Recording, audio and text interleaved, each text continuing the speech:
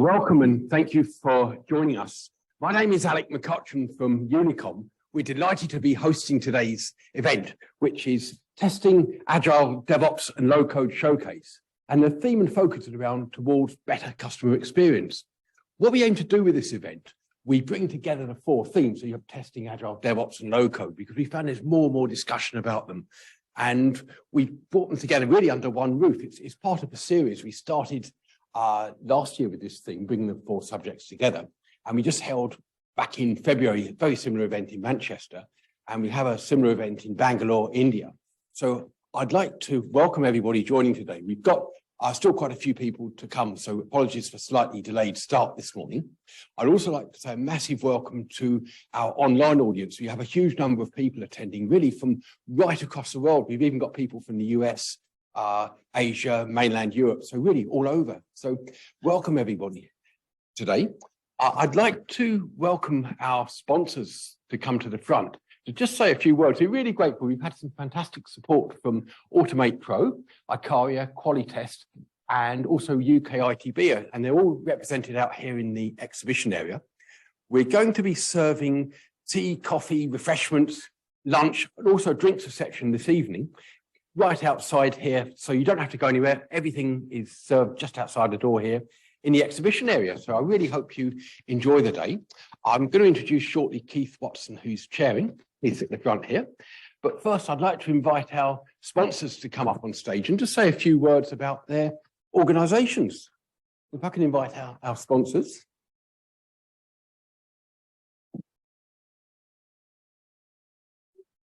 So I introduce first Automate Pro. This is Chris. Hi there, I'm Chris from Automate Pro. I'm joined by my colleague Sandra. I can't see her though. Where's she gone? Oh, there you are. Yeah, so we've got Sandra's here with me today. We've got Seamus joining us later. So we are an organisation focused around taking DevOps principles to SaaS platforms, which we know is different from sort of our traditional development environment where we might be using tools like Jira, Jenkins, Puppet Chef. So we're sort of making a layer to bring that to more your Salesforce, SAP, ServiceNow platforms as well. So I think we've got a session later. We'll be talking around how we do that and transfer those principles. And looking forward to meeting you and talking to you all today.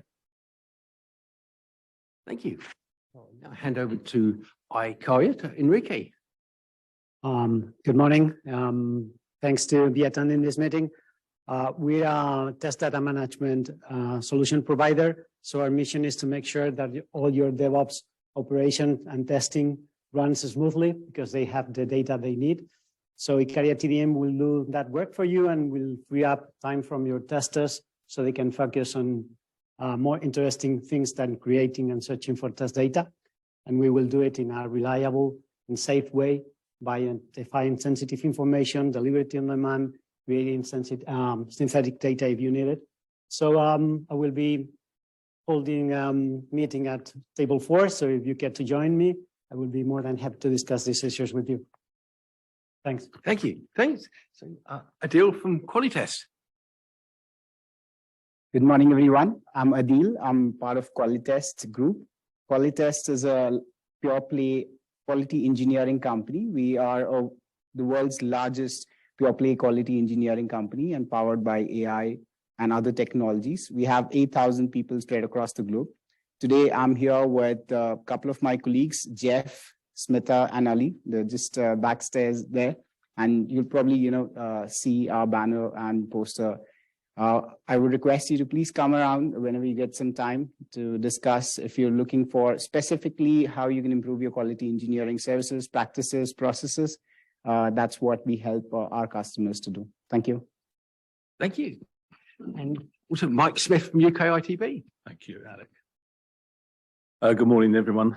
My name is Mike Smith. So I am the Vice Chair and the UK and Ireland representative to ISTQB, which I'm sure many of you have heard of. And we sort of sit a bit in the background because we actually run a lot of exams. We do a lot of services to accredit training providers, courses, etc. And we are sitting behind the scenes of big exam providers as well who offer the exams which we write. So we've been going for many, many years. There's nearly 1 million people certified across the world. And despite it being very widely adopted, we find there's also a lot of people that actually haven't adopted it at all. Some people find it maybe a little bit theoretical knowledge base, but it's a really important underpinning knowledge that people need. So we at UKITB, we've been going over for nearly 20 years. And so we've decided that we want to try and support the UK and Ireland testing community a little bit more. So come out from rather than behind the scenes. So we're looking at how we can do that. And we have a strapline that involves professionalisation, industrialisation of testing.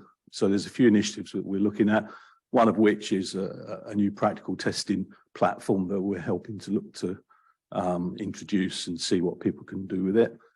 So if you want to find out more about that and come see us, we're just around the corner. Thank you very much.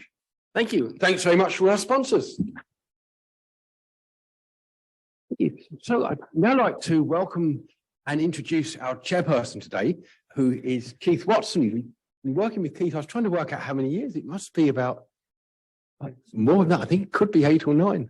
Oh yeah, actually, yes, it could be, isn't it? Yeah. So Keith, I will hand over to you to start the proceedings. Right. Thank you. Thank you. Right. Yes, welcome everybody. I've been enjoying these conferences as a attendee and presenter and now chair for, as Alex said, you know, for many years, and really enjoy them. And what I wouldn't do is encourage you all to talk to each other. Don't just sit in your little cliques where you come in your own in companies. Do use the coffee times, the break times, the lunch times to learn off each other, because I've learned so much myself just by talking to other people. We all aren't the sort of fountain of all knowledge. We need to learn from each other. And the speakers as well, you know, if you've got questions of the speakers, please feel free to ask them, some of them at the end. Hopefully we'll have time for that. But if you're a bit shy, try and grab them again at the breaks and then learn from them and share your experience as well. Okay. The other thing I'd say is it must be about 7, 8 years ago, I met a guy called Matthew Skelton, who was a chair. He's written a book about DevOps team topologies. And I talked to him at lunchtime and he said, why don't you speak at this conference? And I did, and here I am now. So I would say to all of you that think about presenting at a future conference, because if you can get 20 minutes in here to present some of your stuff, it's real value, that depth of knowledge that you've got from different industries and different teams. So do think about volunteering and talk to Dira and Alex about that afterwards as well. Of course, we're always looking for speakers, particularly ones who are from industries. Not to say that you shouldn't be listening to the tools people as well and the consultants, but particularly people who've got real world experience of using the tools and the techniques as well. Okay, so it's a great privilege to welcome Victoria. So who works with the Financial Times. We had a really good chat beforehand, and she's going to explain how her experience with cats has enabled her to sort of come up with strategies at work as well. So Victoria, over to you. Channel help you through it on the.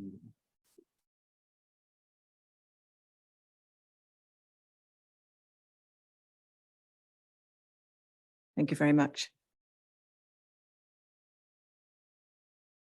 First up, while Chan's setting that up, thank you very much for having me here. It's really exciting to be the first speaker at a conference like this. It's really cool, and I'm delighted to come and talk to you. As you can tell from the title of my talk and what Keith just mentioned, out of different talks that I've given, I've enjoyed preparing for this one more than I've prepared for any other talk, because it's one that I get to talk about a non-work obsession, and I get to talk about cats at a tech conference, which is just the best thing. So there we go. Thanks ever so much. Thank you. So a little bit about me before I get to the cats. So I am Director of Delivery for Engineering Enablement, specifically at the Financial Times. Before that, I used to be a software engineer before I then went into doing delivery. The engineering enablement teams, we are there to help support other engineers and help them whatever they need to get their jobs done. So my perspective here is about what do engineers need in order to make their working life as successful as possible. One of the things we do at the Financial Times to help with that is run lots of internal tech conferences. I won't mention those. Because of that, I paired up with Matthew Skelton to write this book. Didn't sell nearly as well as Team Topologies, which is an amazing book and I would recommend. But this book features in this talk. It's not about the book, but anyway, there we go. So I am going to introduce you now to 5 cats. And so this one's mine. You get to meet 4 other cats, and we're going to look at the environment that these 5 cats operate in and see what makes life easy for them and what makes life a little bit harder for them. I'm going to use these 4 lenses when I do that, because I think that ultimately people's ambition, their creativity, their potential is tightly coupled to the constraints within which they find themselves in. So, as an agilist, it's about this. It's about what environment do people need in order to thrive. So, our first cat is Peanut. So, as you can see, Peanut is beautiful. He's regularly groomed. He's expert at posing, and he wins lots of awards for being very fluffy and very gorgeous. As an indoor cat, his house is his world. It's all he knows. He's been in the same house. He's walked those same rooms. Looking out the windows. Windows is just like a television. That's not something that he would consider that he could be part of. That's somewhere else. And the way he's walked around this house, he's walked around this same house, the perimeter of those walls, the same way every day. Doesn't see a reason to do anything any differently. Actually, this is how we do things. It's how he lives his life. It's fine. And in terms of setting the context, his stimulation, whether it's his food or his toys, he relies on someone else to bring those for him. So this is Peanut's life. He's quite happy, but this is his world. So if I think about that in an organizational environment, what might that be like? So I could imagine this is maybe quite a traditional and hierarchical environment. Perhaps it's got very tight controls on how people's works. The technologies that they can use, the processes that they use, maybe they're very, very tightly controlled. There might be good reasons for those. It might be safety, security, but it's tightly constrained. And so I wonder what life as an engineer would be like for Peanut in that environment. So I think Peanut lacks the opportunity to make decisions, but also perhaps doesn't know what decisions are even being made on his behalf. So this is all hidden from him. He's probably really skilled. I mean, Peanut here is very skilled at posing and looking handsome. As an engineer, he's probably very skilled, and whatever technology he uses is probably very niche. It might be a little dated, but he's very, very good at it. If you were to come to a conference or to go on Twitter and read about other things, those things would seem like they're designed for other people, I think. And in terms of training, they would be limited to that specialism because the opportunity to use other skills just doesn't exist in this environment.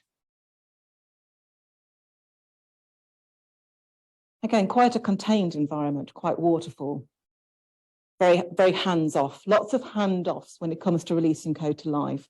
There'll be lots of different stages, lots of other gates to go through. Getting it outside is not somewhere where Peanut would venture. Possibly never even seen the live environment. Maybe that's how controlled it is, and maybe it needs to be, but that's his experience. And in terms of imperative to improve things, well, things don't change around here very much. In this environment, there's not a lot of change. Wouldn't necessarily know how to change, how to instigate changes, or to feel that change is even possible. So any experience of change might feel like a threat, might feel quite scary. So may not be very open to change. Now, Princess, on the other hand, Princess knows something that Peanut doesn't. Princess knows rather, that there is an outside world because Princess has been outside there. She's touched it, she's smelt it, she's met other people. It's very real to her. For her, the challenge comes to the ability to influence the outside world because she can go out there, but someone else is directing and guiding. She's on the end of that leash. She can't explore of her own accord. All the wildlife out there is very, very safe from Princess. She's not catching any mice or birds.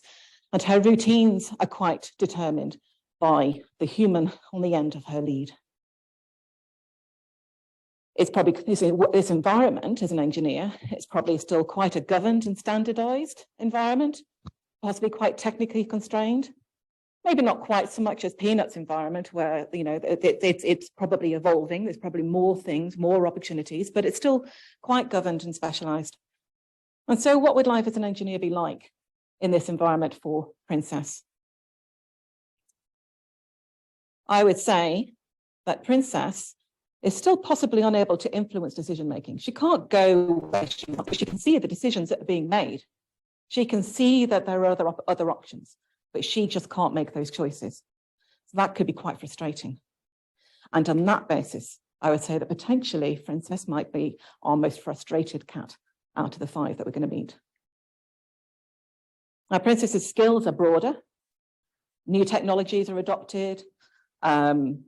Maybe everyone's moving to AWS, or they're adopting React as the new JavaScript framework. There's new things coming in, but it's possibly new big things coming in and everyone's adopting them. So learning new skills, but maybe not a huge choice, maybe not a huge range. The limits to what those are is limited to what is offered, but still growing. Probably doing some controlled demos, I would say, is probably experiencing the live environment. So there will be some demos, but wouldn't go releasing code to that live environment. Princess still wouldn't be actually releasing anything. And as a result of not releasing anything, I would suggest that that lack of exposure or context or ability to access and the skills to deal with a live issue personally might mean that incidents take a while to recover from in this environment. When it comes to change, I think that Princess desires change. I dropped my mic, so anybody watching remotely, I apologize if I became less audible. So I think Princess probably desires change. She wants to be able to make more decisions. She wants to be able to experiment, to release code, to learn these things that she hears of, but her environment is curtailing her. And so she doesn't know where to start. Now, our third cat is Willow. Willow is allowed out in the garden. She's really happy there. She can come and go out of her cat flap as much as she likes. She can sit out there. She can enjoy the sunshine, all the smells, all the butterflies. She has a really good life and she's quite happy in this garden. She doesn't particularly try to leave because it's great. Beyond those walls around the garden, there could be some big scary things. You don't quite know what's out there. And she doesn't feel tempted to go and explore beyond the walls of her garden because it's a nice, safe, stimulating environment. Now, this environment, I would suggest, is possibly an organization that has implemented Agile. They've implemented Agile, they're all Spotified up. Tick, they're Agile, done. They might be relaxing a bit at that point because they're considering it done. There might be some entropy settling in. Life as an engineer here, though, is very comfortable. She's very protected from any external pressures. Those Scrum processes, they encourage good stuff, like working at a sustainable pace. It encourages collaboration. It has clear definitions of done to keep that quality and the documentation high. This is all really, really good stuff. It's great progress and some good results will be coming from that. Having implemented Agile, she's probably learned some XP engineering practices, some extreme programming, some, the tooling and so on around that. She'll be broadening her skills, becoming a bit more T-shaped, I would say. But the breadth of that T will be limited to the technology that's being used in her team. In terms of the live environment and meeting people, well, Princess and Willow does go outside. So there are sprint reviews if you're doing Scrum, demoing features to potentially real users or at least representatives of real users and getting feedback. And so becoming more engaged in building a product that people like. So that kind of enthusiasm for generating a good thing is starting to really build. Still doesn't release anything to live, of course. When it comes to change, well, it's got quite a comfortable environment here. This organization has done it. They've implemented Spotify, it's all done. There might be some encouragement to start thinking about DevOps, but with a change like that, Willow is faced with leaving her comfort zone. So it might be a bit less comfortable. So there might be a little bit of reticence there in terms of taking that next step. Now, this is my cat. This is Squiggle. Squiggle is allowed outside. He's been allowed outside for a year now. He loves life. He's curious, adventurous, always exploring new places. meeting big scary dogs, comes home with a fluffed up tail, because he does encounter some risks. But the first thing that he learned before going out is how to use his cat flap to get back home again. So he can get back to safety quite easily. And he checks in regularly. So I know he's okay. I know that he's meeting dangers, but he's dealing with them and he's fine. Now, in an engineering environment, he is an engineer in an autonomous team. He can make his own decisions. But through his behaviors every day, where he demonstrates responsibility, looks after himself, he demonstrates that he is worthy of that trust. He earns that trust to be able to make those decisions. In an environment where you are saying you build it, you run it, you need to be able to give engineers some decisions about how they're going to do that. And so that freedom to choose how they support and build their systems is considered to be quite important. It encourages them to experiment, to explore, and it develops this sense of responsibility. So they have to understand the cost, the security, the supportability of everything that they do. And this is more cognitive load. This is quite a lot to take on board, but it's what comes with it. If you're going to be given that accountability, you need to actually be responsible and earn that. And it can be quite overwhelming if they deviate from a well-trodden path that's quite well known. Squiggle's learning all the time. Autonomy means trying lots of new things, lots of tech, lots of business ideas. There's a need to keep up, learning all the time, kept on their toes. They're releasing code regularly, observing it very closely in the live environment. They've got to, so, you know, all the processes and tooling needed to really watch it closely and know what's going on. All those things make it safer to fail or encounter big scary dogs, because it's easy to roll back or to turn off feature flags. They know these things.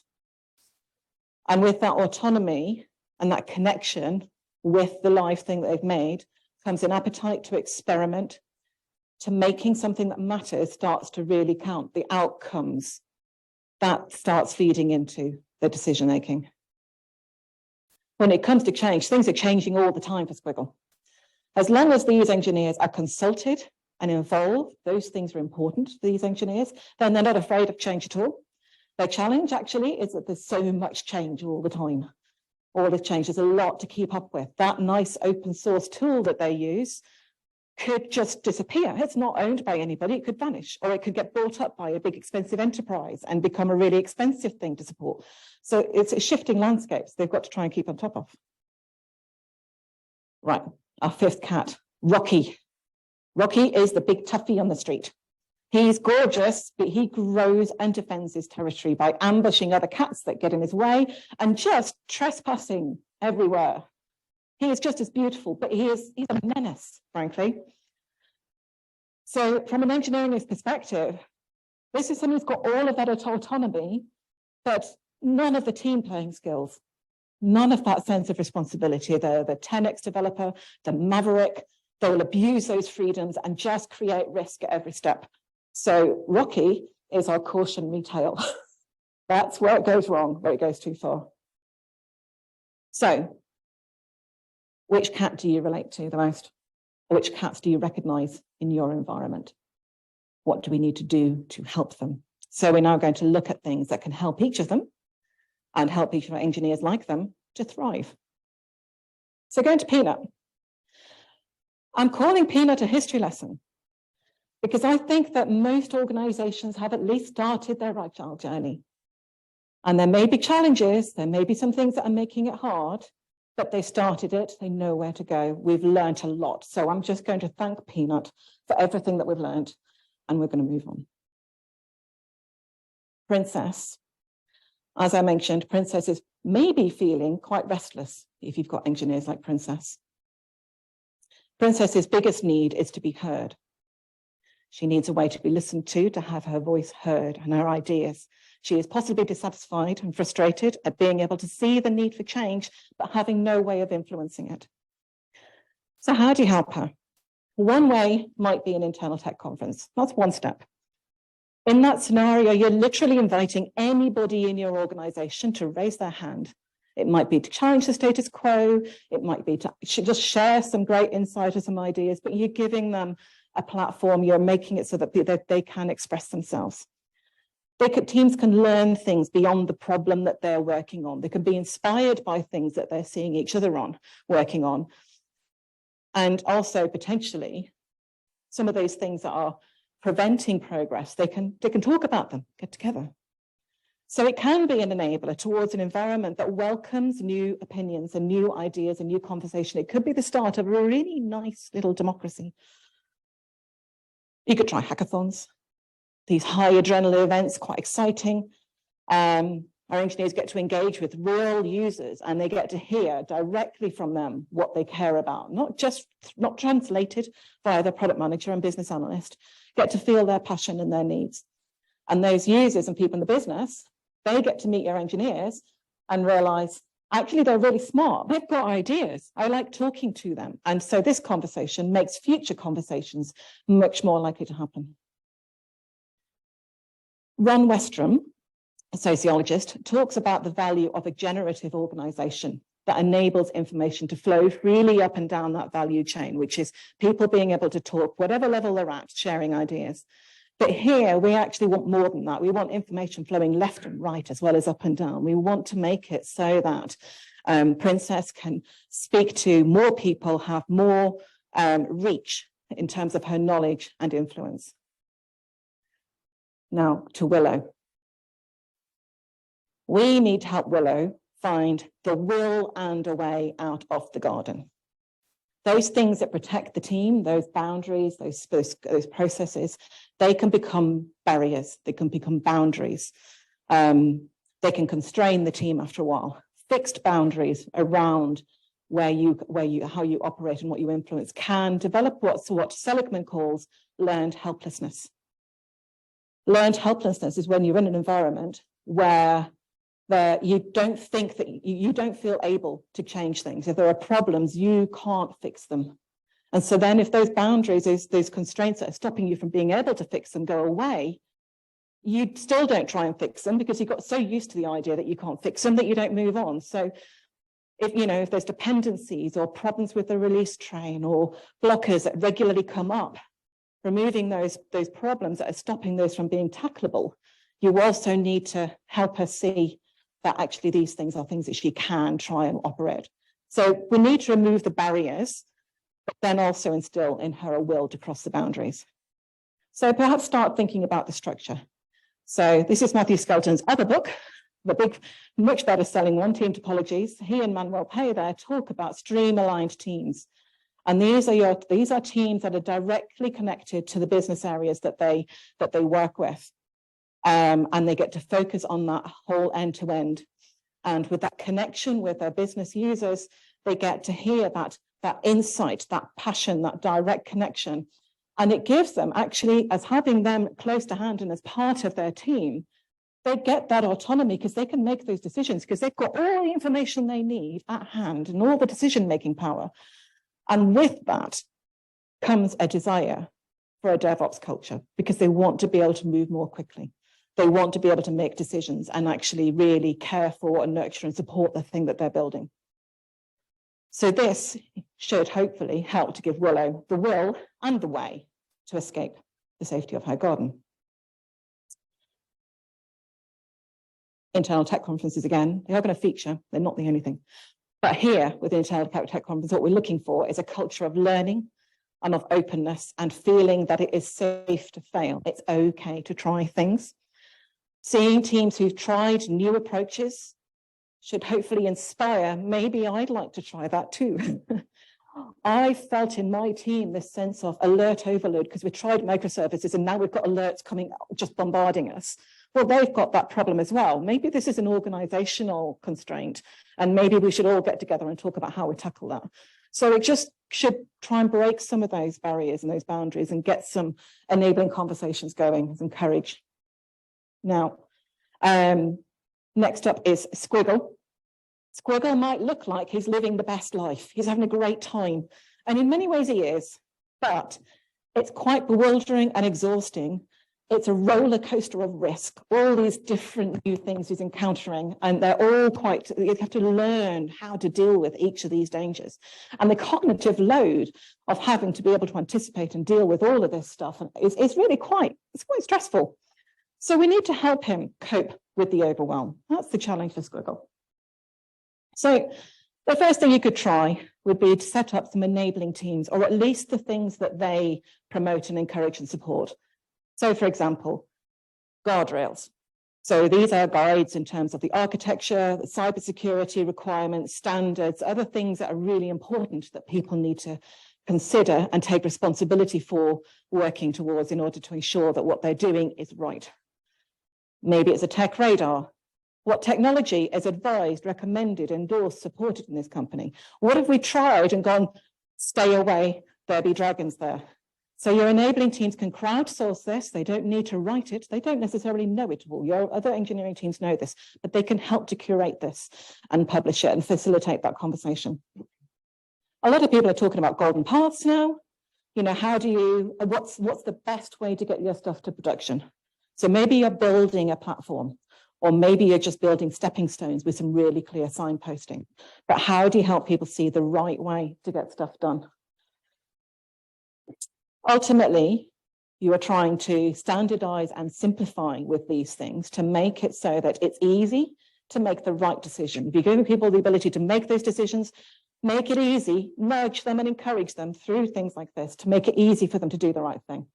Going off the path is allowed, it's just going to be harder for you. So you've got to really want it. At this point, it's worth checking out Dan Bryant on Twitter. He posts really good threads, which are bundles of resources. He'll take a topic like definitions of platform engineering or golden path or dev roles, and he'll bundle up a really good thread with lots of links to good books or reading and talks about that. So he's one to look out for. The final thing there with Squiggle, again, is coming back to those conferences. So the big risk with autonomous teams is you might get lots of silos. Lots of wheels being reinvented over and over, this overwhelming cognitive load. There are risks that come with it. Not everyone can learn everything, and you don't want to be sporting an ever-growing estate.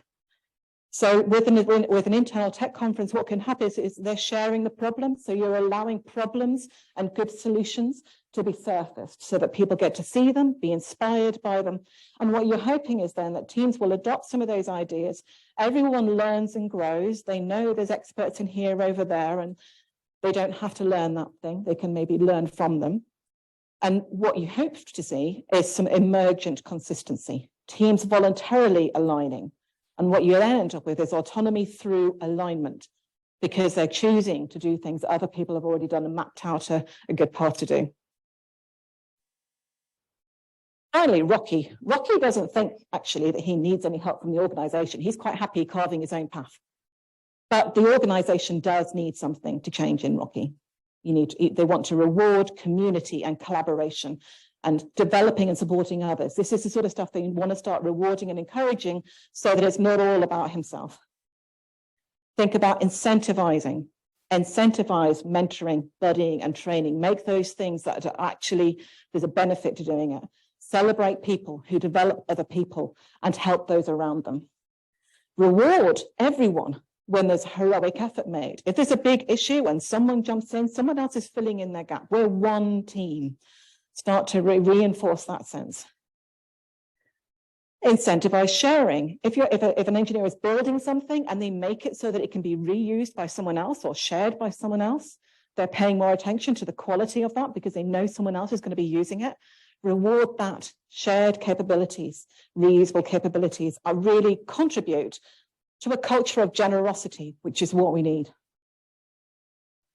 In this scenario, if you've got a conference, what you're looking for is to build that sense of community, sharing the knowledge. Every talk and participation in a talk is a gift. And I would reinforce what Keith said. If you get to come and talk at one of these conferences, you're offering something. It's really great for you to do. That culture of generosity in your organization recognizes people who enable other people to succeed. And that culture, that generous culture, is what makes DevX, DevOps, engineering enablement, all of that becomes possible because you need people in that area to be people who care about optimizing the whole and not just the thing in front of their nose, their own ideas or their own team. So to wrap up, we love all our cats. They're all great. We love all our engineers. They're mostly great. This is not about kind of blaming or labeling people. There is no person who is in a peanut scenario and needs to stay in a peanut scenario. It's about their environment and about how changing or working on the environment can help these people to thrive and help them to grow and change some of their behaviors, perhaps. So we need to remove constraints and provide a healthy and positive environment. I have 2 requests of you. The first is to be generous. Things that you learn here today, not just from this talk, there's loads of really good talks that I'm looking forward to today, good table discussions. Share your ideas, take them back, share them with your organization, help everyone around you grow and get the benefit of you being here. And the second one is to give me some feedback. So if there's anything about this talk that you think that you want to challenge or you want to ask me about, or, I'm very open to that. And if you've got better stories I can add into this, or I can try at the FT, I love hearing stories.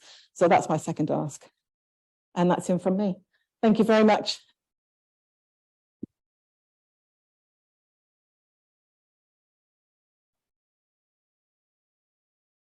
If there's time for questions, I'm happy.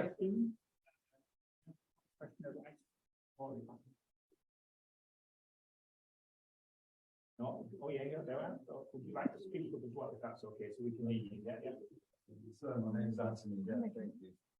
I was going to ask you, how did you arrive at the 5 cats? Why 5 and not 7 or 3? Yeah. Did you work in a project with a project manager, the business analyst, or a developer that you've identified with these cats? Because I have. Anyway. Yeah. I'm glad you can relate to them. The 5 was it's just where I got to when I started looking at it. I'm thinking, how can I talk about different environment? I just thought, I like talking about cats. Can I do something there? So then I just sort of sat down and thought, what are the different environments that a cat might find itself in? And then thought about how they might represent themselves. So it's just, they were the 5 I thought of. I suppose I could have thought of a pedigree that is, and is treated and bubble wrapped or, I haven't gone there. But no, interesting question.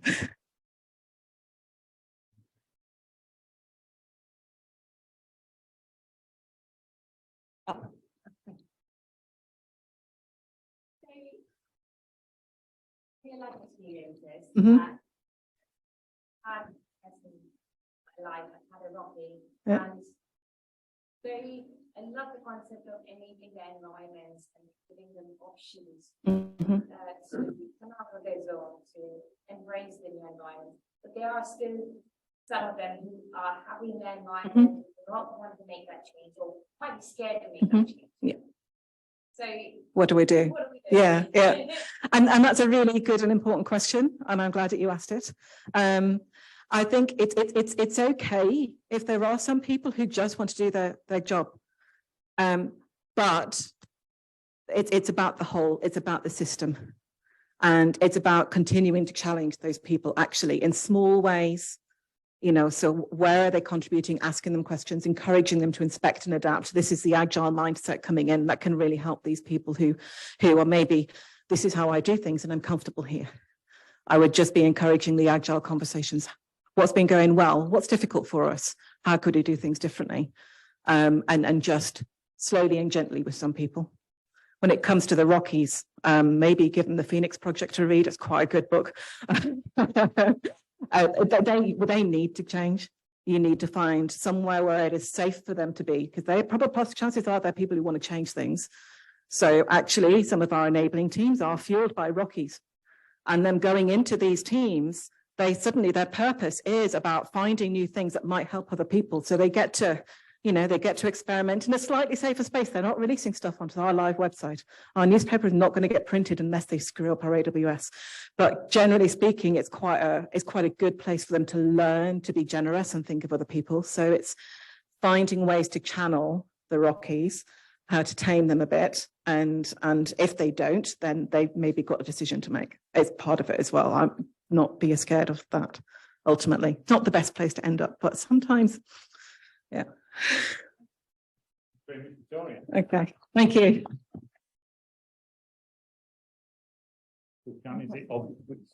Well, while Chan's helping me set up for my talk, thank you again to Victoria. Thank you again for your questions. We want to make this as interactive as possible.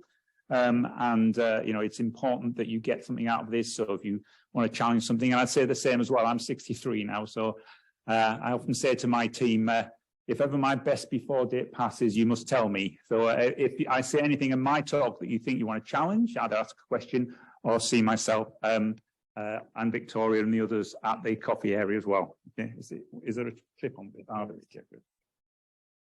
That'll make it a bit easier. Give me a second.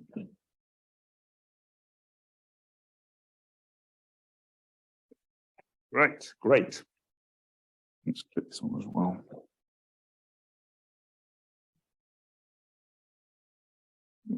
I'll hold it, I think.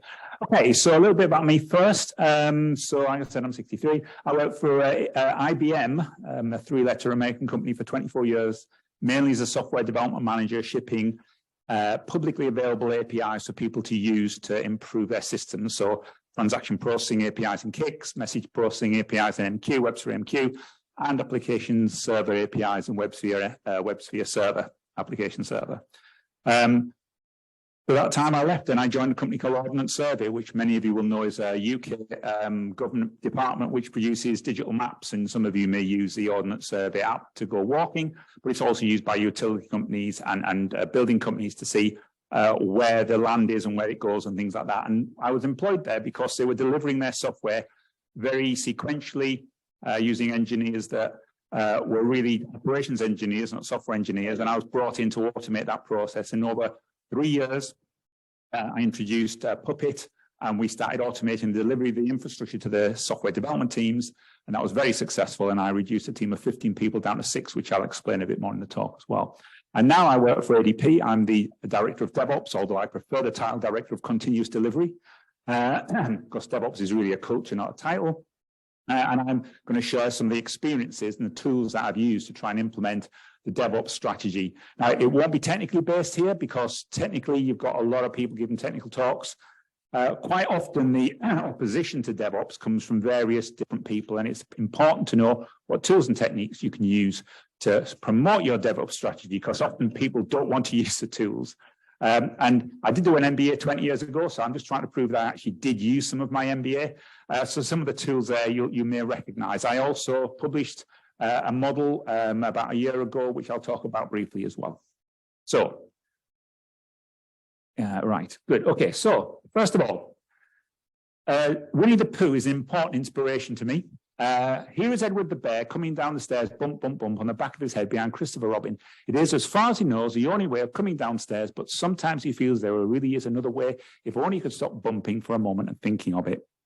We're always delivering things, doing things the same way each day, and we get used to this continuous sort of a rat race of trying to deliver things.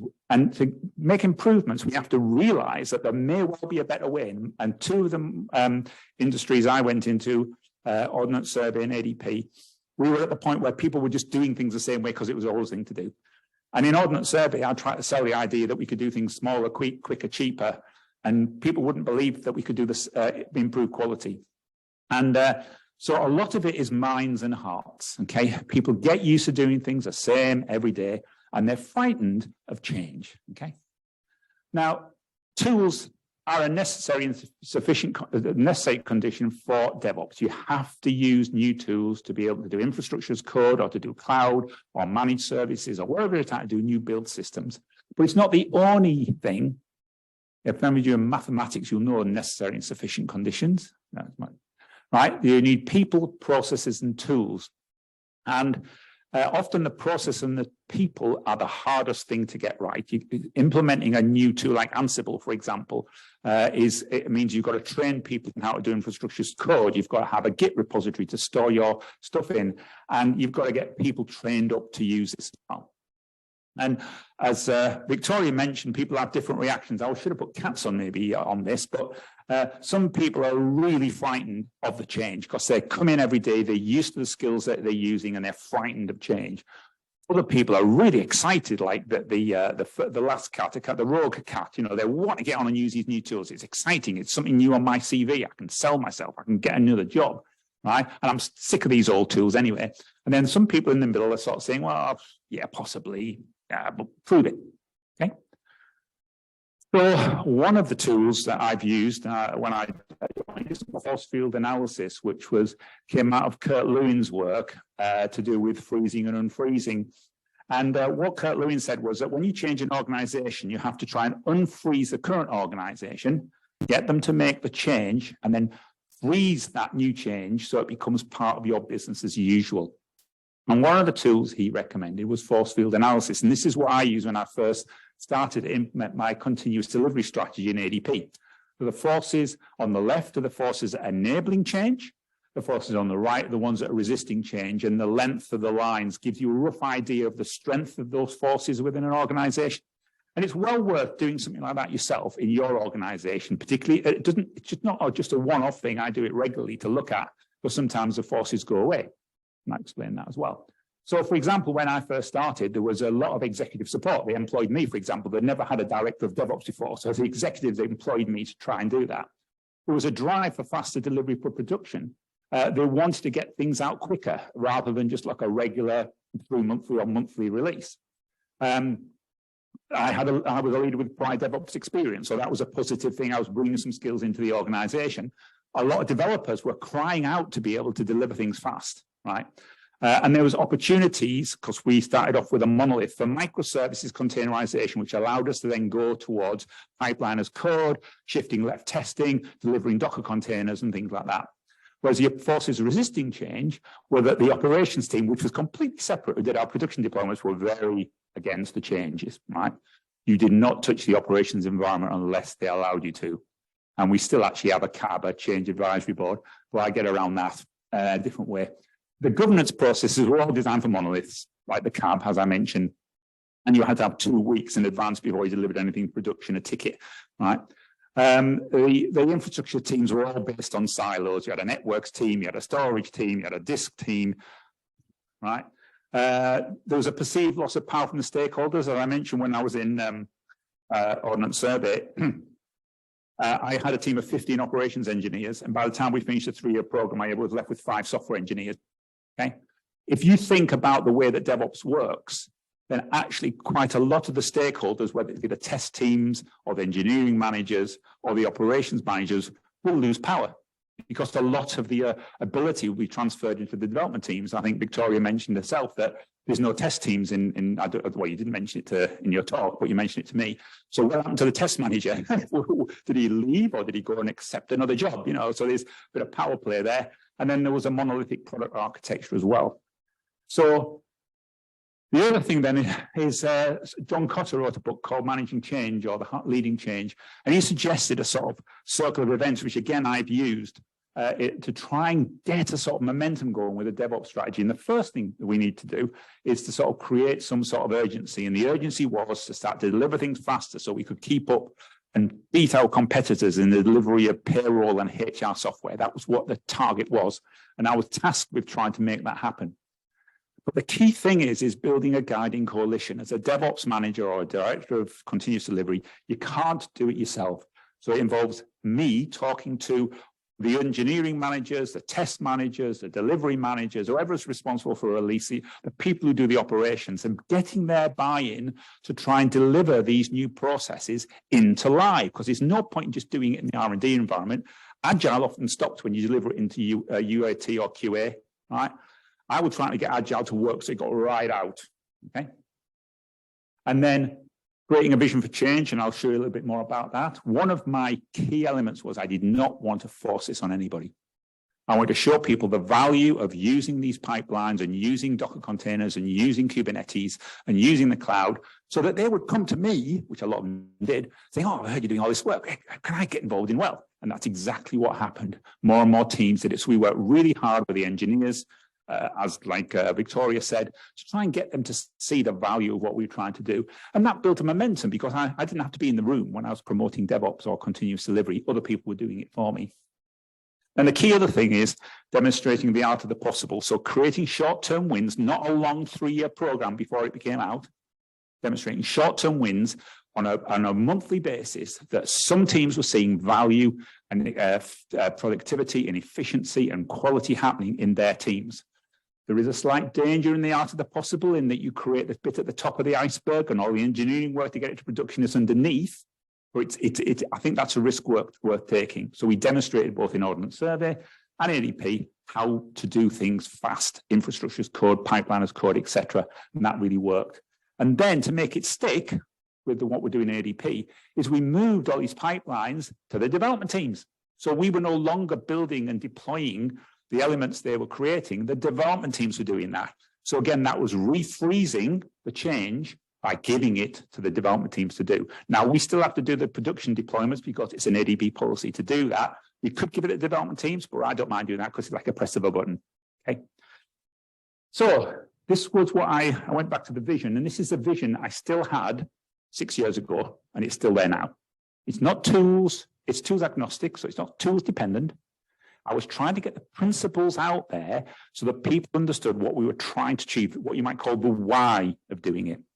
So delivering applications and infrastructure repeatably and reliably. In Ordnance Survey, we used to take like a week to do a simple VM and 3 weeks to do a complicated set of VMs manually.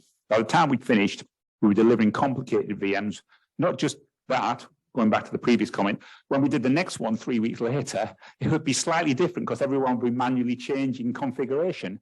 When we did the Puppet work, we could deliver environments within an hour and repeatedly do that every day. And similarly in ADP, we're doing the same. Improving the deployment frequency and deployment lag. So the frequency is the number of times you do deployment of a microservice. And the lag is the time between when you do the final code commit and testing to when you get it out to production. Okay, that's different. That's okay. Limiting work in progress at all stages, a basic agile principle, but again, that still applies to the delivery pipeline as well. Okay. Aim to use managed services where we can. We're still getting that, still on a journey for us. You know, I don't want to have to manage my own Jenkins server. I really don't. I want a managed service in the cloud or a managed service from a centrally managed team. Why? It should be bread and butter stuff. You install it, it works. You configure it, it works. Okay. Build it, run it, own it, as I mentioned, shifting left the responsibility and handing that responsibility over, not so that we are then consultants and they actually update the pipelines themselves going forward because it's so easy to do. It's in Git, it's pipelines code, you read it, look at it. Yeah, I can understand it. It's just different to Java. It may be, Ansible or whatever it happens to be, or a Jenkins file, but developers can get that as long as it's as code. Conform to all the operational and security standards. So ADP, as I said, does HR and payroll software.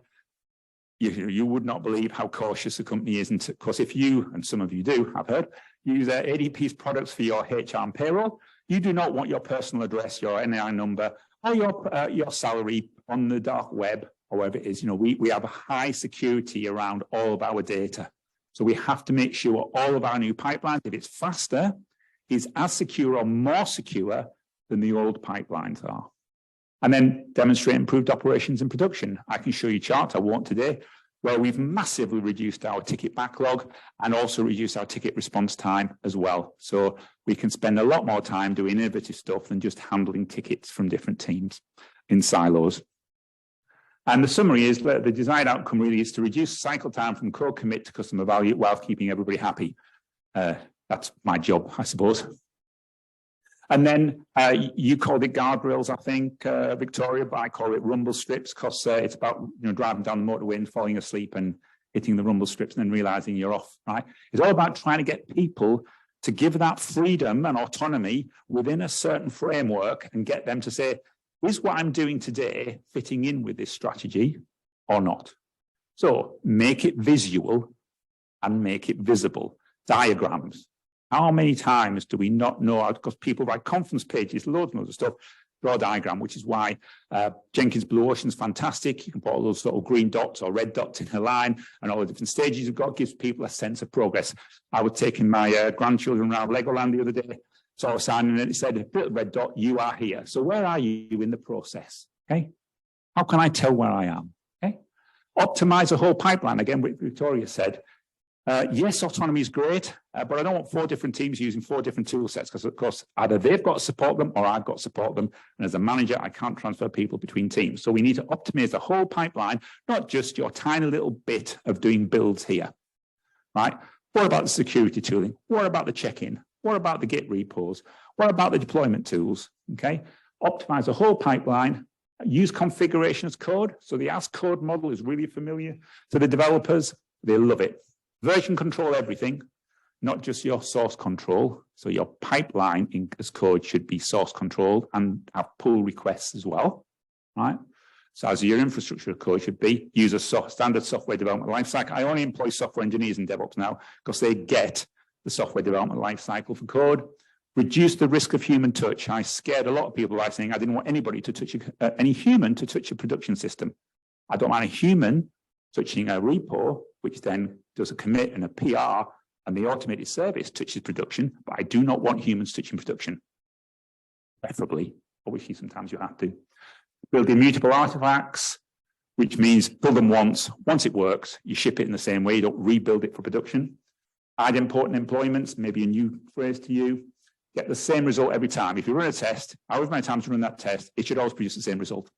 Therefore, you need to do all your cleanup, you need to do all the rebasing, etc. You should not have run a test multiple times and have different results unless you intended to do that. Ephemeral environments, try and get ones that sort of you can spin up and spin down, hence infrastructure as code, and shifting left, test security. So common pipeline to create the opportunity to scale agile teams. And again, that goes back to the voluntary collaboration that Victoria mentioned. So this is the model I published about a year ago about how to get that done. You're going to have lots of different people involved. And generally speaking, on this particular model, there are 2 vectors. One is whether they believe the change is going to happen. Remember that smiley faces and the not smiley faces at the beginning. And they also have influence to make the change happen.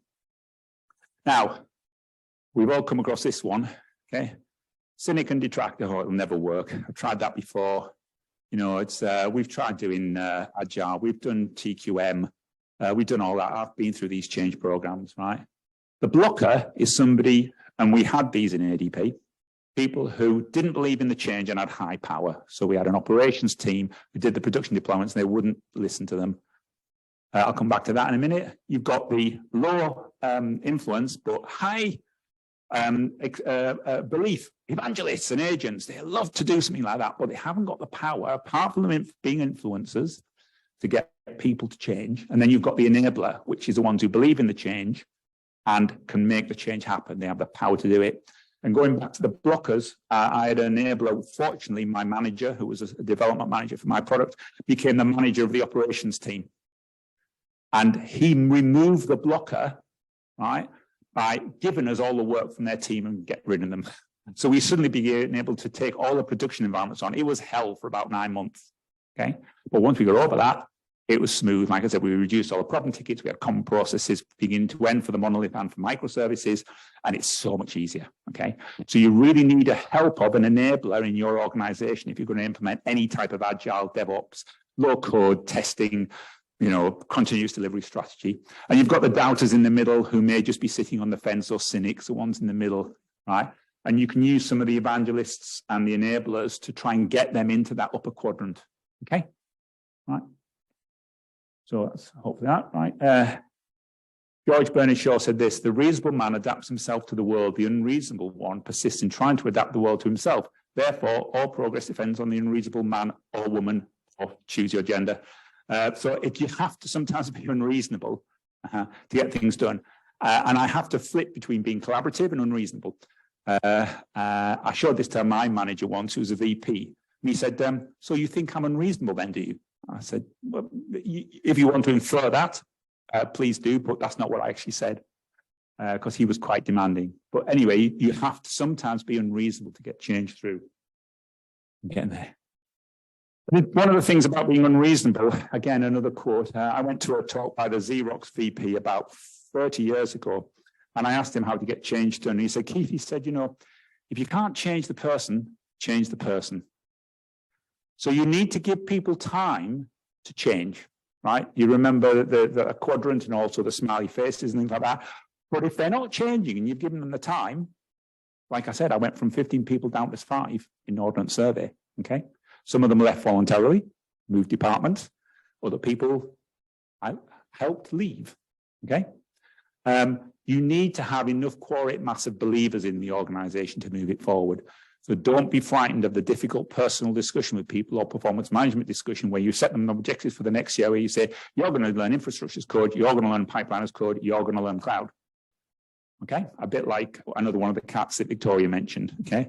Sometimes you need to have those difficult conversations as managers, people manage people, and then take appropriate action. Hopefully they'll buy in because of the tools I've shown you here. If they don't, then you know what the end game is. The other thing about that I did an ordnance survey was when I first joined, ADM means Agile Delivery Manager, by the way. I was an Agile Delivery Manager for the infrastructure team, and there were lots of 3 or 4 software development teams who had responsibility for delivering the digital software for map use and things like that. And that was roughly the structure. And so first of all, I engaged with the management team, and they told me a lot of hard truths about the infrastructure delivery team. They said it basically, they were rubbish. At one point, one of the managers wanted to get rid of the team altogether. Then I had infrastructure architects that did various things, and I brought in a new guy who was very much DevOps orientated. And I got him to start talking to the solutions architects about the process of delivery, not just about the technical architecture of their product. And then I did the strange thing, which is, given we had a high volume of tickets, I moved some of my infrastructure engineers into the development teams. Okay. Again, going back to Matthew Skelton's roles and things like that. And my team leader said, how can you do that? We've got hundreds of tickets come out of our ears. We can't do as much, the ones we can do now. Why are you removing resource? But within a few months, we started getting less tickets because the people in the infrastructure, in the development teams, were solving the problems just day in, day out in the Scrum teams. They attended the Scrum meetings, they sat down in the same area, maybe they attended by WebEx.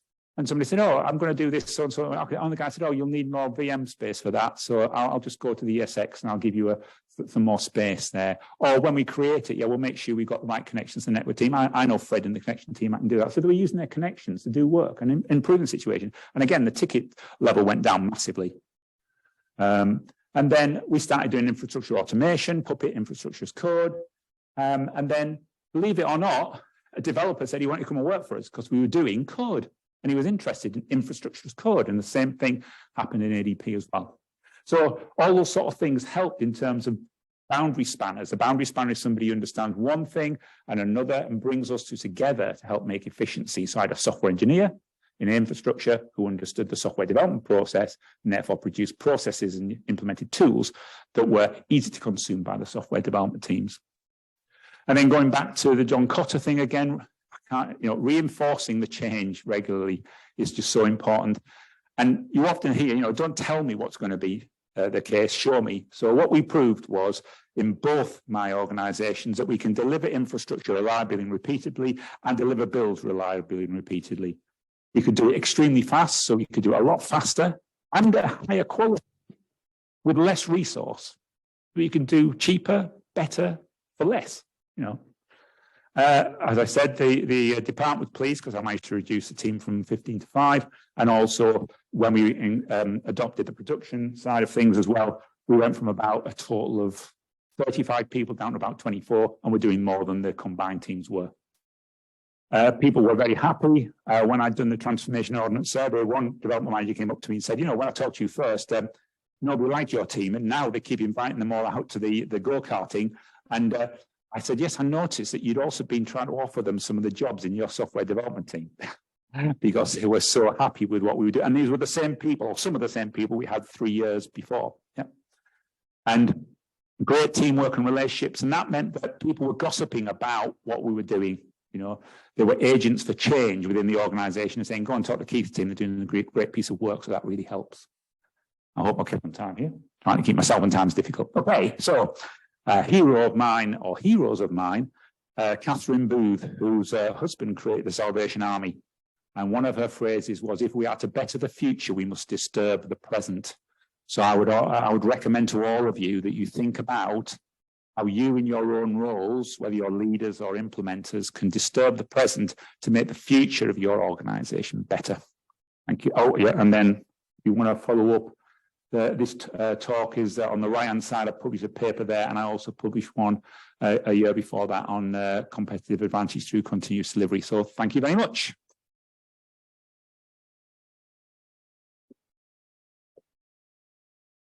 So I did rush through that.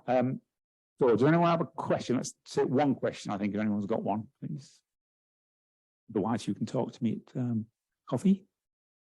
I've obviously stunned you all into silence. So, okay, that's good. Right, okay, so let's move on to the next talk, which is given by Bayo Adewale. Yes, is he here?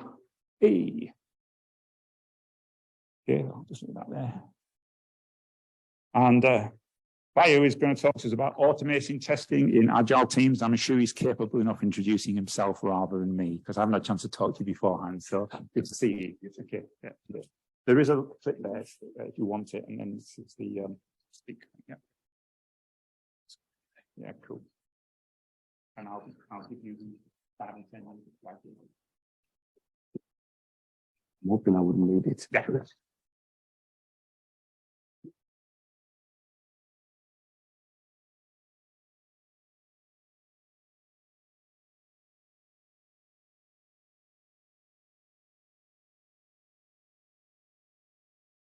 Hi, everyone. Whilst we're waiting, might use this opportunity to introduce myself.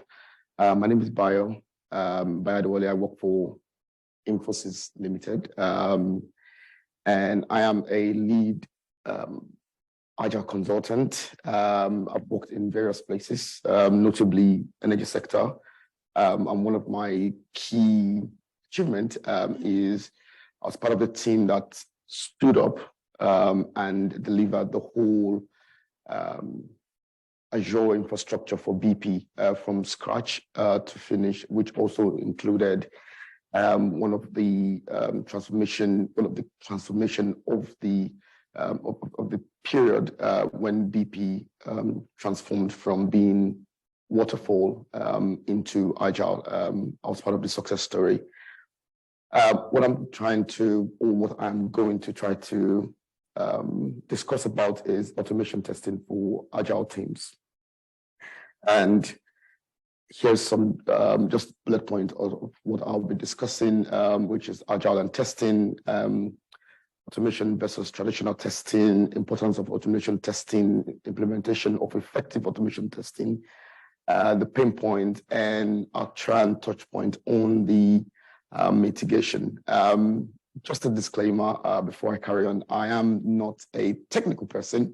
What I try to do is I try to leverage agile into a technical world space. So please do bear with me if you throw a lot of technical questions. I might want to deflect them. Yeah, right. So first thing I want to talk about is the process of automation testing. And I'm sure majority of you do know what the process is, but I'll try and elaborate and be fast about it. One of the key formation or the key process that you would want to adopt within Agile is to make all the Agile facets or all the Agile components or development components more Agile. It gives a more robust and collaborative environment for everyone on every part of the development team. The process at which I have identified for software testing would be A, identifying what you're going to test, B, identifying the tools, C, getting the scripts ready, D, developing the test scripts, producing the results, and then once you produce the result, what you effectively want to do next is to look for all the bugs and try and fix them. What do I personally think is automation testing? It is a process where you would automatically take the test scripts and run them in a repeatable and B, a more agile centric way. And one of the things that would allow you to do that effectively is having the right team, mindset, i.e. all the teams have to inherently accept agile and its practices for it to work effectively. Now, a lot of myth would be there are automation testing in the traditional world. Yes, it is, but the difference between them is the principle and the guiding processes between that actually encompass agile, makes it much more stringent and leaner to the way they do it in your traditional way. Rest is just schematics. Right. Here is the comparison between your agile test automation and waterfall testing. And one of the things which I have found out in my years of working across multiple sectors is a lot of people think when you say agile, you're bringing a whole new concept, a whole new mindset to the team or to your development processes, which in itself is, there is no right or wrong answer. But the truth is, you're not changing a whole lot. What you're changing is the way you deliver and how fast you deliver them. Because one of the key principles of agile is the iterativeness, and you deliver shippable product in bits. Testing is a key part of that. If you want a good, reliable, and performance efficient product, you'd need all parts of testing to be very efficient and very collaborative. So in here, I have put some bullet points as to what are the main difference. A is that testing is not a separate phase like you'd have it in your traditional. It is not a separate phase from the development cycle. You will continuously test whilst the development is being done. I press something, okay. Testing is performed alongside the development team. The development team and the testers do work in unison. And in some type of organization, you'd see the testers are in some places, in fact, developers. And what they do is they do test, they develop initially and at the same time test. Although in some places, I mean, if you want to think about it, you are writing the exam and ultimately marking your script. And it might be counterintuitive, but for us to have that continuous and collaborative phase, what people try to do is they try to at least put a segregation of duties. You can be a developer today and be a tester tomorrow, and vice versa. So it gives you the flexibility and the opportunity to cross functional, to cross skill and be cross-functional within the team. In highlight, what I've done is I said acceptance testing is carried out at every iteration. This can be a bit confusing. What I mean by this is for every single time at which you'd develop, what you do is you try and test, but you would only test for the acceptance at the end of that iteration. Reason being is developers do drop codes in the branch or in test environment in bits.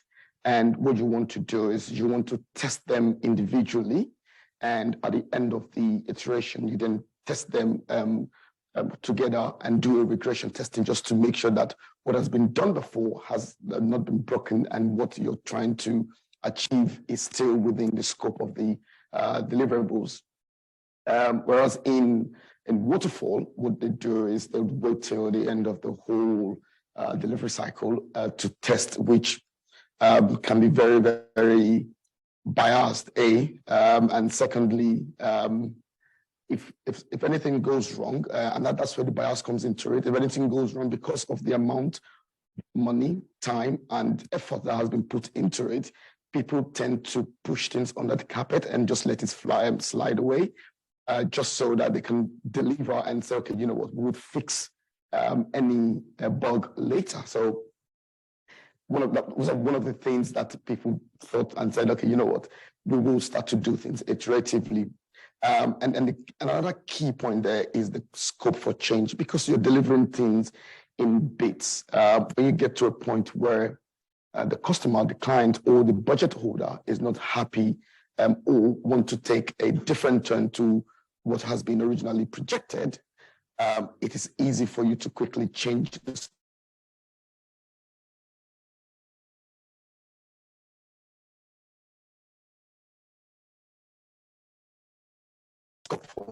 You just have to wait till the end, and the time to market can be very obscured and risky. Right. One of the key importance, and I think this is the most important part of delivery and having an efficient and effective team, which is how do you quantify the cost against the benefit? Now, this is something which the key fundamentals of every organization embarking on a project is A, either cost saving, or B, cost realization. Cost saving or profit realization. And one of the things which Agile does, test automation does in that instance is to give you the pros and cons. And there is a short-term pain for a long-term gain. Today, you might have the cost of tooling and maintenance be so much, and initially think, no, this is not worth the time and the hustle. But if you look at it over a period of time, passage of time gives us the opportunity to then reflect back and look at how we've been doing and what are the benefits behind the automation. And notably, what you want to realize is A, because you've gone automation, you have the ability and opportunity to have a repeatable process. The process would be embedded within the framework of the testing strategy. And what that tends to give you is to have that repeatable cycle. And it is programmable, although it is programmable in waterfall as well. But this gives you the opportunity to then have the reusable process, especially when you go into things like your DEVOPS, which was being talked about before I came on. And the quality now starts to differ substantially, because if you look at the way they would test is in iteration, and that starts to build in the confidence and the quality at which the test is being done and at which the developers are responding to the testers. So because we're working in unison, it is easier for us to have the short-term lesson learned and build better for the future. So it gives you, over the period of time, you start to see the quality and the enhancement that the short-term testing brings onto the table. And the most important part of this is the cost reduction. Like I said before, in the initial inception, you might have the tooling, the maintenance, and the personnel start to rack up the cost. But if you start to look at it over the period of time, what you start to see is you start to reduce in your resource actually comes on the human resource that actually comes on the test team, because you've automated and you're now using a DevOps process or an automated pipeline where you don't need a physical intervention for it to process to the next phase. And some of the tools that you might want to see in the industry, I've just listed there, from your Jenkins to your Maven to your Bamboo, and a host of multiple things there. Here is where where I try to come in and bring in my heart. So in this slide, what I've tried to do is to mask what everybody knows into a more discussable word, which is the people, the process, and the tool. That's exactly what I'm just saying here, but I just made it come out in form of words. And what I'm trying to articulate here is you'd have your prepare, which is every team, irrespective of your delivery method, you would want to prepare, or you'd want to plan and understand what you're trying to deliver. Now, here is where you go with the parallel tests. And I'll explain what I'm trying to articulate here. DevOps and the right tool. Now, the prepare and understand is a person doing process, where your parallel would be the process at which you'd go from your start, the conveyor belt, to your finish. And then your DevOps and the right tool, as it says, would be your tooling. So it gives us the people, process, and the tool. Now, the plan and prepare, what we're saying is, before you go into your test phase or your test strategy process, you'd want to plan, understand the scope, understand the product, and understand the benefit or the end goal. And this gives you the opportunity to not just write a robust test script or test cases. It gives you the opportunity to be a part of the deliverables. I have a friend who he's a developer, and multiple times he's been given the opportunity to ascend in his career to be a manager, but he keeps on rejecting it. So I ask him why, and he says, because every single time I develop a product, I see it as my baby, and every time the product succeeds in the market, I see myself succeeding. If I go up the chain, I'll be leading people who will be having that joy, and I don't want to do that. I want to be a part of that joy. And then the same thing here, the testers have the opportunity to, once they prepare and be a part of the team, to have that, even if it is the minute part of being a part of the the product development, but they have that opportunity to actually be a part of it. Understand the test cases to automate. This is really important because there are huge, extensive touch points or handoff, which some complex softwares might have. And what you want is, you want to understand the length and breadth of the touch points, so that it is easier for you to write a robust test case or test script that actually covers every part of it, so that it gives you the opportunity not just to test a happy path, but also test a non-happy path and a false negative. So understanding the test cases to automate is really, really important. And one of the things that we do try to recommend is to conduct a parallel testing. And this can come in multiple ways, because the last thing you want is at the end of the deliverables, you have not tested some consequential false negative or some consequential results. And that then starts to dwindle on your performance and or your product. Take advantage of DevOps in the ever-growing world of Agile and its mindset.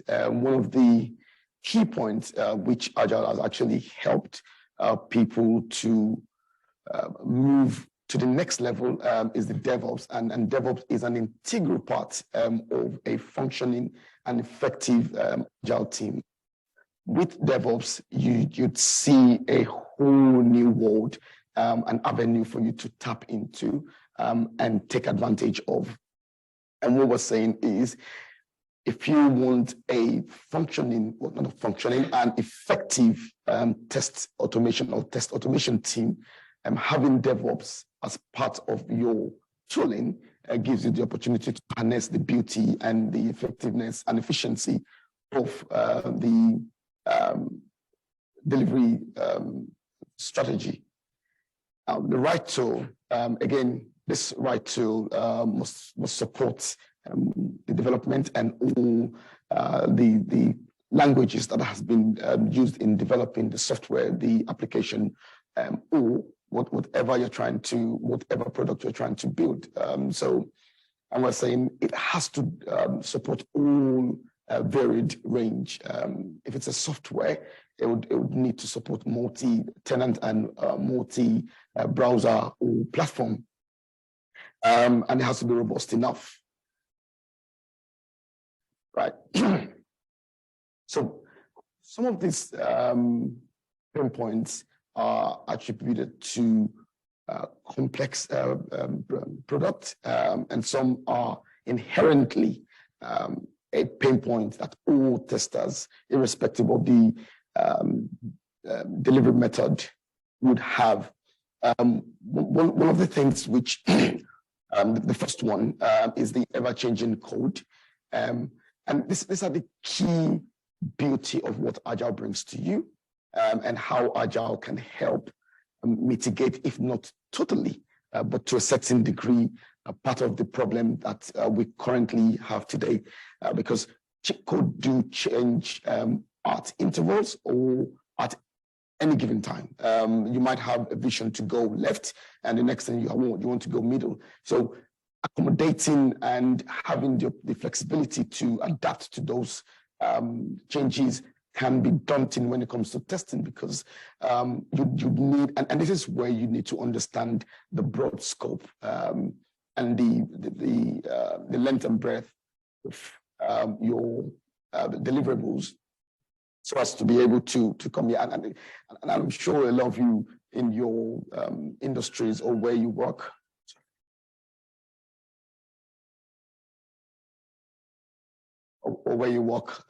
you would have come across some of these challenges. Again, extensive test coverage required under time constraint. This has nothing to do with the time, but the extensive test coverage. Again, this is just the scope trying to be overwhelming when it comes to some complex project or product.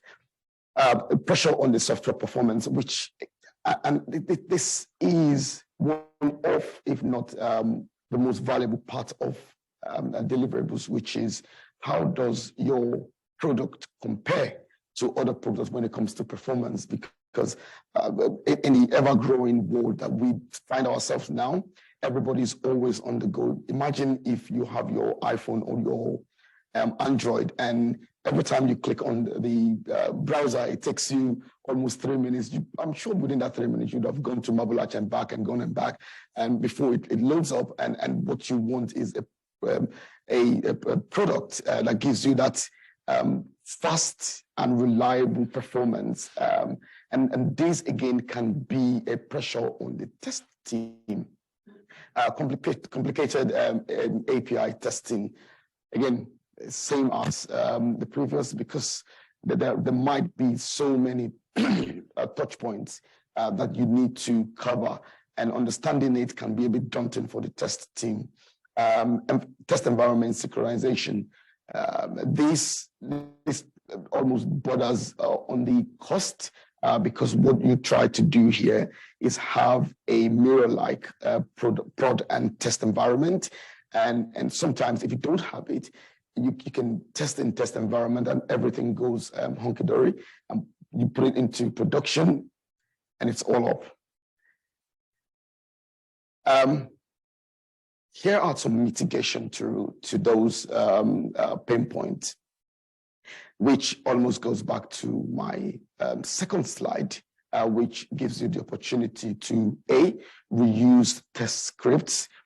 So here you want to create a modular or repeatable test scripts to give you the opportunity to go into your test phases iteratively and not continuously rewriting the scripts or rewriting the processes. Once you have a robust process, it gives you the opportunity to just continuously test. And again, this gives you the opportunity to enhance what you've written based on known knowledge. The extensive coverage, what you want to again do is create a comprehensive test to identify every part of your touch point and also give you the best test cases, because once you understand what you're trying to deliver, where you're trying to deliver it, and the benefit behind it, it gives you the overall picture and it helps you understand how to write the test cases that would benefit the end goal. Performance. So many things you can use to mitigate around performance. And one of the things that I found is using the CI/CD pipeline. Once you have that config test and continuous testing going on, it is easy for you to test within a broad range, which would stress test the application or product. Sorry, I thought I was being, seamlessly. The complicated application API testing, again, understand the whole point at which the product is going to interface with for you to create a very good and robust test cases. The environment synchronization is to create a somewhat mirror-like prod test environment, which then helps us to simulate real-life scenarios when the product does go into production. Conclusion. So this diagram again, it typifies test regime, but if you look at it deeply, you would see that again it's an exemplary part of Agile and agility in itself, because it is the backlog, is the definition, it is then the cycle and done, which is Agile in itself. But again, you can see that the same process and mindset is used with test automation. And just to give a concluding part, a lot of companies have actually taken advantage of Agile. And one of the advantages of going Agile is to harness the beauty of automation. But there is no right or wrong. And what companies want to do is they want to inspect and make decision on a case-to-case basis. It's not all projects or deliverables that can be fully Agile, and understanding the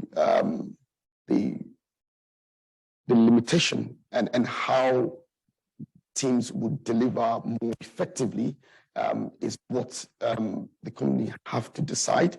But the beauty of Agile allows you to do a whole lot if given the right tool, the right mindset, and the right back from the leadership team. Thank you.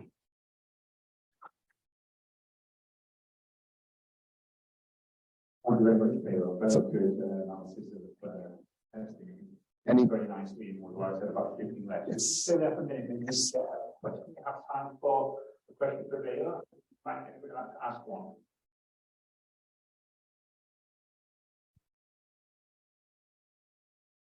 I just wanted to check, from an agile perspective, who should be defining definition of ready and definition of done? Who should all be? That's a very good question. So the definition of ready has to be in unison with everybody. And I say this very carefully. It should be defined by the product owner and or the scrum master. But if you then isolate the whole team, what you get is some grunt-old team members saying, "Oh, I'm not ready because you didn't consult me."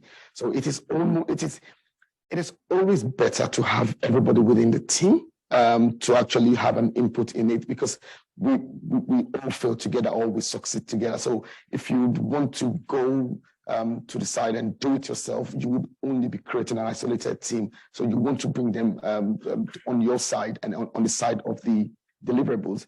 Now, the definition of done is very unique.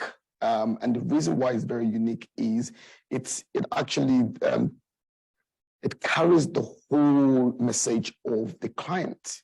And the right person is the conduit between the client and the team. Well, in most organizations would either be the product manager, the product owner, or they have, it is a very bad culture, but a lot of people use a pseudo scrum master product owner. So it's a very bad culture, but people use it a lot. So it can be any of those, but that gives you the base. What you then have to again do is work with the team to then solidify that base with other definition of done.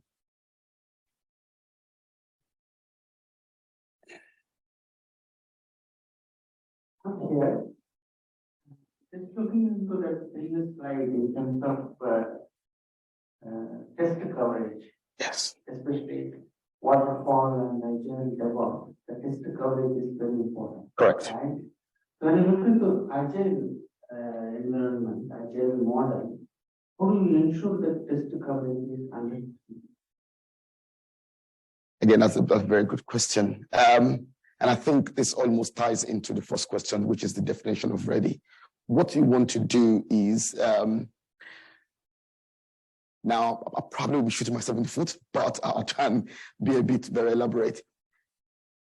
At the start of the project, you want to have a broad definition of what the start and finish looks like, which means your architect has to be on your side, because anything missing in that architectural framework means that you can be missing a vital part of testing and or of development. So the BA, the onus is on the BA to make sure that the requirements put in place for development is robust enough for the testers to actually then take part of the requirement to then create their own test script to cover everything. But dare I say that it ends there. We all need to read, learn, relearn, and learn again. So the process would be for everybody to work together, understand everything that needs to be delivered, and because it's iteration, every point you make a mistake or you fall short of good coverage or quality, you can learn and understand how to do it next time. And I think, I know probably it's not the right answer you want, but I think that the long and short is the testers have to, because the onus is on them, but they don't work alone. They work with the development and the BAs to make sure they are able to understand and flesh out the requirements from start to finish. Thank you. Let's give them a round of applause. Thank you.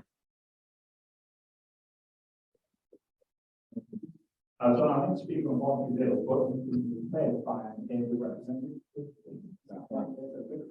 So while Chris is getting set up on there, I just want to remind you of a number of things. First of all, this is our last talk before the break. So, you know, if you need to use the bathrooms, they're out there, but also we'll be having coffees and snacks, I think, outside in a minute. So if you can get yourself set up, Chris.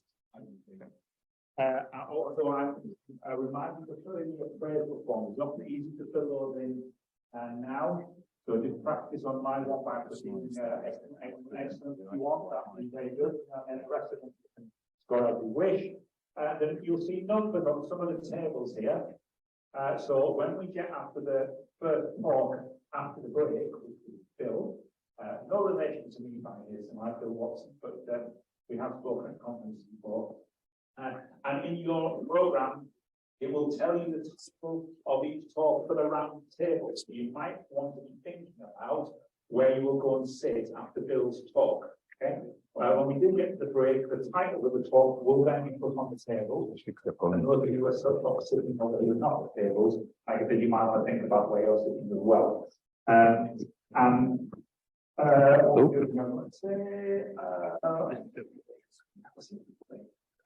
Yeah, maybe to keep doing this, and if you go along and count them in at the end of the day. All right, this gives Chris enough time to be ready. So, Chris, over to you. That was good timing. Thank you very much. Yeah, so I have to apologise for well, I suppose me being here today. It was supposed to be my colleague Andy Cook, and Andy's actually a computing graduate from Oxford. He's represented Britain in the programming Olympics that I didn't know existed until I met him. But so I've got some big shoes to fill here. But I personally represent the sales function at Automate Pro. But I do have a development background before I went onto the commercial side of the business. So I have worked in DevOps teams and the like before, which is, to be honest, what brought me to Automate Pro, because I was pretty shocked, actually. So I started working with a product called ServiceNow, which is a SaaS product. And I don't know, do you guys show a quick show of hands who has ServiceNow in their business? Oh, I thought there'd be more, actually. Yeah, ServiceNow has been one of the fastest growing programs. But when I got involved with ServiceNow, I was absolutely shocked with how we developed it. So, you know, for capturing requirements, we were capturing requirements on a spreadsheet. We were passing them through to a team to develop it. You kind of have a couple of non-production instances there. No one keeps those instances in line. And it was all just like a big mess. And then everyone was shocked that when you went to production, it all fell over. At first, it didn't really matter because people were using it as more of just an IT ticketing tool. But I've just come back from ServiceNow's conference in Las Vegas, where there were 30,000 people out there literally talking about, you know, Dawn McDermott, who was CEO of SAP, is now CEO of ServiceNow. He's talking about how ServiceNow is going to change the world and it's going to become much more of a production system. So there is a need to mature. And that's interestingly what brought me to Automate Pro, because actually Automate Pro was started by one of my customers who had exactly the same, you know, they come to me with the same question. They said, you know, we've been doing software development for years. We use Puppet, Jira, Jenkins, Chef, Ansible. In ServiceNow, we use Excel and OneNote. You know, what's going on? There's no code management. So we developed Automate Pro in effect to fix this problem. And where Paul and Wayne, who are our founders, were working in ServiceNow development, they were in a regulated environment, and they said, you know, this is what the ServiceNow development process looks like. So you've got a lot of documents, you've got a lot of people, a lot of processes, and also as well, you know, ServiceNow governs HR departments. It governs, you know, some quite, you know, governance pieces as well that are very highly regulated. So you've got also a lot of different touch points, but it's very hard to prove because people aren't producing documentation that you've kind of hit those pieces. So also as well, you know, to use probably the cat's example, we're kind of the cat in the house because we can't do more with ServiceNow because we kind of can't prove that actually we've got the ability to leave the house yet because we've got no way to govern what we're doing. So Automate Pro was basically built to build a DevOps process into ServiceNow, because the way we looked at it is we said, well, we can't use Jira, Jenkins, Puppet, Chef. This is a SaaS tool. You know, this is a very different way of working. Those tools simply do not interact with that environment. But what can we do to bring those concepts to SaaS? So what we come up with is an application which is built on top of ServiceNow, and you do need ServiceNow for it. However, you can use it against Salesforce, the SAP cloud versions and the like. So this is to transform the sort of SaaS delivery environment and bring those bring those concepts, I suppose, into the environment. And as a platform, I forgot, we do have some customers as well. I've just got to put the corporate slide in as well. So we're used by many global clients. We are a business out of the UK. We've been going for about 7 years and grown since then. But this is the platform we come up with. So this is adding it all on. So basically, we start on the left with auto plan, and I've got some more detail on what these look like. Auto plan, in effect, is your sort of JIRA. So, structured requirements capture. We're looking at moving to test-driven development as well. So to play into the last presentation, thinking about testing from the core, change management, getting getting plans approved and the like. That's where we go.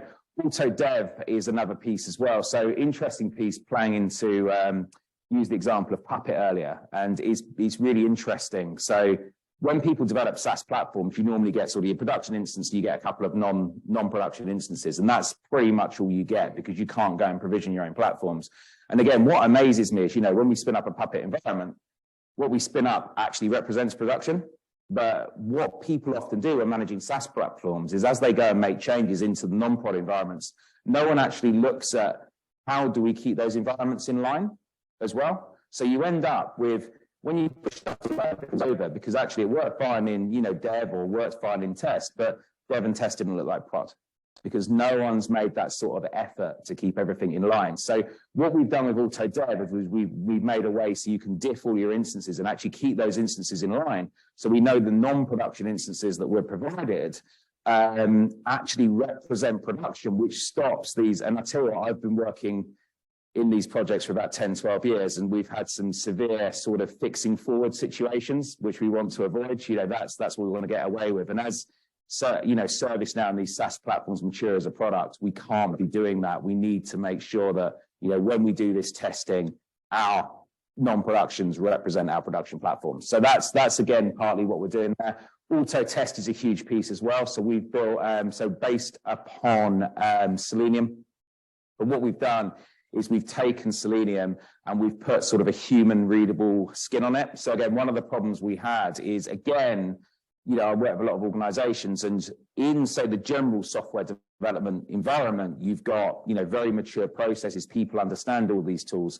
In the SaaS environment, they're kind of doing their own thing, and they don't necessarily understand Selenium and the like. So what people have done is they've gone, oh, we can't bother with automated testing. Let's just test it manually. We're getting 20 people and just test it manually. Lots of frustration. Again, people can't be bothered. So you end up with, more issues in production.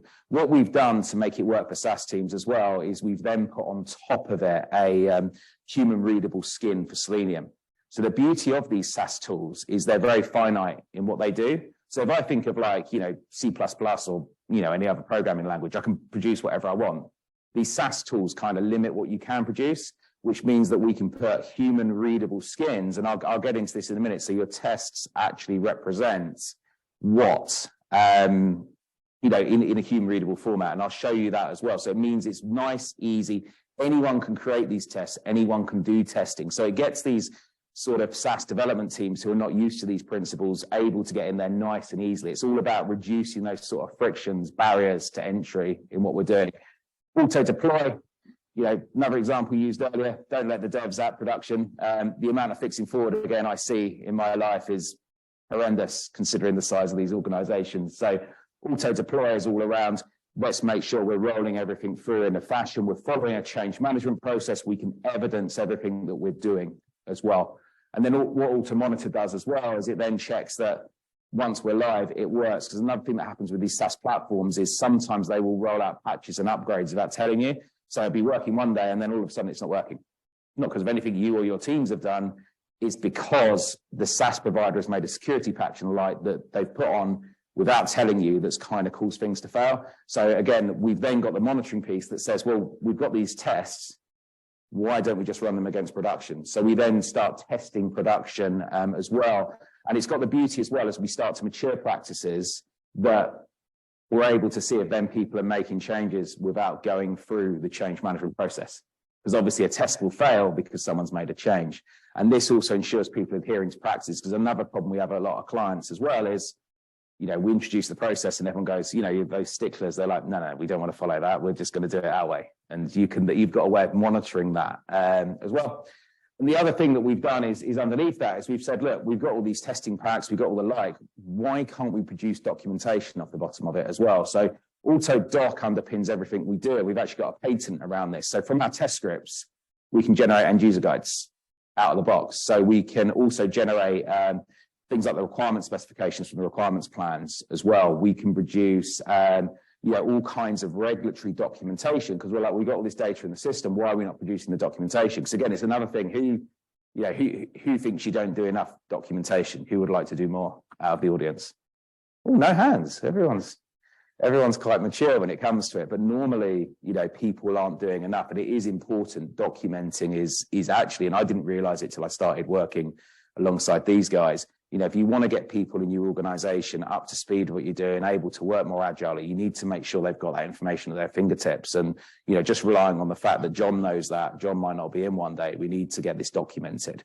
But no one wants to do it. How can we automate that? So that's the platform. And as I say, the core engine, Selenium, but we do have the ability to test other platforms as well. Okay. Perfect. This is some of the more sort of in-depth features that we've gone now, and I've kind of run through all of those. So I'm just going to go over. So again, we've got a repository model as what we do. We keep a repository of your scripts, how the instance works, which allows you to then link those ServiceNow instances together. Also as well, we've got inbuilt security because a lot of the apps like ServiceNow, Salesforce and the like your Apple or Android, they've got an app store. So you're not deploying kind of random code out there. We're able to integrate this all into the App Store. So if you actually want to download and install the app, we do free trials. Literally go to the ServiceNow store, click request trial, and you can go and play with it straight away. We're not on the Salesforce one yet, but we will be on that in the coming months. Again, this is just some more information around what we've got. I'll go through this. So basically, we've got our form builder, which is down the bottom, which again was what I've run into. It's the human readable piece. I've got a screenshot of that here. So again, in SaaS teams, people don't like code. They don't like pieces. What we've got is an ability to just use our form builder to very quickly suck in a lot of details from the ServiceNow instance out of the box and build things in an easy to read format. We've then got our automated testing platform as well. Another good point as well, our automated testing platform, one of the big problems you have when developing is getting it all done at speed. A lot of our clients run regression packs, which for human testing take about 14 days worth of human testing. But from an automated purpose, they can take 6-7 hours, which isn't good. If you want to be rolling out once, twice a day, you need to be able to test a lot more than that. So we've built an ability to scale into the platform as well. So we've seen customers run over 100 servers for regression. So we can run like 100 parallel tests at once. So, a 6-hour block, if we're running those in parallel, we can get that down to, 10, 15 minutes as well. And we can probably scale higher than that. We just haven't found anyone with a complicated enough environment to actually warrant doing that yet. So we can try doing that. And again, as well, we've got the ability to work on premise, which is something that we've introduced as well, because some of the more regulated clients still are using the SaaS tools in an on-premise model. So we've built that in as well. And again, this is our architecture diagram as to how it looks. Out of the box, our back-end testing is all done out of AWS, which is there. So our primary data center is the AWS London. However, we've got the ability to run it, globally because, some clients, we need to segregate it around a bit for data control issues as well. So this is just a bit more detail on our agile management tool. So what we've done with our agile management planning tool is we've kind of built so there's two ways of running this. We've built a Jira in effect for SaaS tools, which is built out of ServiceNow, where we can start to capture, the stories, we can capture, our releases and the like. But also, if not, we've got the ability to interact with Jira, because interestingly, we actually use Jira internally as well, but not all of our clients do. Again, it goes back to maturity of the SaaS teams. They've not got them. So, we're getting them from the spreadsheet onto what we use. keeps it simple there. So as I say, we can also integrate with other modules out there. We're going to build our integrations to other tools as well as Jira, but Jira is the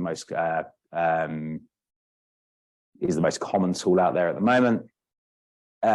So test linkage as well. So we've got the ability again to release, to put different tests against different releases as well. If you've got different versions, we've built all of that in, which I think goes back to the previous talk, which was on before me today.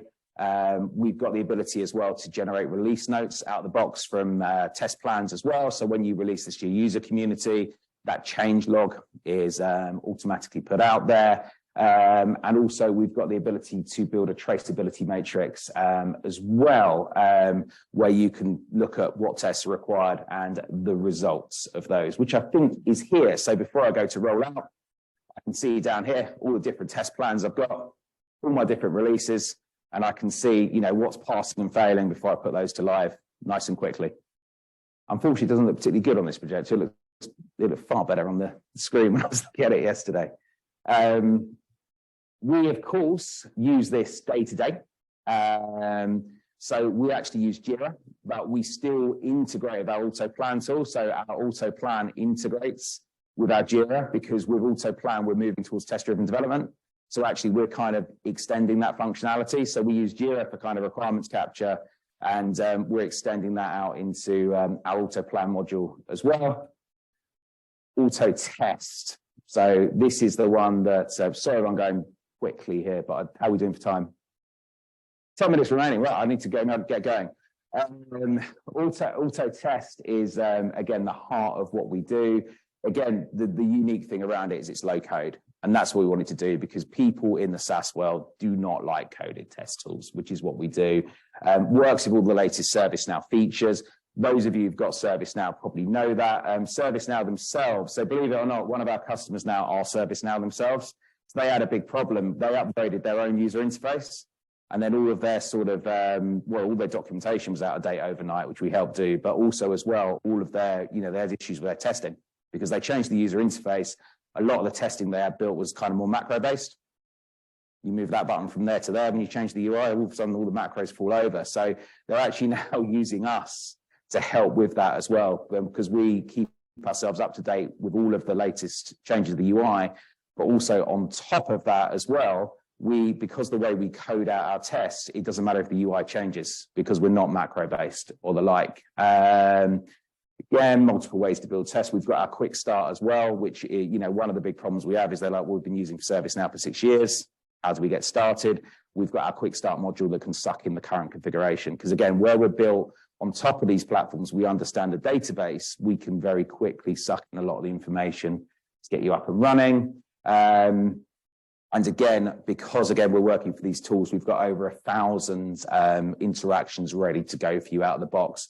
We do have the ability as well to add additional actions. So if you've got certain things in integrations and the like that we're not doing out of the box, what we can do is just code those for you. We use Lua scripting for that as well. So we've got the ability to pretty much do anything that we want via Lua as well. And, it's a fully, as we say, a no code environment, which is there. And again, this is a screenshot there, not particularly clear on the projector, but if you guys want to see anything in more detail, our booth is just there, the other side of that wall. So we can show you there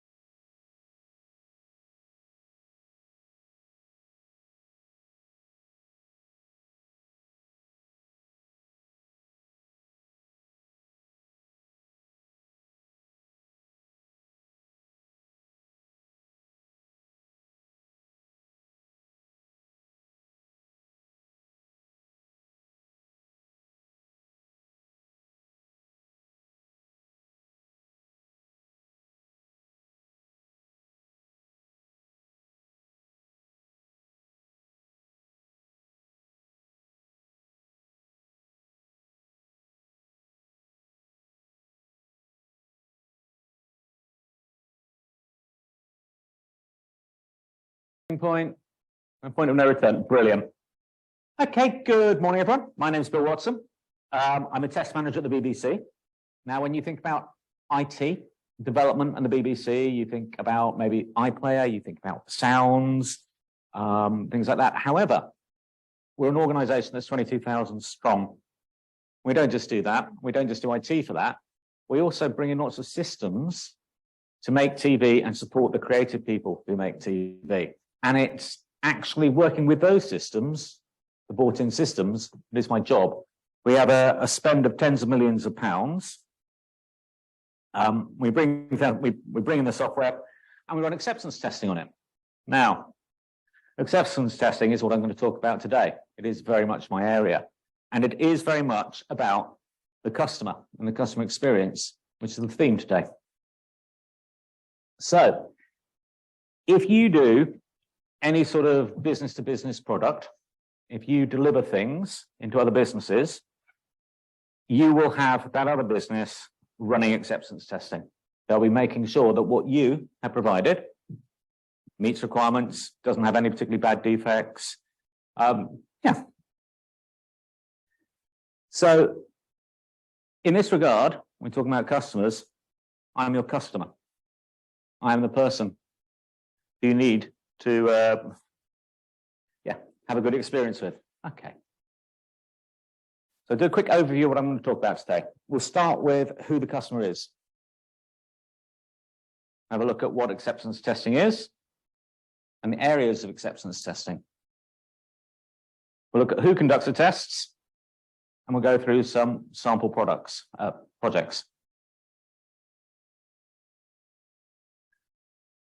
Okay.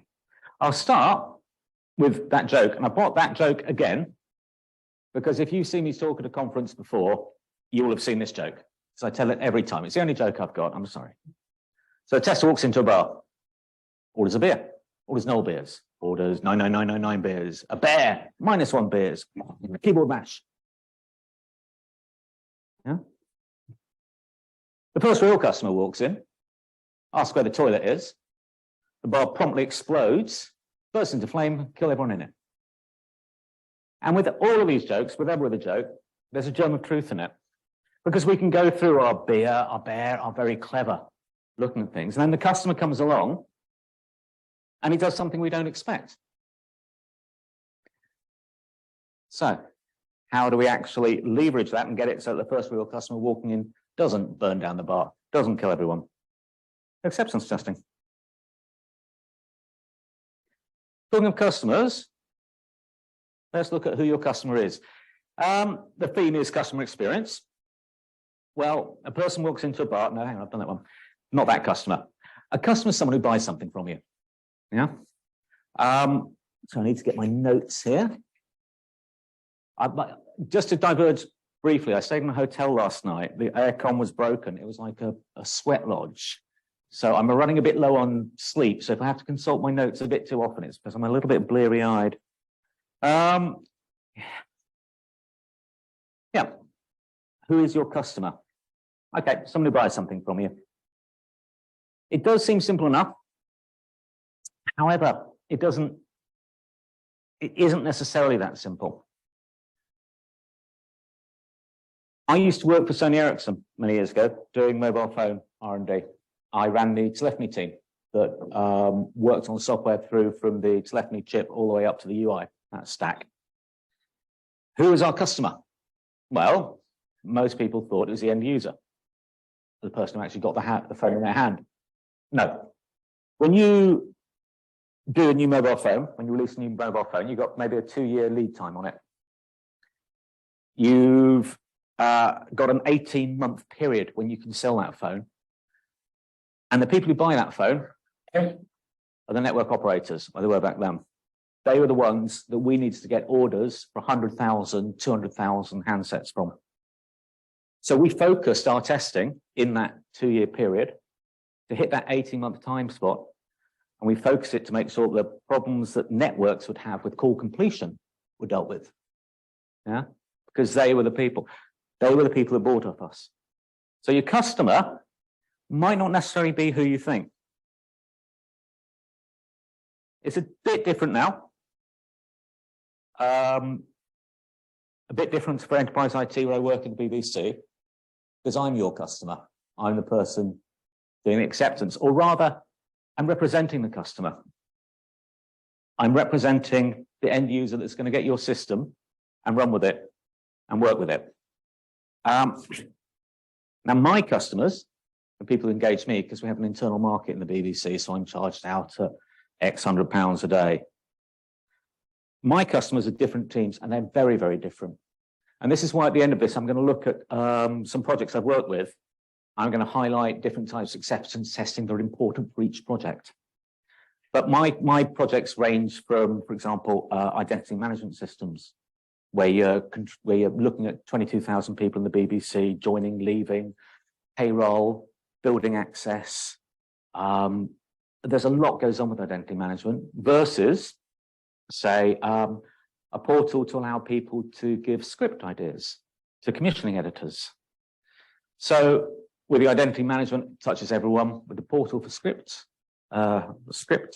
pitching, it doesn't, a very small group of people and a very technophobic group of people. So my end users, your customers, our customers, vary differently from project to project. So let's have a little look. I've talked about the customer.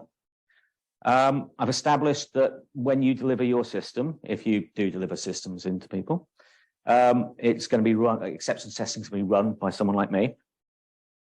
But let's actually look what the acceptance testing is. Okay, we've got a lot of different types. One that is very common for us to run, well, we run all the time. InfoSec, pen testing.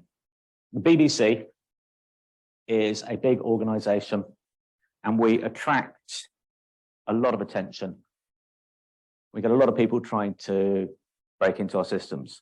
We have everyone from script kiddies to literal state actors. Yeah, we do get people like Russia, people like China, people like America trying to get into our systems. So any system that I get in from you people, I have a InfoSec team. I'll go to InfoSec. I'll go, hi guys, let's get this tested. They'll go out to market and we'll get a team in from a third party and they will run InfoSec. They'll run pen testing. And they will almost invariably come back with some defects. Simple ones. And again, if you are delivering into this, I would suggest the one way to cut time out, patch. Put the latest patches on.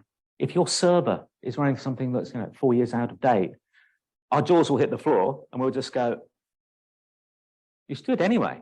It's good InfoSec anyway. Right.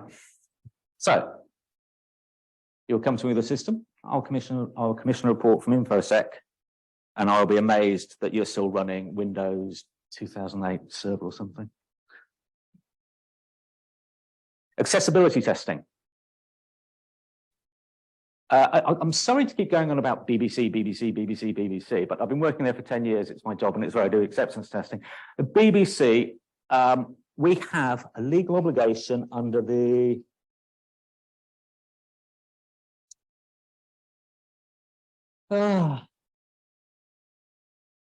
under the Equality Act of 2010 and the Disability Discrimination Act, Northern Ireland, 1995, we have a legal obligation to make reasonable adjustments for anyone who requires it. These people who might have visual impairment, they might have audio impairment, they might be neurodiverse, and we have an obligation. And we are proud, we're intensely proud. We see ourselves as a national cultural institution. We're not going to exclude anyone, internally or externally. So we are W3C, that's what is it? Worldwide Web Consortium, Web Content Accessibility Guidelines, 2.1 AA compliant. We're as compliant as you can get. We're at the highest standard and we try and go beyond that. Yeah. And so again, if you bring me a system, any system, I will hand it over to our accessibility testing team and they will go away and they will run a whole battery of tests on it. If I can just go off at a slight tangent here, they're manual tests on the whole. I find it very interesting that people talk about automating everything. These aren't really automatable tests. So, yeah, that's a start of a separate talk on compartmentalization and testing. People think you can automate everything. People think in their own narrow silo. I engage all sorts of professionals as acceptance testing. So it is a slightly bigger picture, but I'm diverging. I'm going off the subject. Our accessibility team will go away and they will run it with Dragon, with JAWS. They will look at font sizes. They will look at how you can navigate. They will look at, can you select a tick box using commonly accepted shortcuts? And they will invariably, again, come up with a report. And normally, I think the top one for accessibility, by the way, is headings and forms. So again, that's another, bit of a takeaway there. If you're doing anything for people who will check the accessibility, or do it anyway, because it's good practice. Check the headings flow properly. So, InfoSec, accessibility. Another thing we're big on, non-functional testing. Load, performance, volume, and stress. TV is very, very data heavy. We shoot in raw formats. We shoot in 4K. We have scads of data. We have it sloshing about in our systems. I'll circle back to this later when I talk about the archive project I've been working on. But basically, if you deliver a system to me that should be able to handle 14 terabytes of data coming in a day in a variety of formats, process it, put it into storage, apply metadata, you can bet I'm going to test it. I'm not just going to test it, I'm going to break it. I'm going to make sure it fails gracefully. Yeah. Because I know that it's meant to ingest 14, but I know that we'll put 30 in at some point, and I don't want to lose any data. User acceptance testing. Now, this is a biggie. I can literally run a one-day workshop on this, and I do. Yeah, it's a big area. I don't have any particular notes on it. Your end users, they vary. I think I've already established that point. They vary from people who are technophobic to highly clued in people. But other people are going to be using the system, and it's their system. Ultimately, they've commissioned it. So what we do is we get them to run acceptance testing, and we get them in as early as possible. And I'll sit down with them. One of my team will sit down with them, and we will generate scenarios based from their requirements, and then we'll feed that back in. So we've shifted testing left there. We're doing static analysis with the people who are actually going to use the system. It's brilliant. We uncover problems before we even fingers put to keyboard for coding.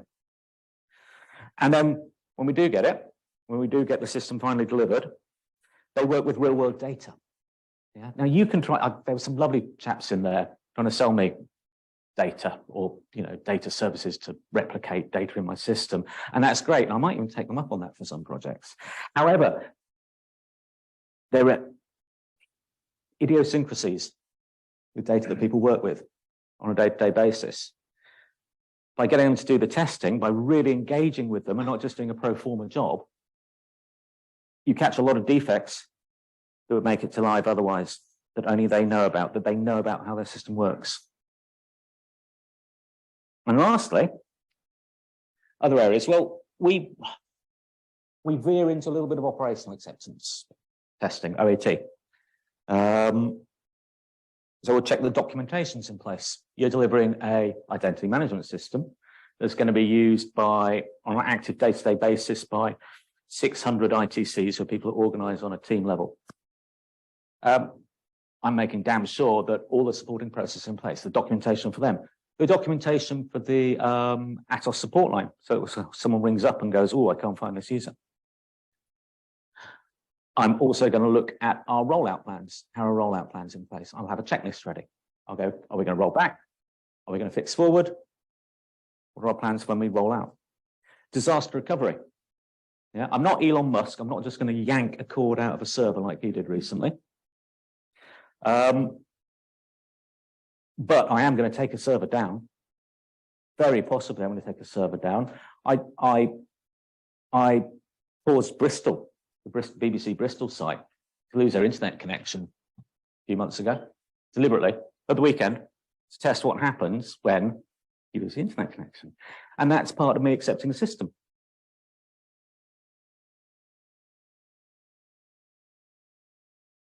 Okay, so let's go on and have a little look at who runs the tests, who actually does these tests. I've already mentioned the lovely specialist teams I work with our InfoSec people, with our AT people. I've talked about the end users. Love them. Couldn't eat a whole one. Project team. So we have specialist work done. We have the end users from their hat, their perspective. There's some things that none of those will test, and then it's just down to the project team. It's down to me, a couple of BAs, maybe get a test lead in, and we'll just sit down and we'll poke at the corners that no one else can poke at. I've got a incredibly interesting, I say sarcastically, Exchange Online upgrade program ongoing at the moment. And I'm going to have to sit down for 2-3 days and do stuff with public folders that the end users won't know how to do, but we still need to make sure it works properly. Oh God, that's next week. Anyway, the project team will run some tests. And lastly, and it might be of interest to you, because I don't know what your backgrounds are here, is witness testing. Okay, I can't, for example, run load testing. I can run load testing. I can set up my own load testing, but I can't run it properly. I can't actually go in and look and see what's happening. And I can't do the fine-tuning of performance.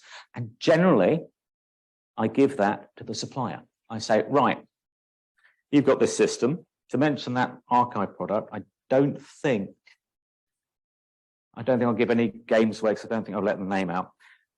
We went through 32 sets of load testing until they could hit our marks. And we witness tested it. And from the start, that was just me getting the reports off them and going through. And towards the end, I was literally sitting down with them and looking over their shoulder at their monitors. So that's who runs the tests. Specialists, end users who are specialists in their own way, the project team, also. And finally, witness testing. So let's have a look at some of the projects. How am I doing for time, by the way? 7 minutes left. Okay. Natural History Unit. The BBC Natural History Unit was founded in 1957. David Attenborough's home. I love the NHU. They're a great bunch of people. Their archives had somewhere in the region of 4 petabytes of data in it, and it was a burning platform. If you were to fill up a full DVD, it would be 1 million DVDs.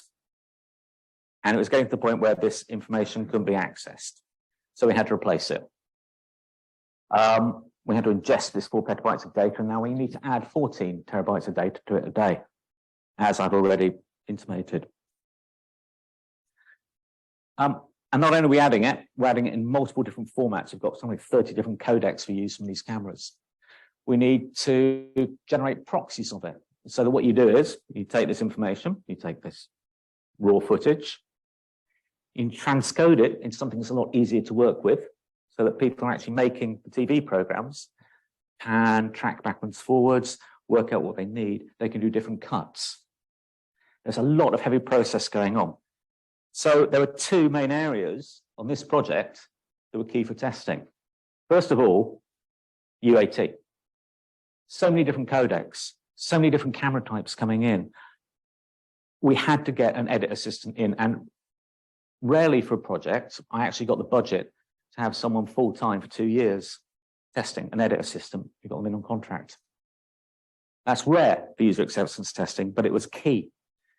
So in this particular project, a very important part of acceptance testing was the user acceptance testing. The second part, as you can probably guess from all I've said already, was load, performance, stress, and volume. Lots of data. We need to make sure it's processed properly. We need to make sure the system doesn't lose anything when it doesn't process it.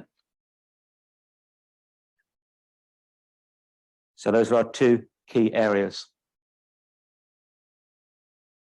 Another project here. This one's diamond diversity.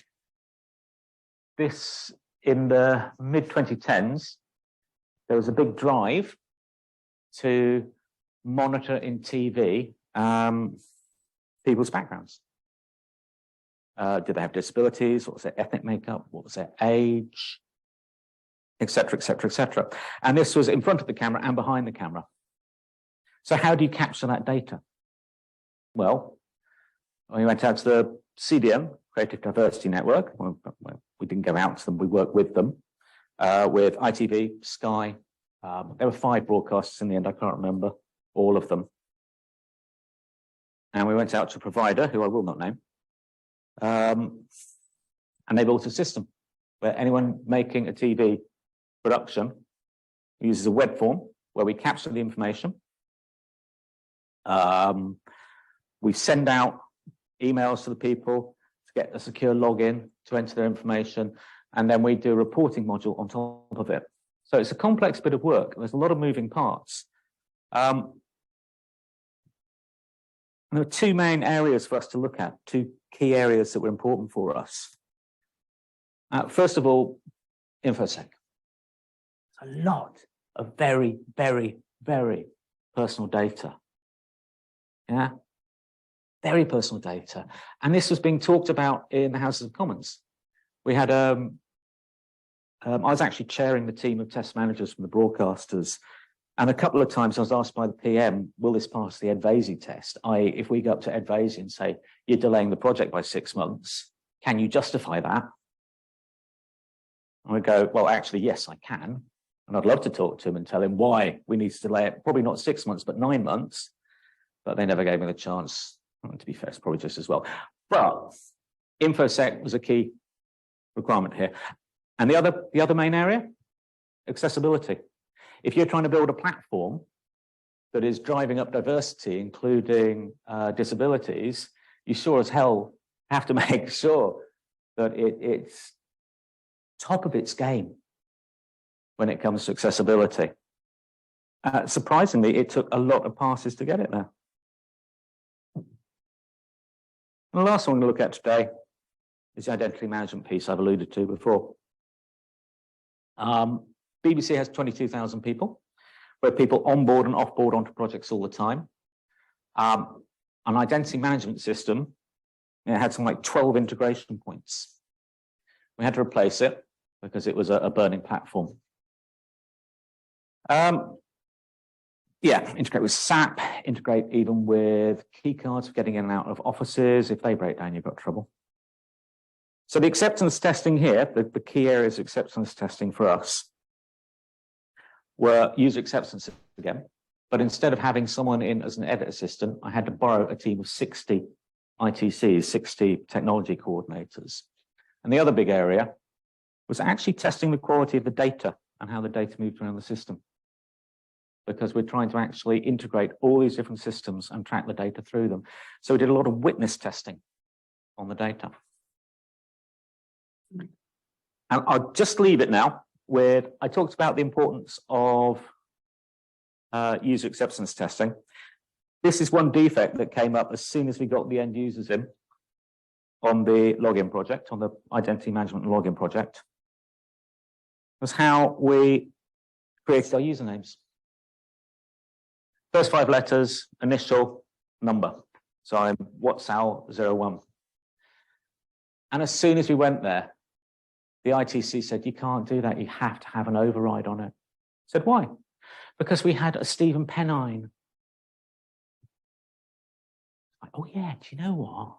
We'll put an override on there because you really don't want your login name to be Penis1.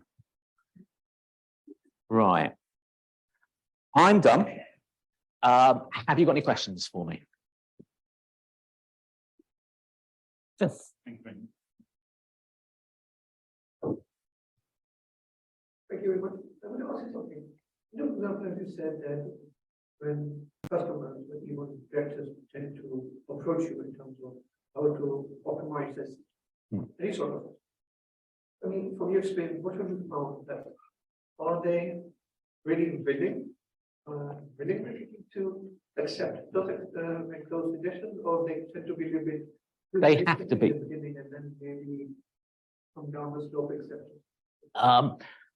in a lot of ways, we don't negotiate that much for some things. For InfoSec, if you don't pass our InfoSec requirements, we're not onboarding your system, and we will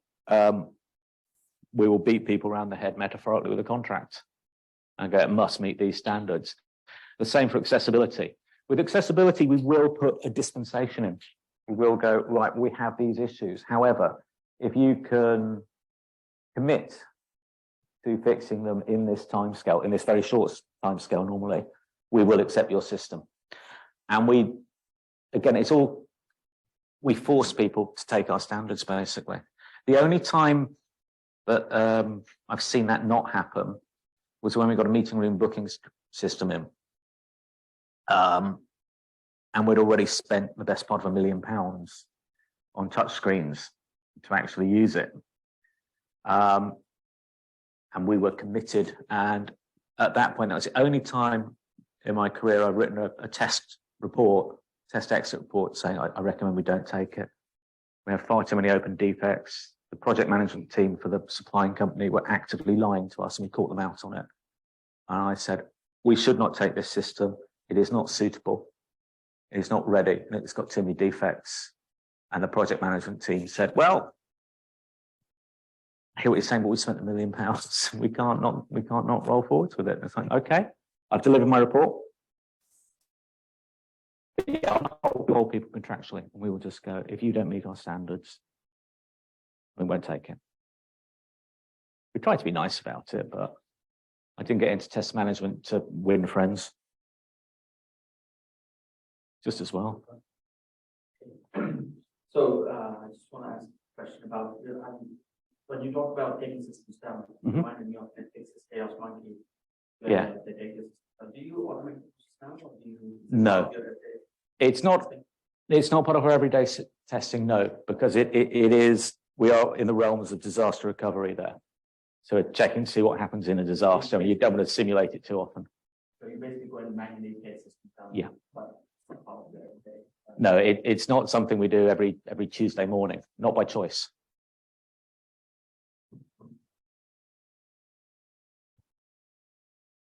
My question is around accessibility, because our program will probably see, you also have integrated to B2C. Yeah. So how different, I know it could be different, but how much of strategy could we do for accessibility for a B2B2C? I'm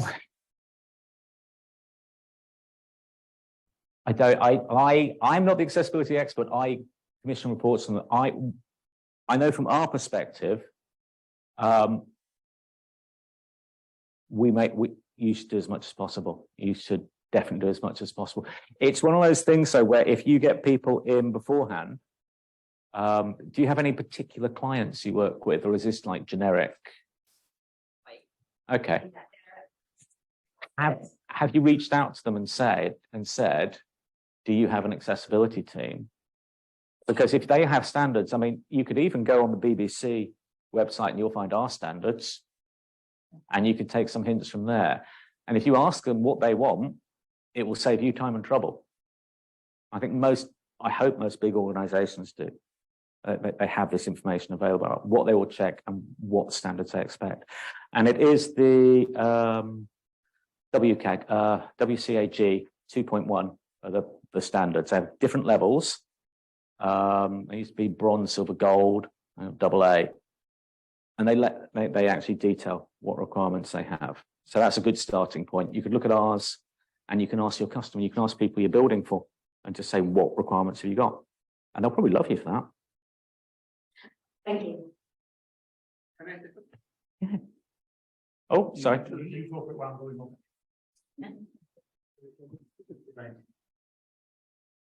Hi, just wanted to ask you, testing, last time testing, there was, you had to go through a different stage of system testing. Yeah. Integration testing and then regression and UAT. Yeah. Would you be happy to sign project if there wasn't any other testing other than UAT? No. Sure. Because there are a lot of people, there are a lot of clients testing is definitely saying that. There's a lot of lines that say, look, we haven't got time, we haven't got the budget, how good people are, we just give it to our own people. They know what the system is. That's a real life situation. Maybe important. They would they'll just code it and chuck it over the wall to the customer. Give it breaks, we'll fix it. It's certainly an approach. We wouldn't do it. I couldn't do it. Yeah. I would, with my professional hat on, I would have massive reservations about that. And they must do some testing. God, sounds terribly. Sounds terribly shonky to me. No, I'd not work for an outfit like that. Interesting question. If you want to continue questions with Bill, please do. We have to move on to the round table now. So thank you very much, Bill. Thank you for having me. I hope you can hear me okay. Yeah, I was saying to one of my friends today, it is straight after lunch. I would struggle delivering it and people will struggle listening to it, but let's go. Let's give it a go.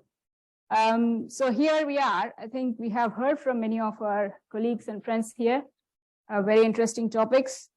Today, by all means, we have heard of one of the instances. I don't see the guy here, but he was saying there are instances wherein we are developing and pushing it to, oh, there you are.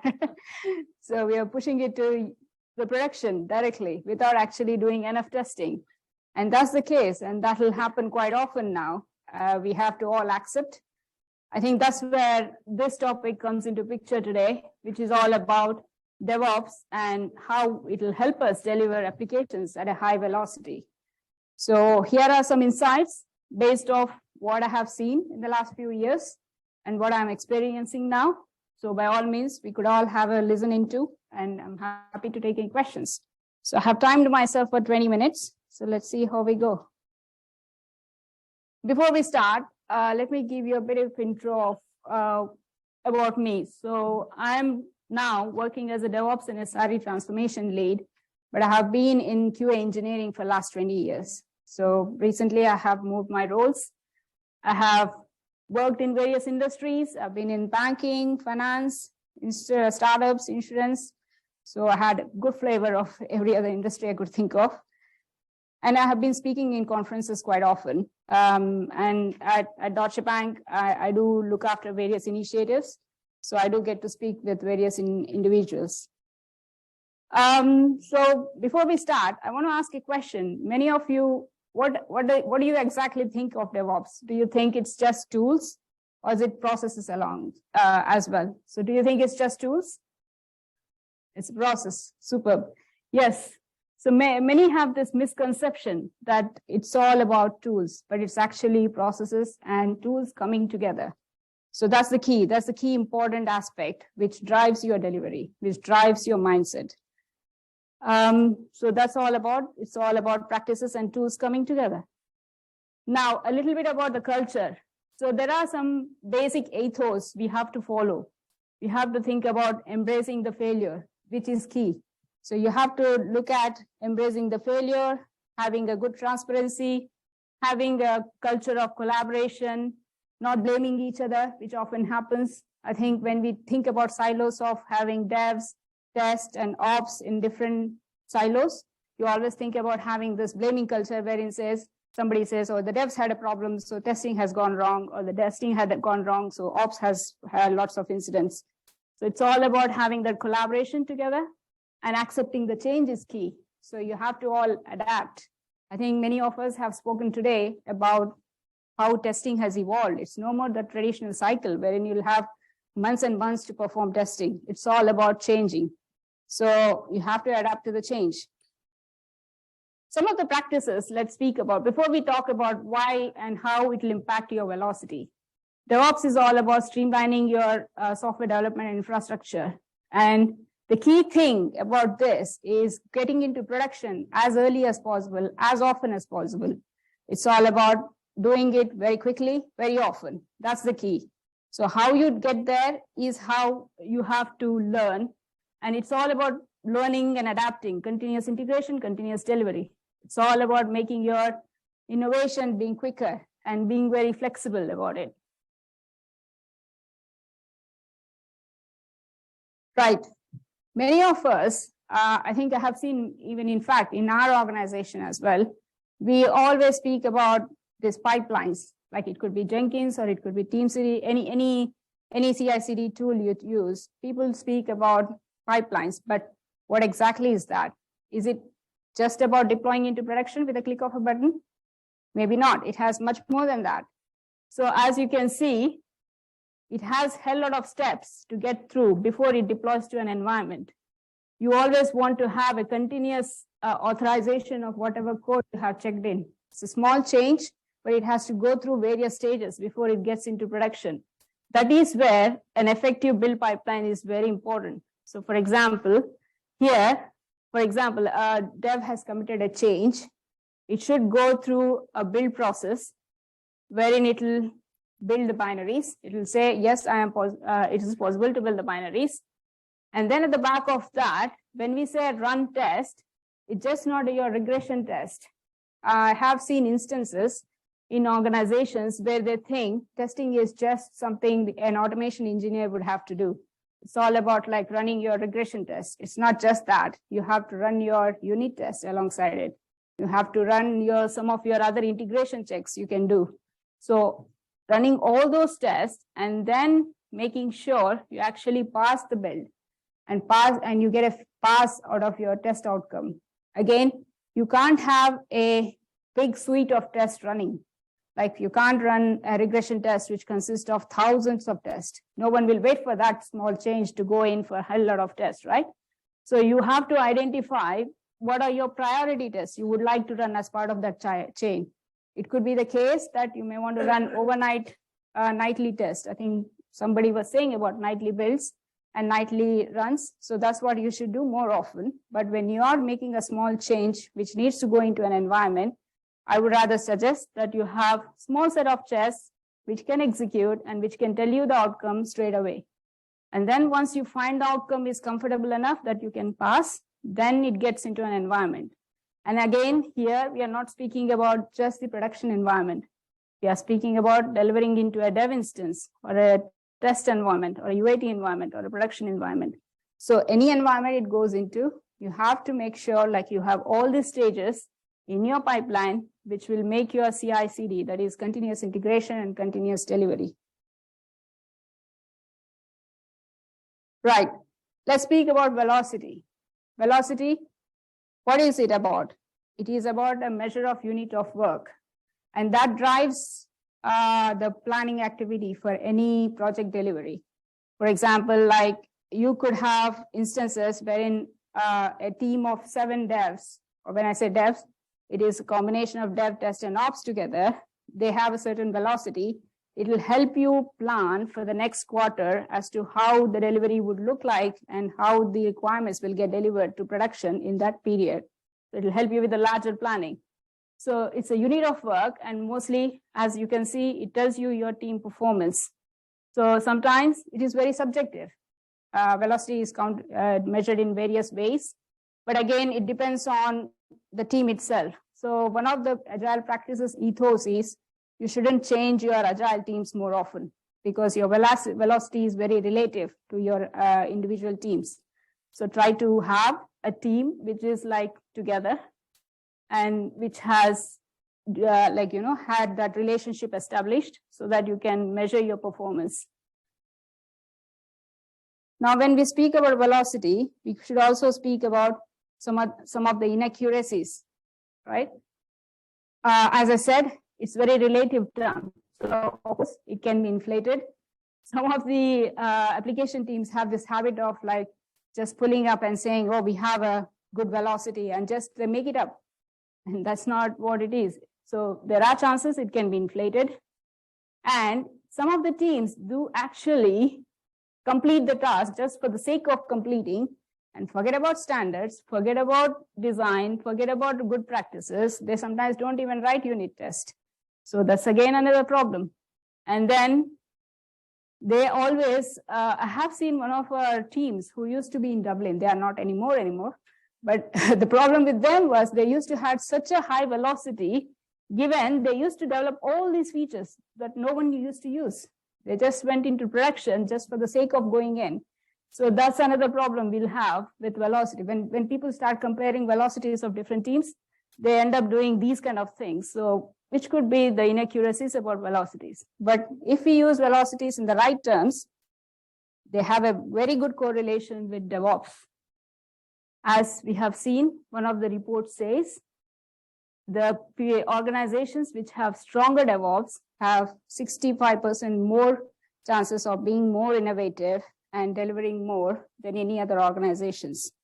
And we know, like these days, organizations are really crunched with the money, with the time, with the market, the trends in the market, with the competition we are getting. So it's equally important that we keep up with the market. And that's possible only when you have those capabilities. Right, so some of the principles which has to be followed to make sure your velocity is high as possible, as much as it can be. So these are some of the things you should be thinking about in your teams. For example, the first one is using TBD, that is trunk-based development. I'm not sure how many of you are aware of trunk-based development. Are you all good? Yep. And then relying more on automation for everything. It's not just about automating your test. It's about deploying into an environment. It's about like click of a button, you do many things. So that's all about automation. And then, as I said, your unit testing should be automated. You should adapt more postmortems, blameless retrospectives. You should have a capability of rolling back your binaries where possible. So these are some of the principles which has to be followed in order to have high velocity and high capabilities of deploying into production. I have also touched upon SRE. So this is also another new term which is quite often used in the industries these days. SRE very much goes hand in hand with DevOps, and it will let you like bring together some of the ops capabilities into your dev team. So when you think of application system which is more reliable, more which can be operated without much of manual intervention, then that has an impact on your velocity as well. Think about it, like if you have an application wherein like you have, how should I say? Yeah, so if you have an incident, and if that incident is like a P1, it might impact your velocity because you have to drop everything you are doing in your application team and just get back into the incident and fix it.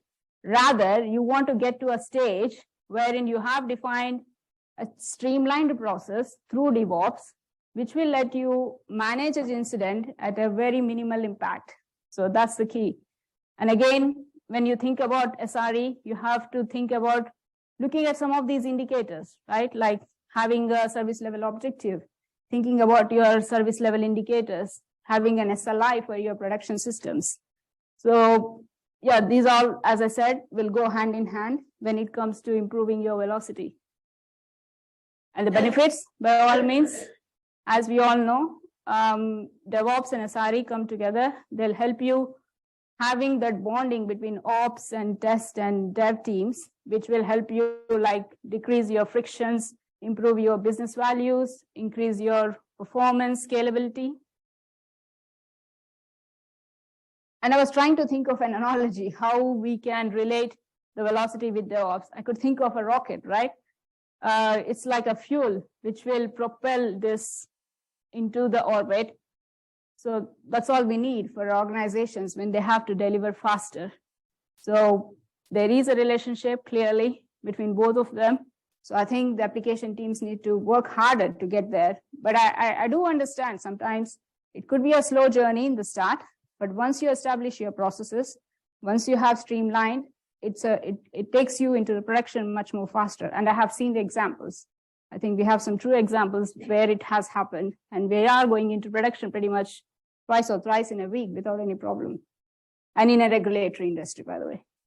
So, yep, that's, I think I have any questions?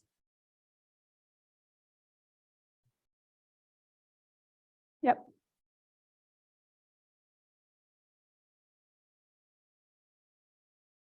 So, basic question. So for somebody who's trying to get into GIC, who basically says all the right things but do not know where to start, what would be your recommendation on plan, and what would be the basic, where should they start, and what should be their thought process of bringing DevOps into the within? It's a very good question. I think we had similar challenges with one of our programs, which was started recently, maybe a year ago. And one of the things we tried doing is to not necessarily focus on business deliveries in the initial stages, focus on actually your tech debt. Look at what is the technology side you have to improve, like start small. I think the first delivery we did was just a hello world, just in getting into production. That itself is a very big thing because you have to make sure you write your unit tests, make sure you have your pipelines in place, set up your Jenkins servers, have processes that you can deploy into dev, into test, into UAT without any problems. So yeah, starting small and thinking about your technology stack first, and looking at the tech debt as to where it will go. I think you also need your buy-in from your product owners and project managers. So having that strong relationship with them and making sure your business understands that there is a need for this. Like I said, it's a slow start, but once it gets in, it's faster.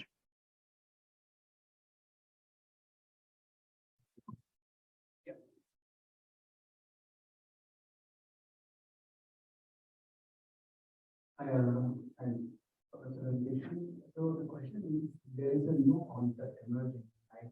Is the EAAS, you know, like SaaS, PaaS. There is a EAAS, environment as a. So where the companies are vendors promise that they will do end-to-end test system infrastructure, even to the company. Their own products, they deploy products, and so this is a new concept. I need important part. So DevOps becomes very important part of it because they have to understand what this EAS service is coming to a company. So when such modernization we start adopting, so how is the DevOps team to be geared up with? Because they generally build the environment generally, but here they are hitting something already built in. They have to understand it, they have to start contributing, and even the gap between developer and operations. So what is how exactly they leverage or how they learn and adapt to such situations? Question. Thanks. Yeah, it's I think I have to know more about it, but it looks like something like which gives half of the work done by looks of it, right? So we are also speaking about MLOps. I think I need to learn a little bit more about MLOps as well, which looks like it will do half of your job. So one of the things I think we have to remember, irrespective of what the tool set is around, it's your processes and your mindset which drives it. I think with the organizations wherein you have a separate DevOps team, I challenge that as well, because why can't they be part of your application teams? If they are part of your application teams, they together can have a think about how to use what's already been done in a way that it can be leveraged by the application team to deliver faster. So yeah, again, it goes back to what we were saying previously, like having that knowledge of that tech debt and bringing it into application teams so that instead of focusing on delivering around that time, they rather think about how to use this particular EAAS service so that they can have that streamlined process for production deploys in the longer run will help.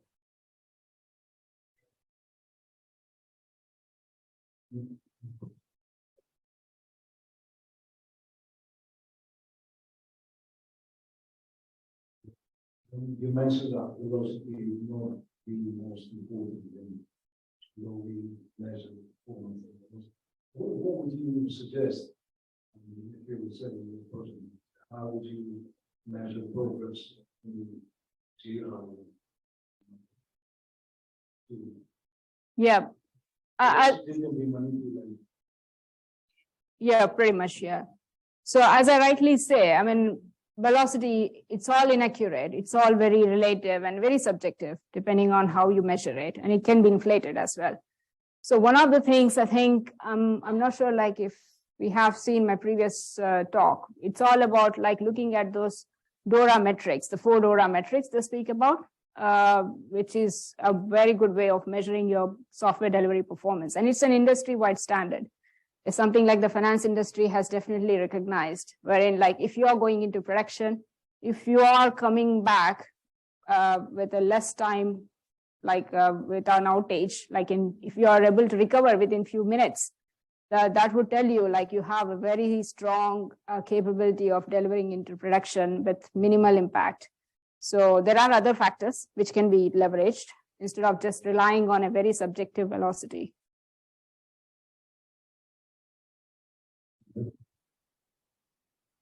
I've got one quick question. You mentioned sort of principles you use in those factors. You've got any specific examples that you share projects where it's influenced the velocity, however you measure it, and you've seen specific improvements in the teams, like common CRCD for that very specific project and go down when you've done that? I may not be able to name the projects, but I can tell you the examples. We have did DORA as a technical assessments quite often in the organization. And one of the things we have tried doing is identifying, like we call them our high capable application teams. They're not necessarily something like, which is very subjective. We look at certain factors with them. So we have seen for those particular application teams, the delivery has been quite good. And we have seen it has brought in a lot of business value to the organization. And when we look at those application teams and try to learn from them, we have clearly seen that they do follow certain principles, which are all aligned to what we are speaking today. So clearly, it's proven. So we have seen examples. Okay, thanks very much. Thank you.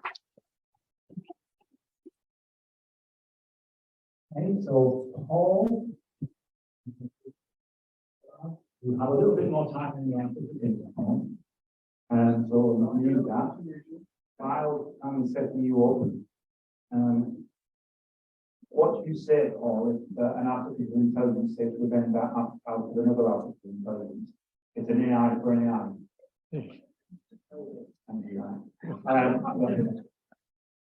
Wow, that was a second. Oh, yes, right. I just think they were awake after lunch, basically.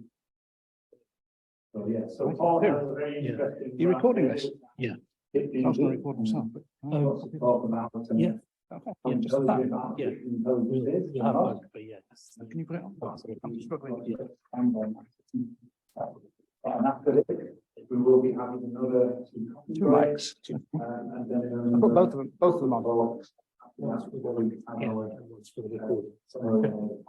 Can you tell me that if they're okay? Yeah. Is that all right like that? Yeah.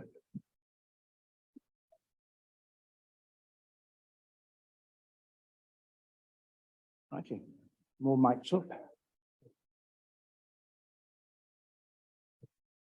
The problem with t-shirts, you don't have a right. Oh God.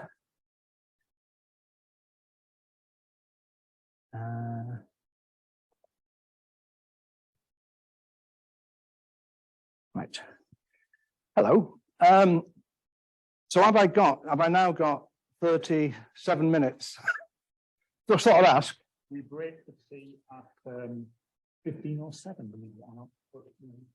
Okay. Well, it's a good job I've got too many slides, isn't it? Can you hear me? Okay, I can't hear myself, but it's okay. Okay. Was that a no, you can't hear me?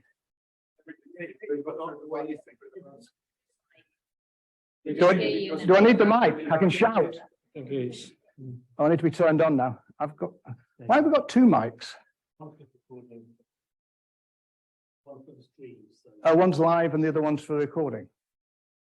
Okay, right. And I have to say, I brought my own. Right, so I'm going to talk about AI and stuff. How many people are actively playing, looking, investigating experimenting with AI, machine learning, that kind of stuff. Can we just have a show of hands? Okay, what are the rest of you doing? Yeah, living under a rock, obviously. I need to also get some water. I'm really sorry. I made a total boo-boo and didn't. I went to America last week and I thought I'll get my slides done before I go to America, but no. So I was up till 1 a.m. I know. Very, very unprofessional. But for those of you who know me, that's exactly what I do. So, right. So AI seems to be topic of the moment, and I'm just going to talk about two things really. Some experiments, some playtime, some little tests I've been having a play with a form of AI called ChatGPT. The only reason that ChatGPT is because it seems to be the most prominent version of AI that's in public hands, if you like. There's an awful lot of money going into developing it. There's a lot of attention on the internet and so on and so forth. Even Microsoft are using I don't know if it's a subset or it's the whole thing in Bing. So Bing has a chat facility now, which is basically talking to the same thing, ChatGPT.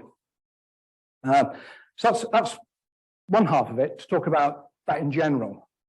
Does anybody know how many AI tools are out there now? It must be well over 1,000. It's got to be. There's about 20 a week being announced now. Absolutely bonkers. Everybody thinks this is where the gold is, so it's a bit like a gold rush in that respect. Most people are going to be disappointed. Some are going to come up with fantastic products, I imagine. The second thing I want to talk about is what I want from machine learning and AI. And if I get half of it, I'll be a happy bunny. Okay. So none of this, what are the benefits? This is speculative, needless to say. But what I'm going to try and do is just share how I think about this problem or opportunity, maybe, and just see what you think. And I'm very happy to take questions at the end. Although I've got too many slides, I go at a pace. So we'll see how we get on. AI is all the rage. I've not known anything quite like this. I think Bitcoin 2 or 3 years ago, that was a big deal. I mean, I don't know if Bitcoin has gone up and peaked and it's coming down. I don't know, but I hope not for your sake. But because Bitcoin lady over there, not Bitcoin, blockchain. Sorry. But this is the biggest thing in the last 10 years. That's for sure. So what's all the fuss about? I want to talk about ChatGPT because it's the most prominent of many, many products. Okay, it's a generally available tool to have conversations with something very clever. Okay, let's put it like that. Anyone can get access to it. If you pay $20, you get access to the version 4, which is the more recent one, which is probably worth having. But even so, if you don't want to spend $20, you can still have an interesting time. What is generative AI? And in a nutshell, it's software, bots, clever stuff that can generate words. So you can ask it to formulate, write, author, whatever the word is, some text, for sure.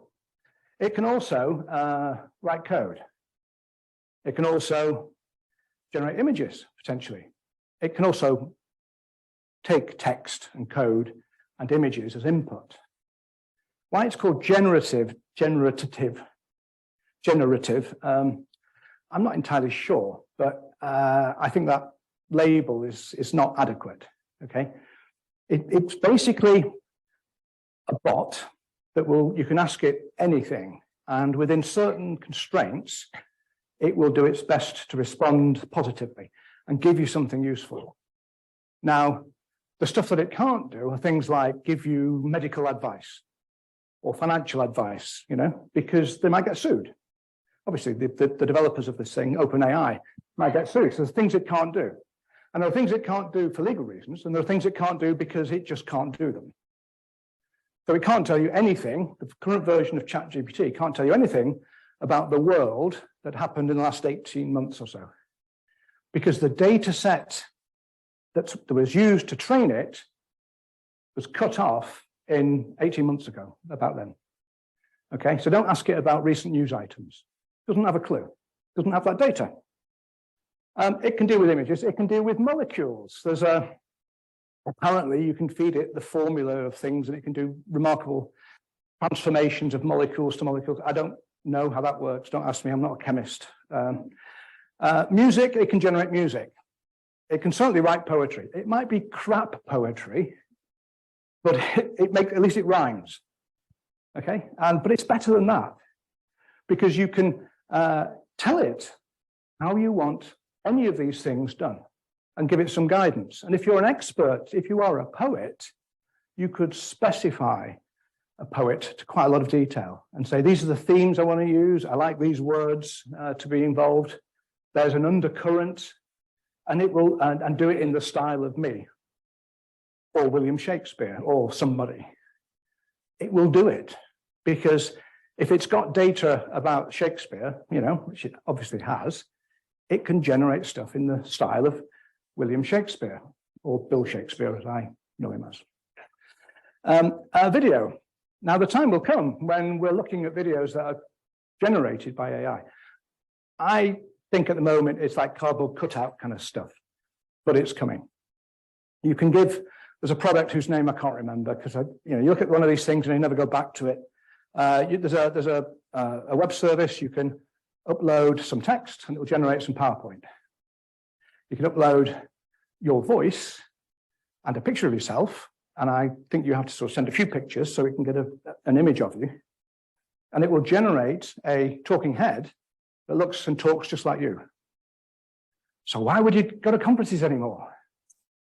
Why would you write white papers anymore? One of the experiments I was talking about at the table in the conversation before lunch is I took a few hundred words, 300 words, something like that, out of one of the little books I've written about stakeholders, and I asked ChatGPT to write a 3,000-word white paper on stakeholder management in the context of big projects and leading-edge technology. It took about 10 seconds and it generated 3,000 words, which I promptly sold for $2,000. No, I didn't. But why would you ever write certain copy again? Because it will do a better job and faster. So web page content, for heaven's sakes, ChatGPT will do it better than someone you hire or someone who works for you, or it may be you. So I'll never write copy for a website again without using something like ChatGPT. So there's a whole spectrum of successes and not so successful things, but some of which you can say that job is really under threat now. One of the interesting things that's come out in the last few months is ChatGPT 4, its ability to pass exams. So it passed one of the bar exams in the US. I don't know what they're called, but like a Harvard law school kind of exam. It passed. Who needs lawyers anymore? It passed an exam. I don't know what the detail of it. I mean, you can let's look it up. ChatGPT passing exams. You'll find all these examples. A medical exam. So, a medical doctor exam. I don't know what it's called or which one it was. It passed. Now, most of these things don't require analysis and scrutiny and all this kind of stuff. They're probably tests of memory. Like in the case of law, it might be case law. So if you can memorize 100,000 cases, you are made as a lawyer because laws change through precedent or are defined through precedent.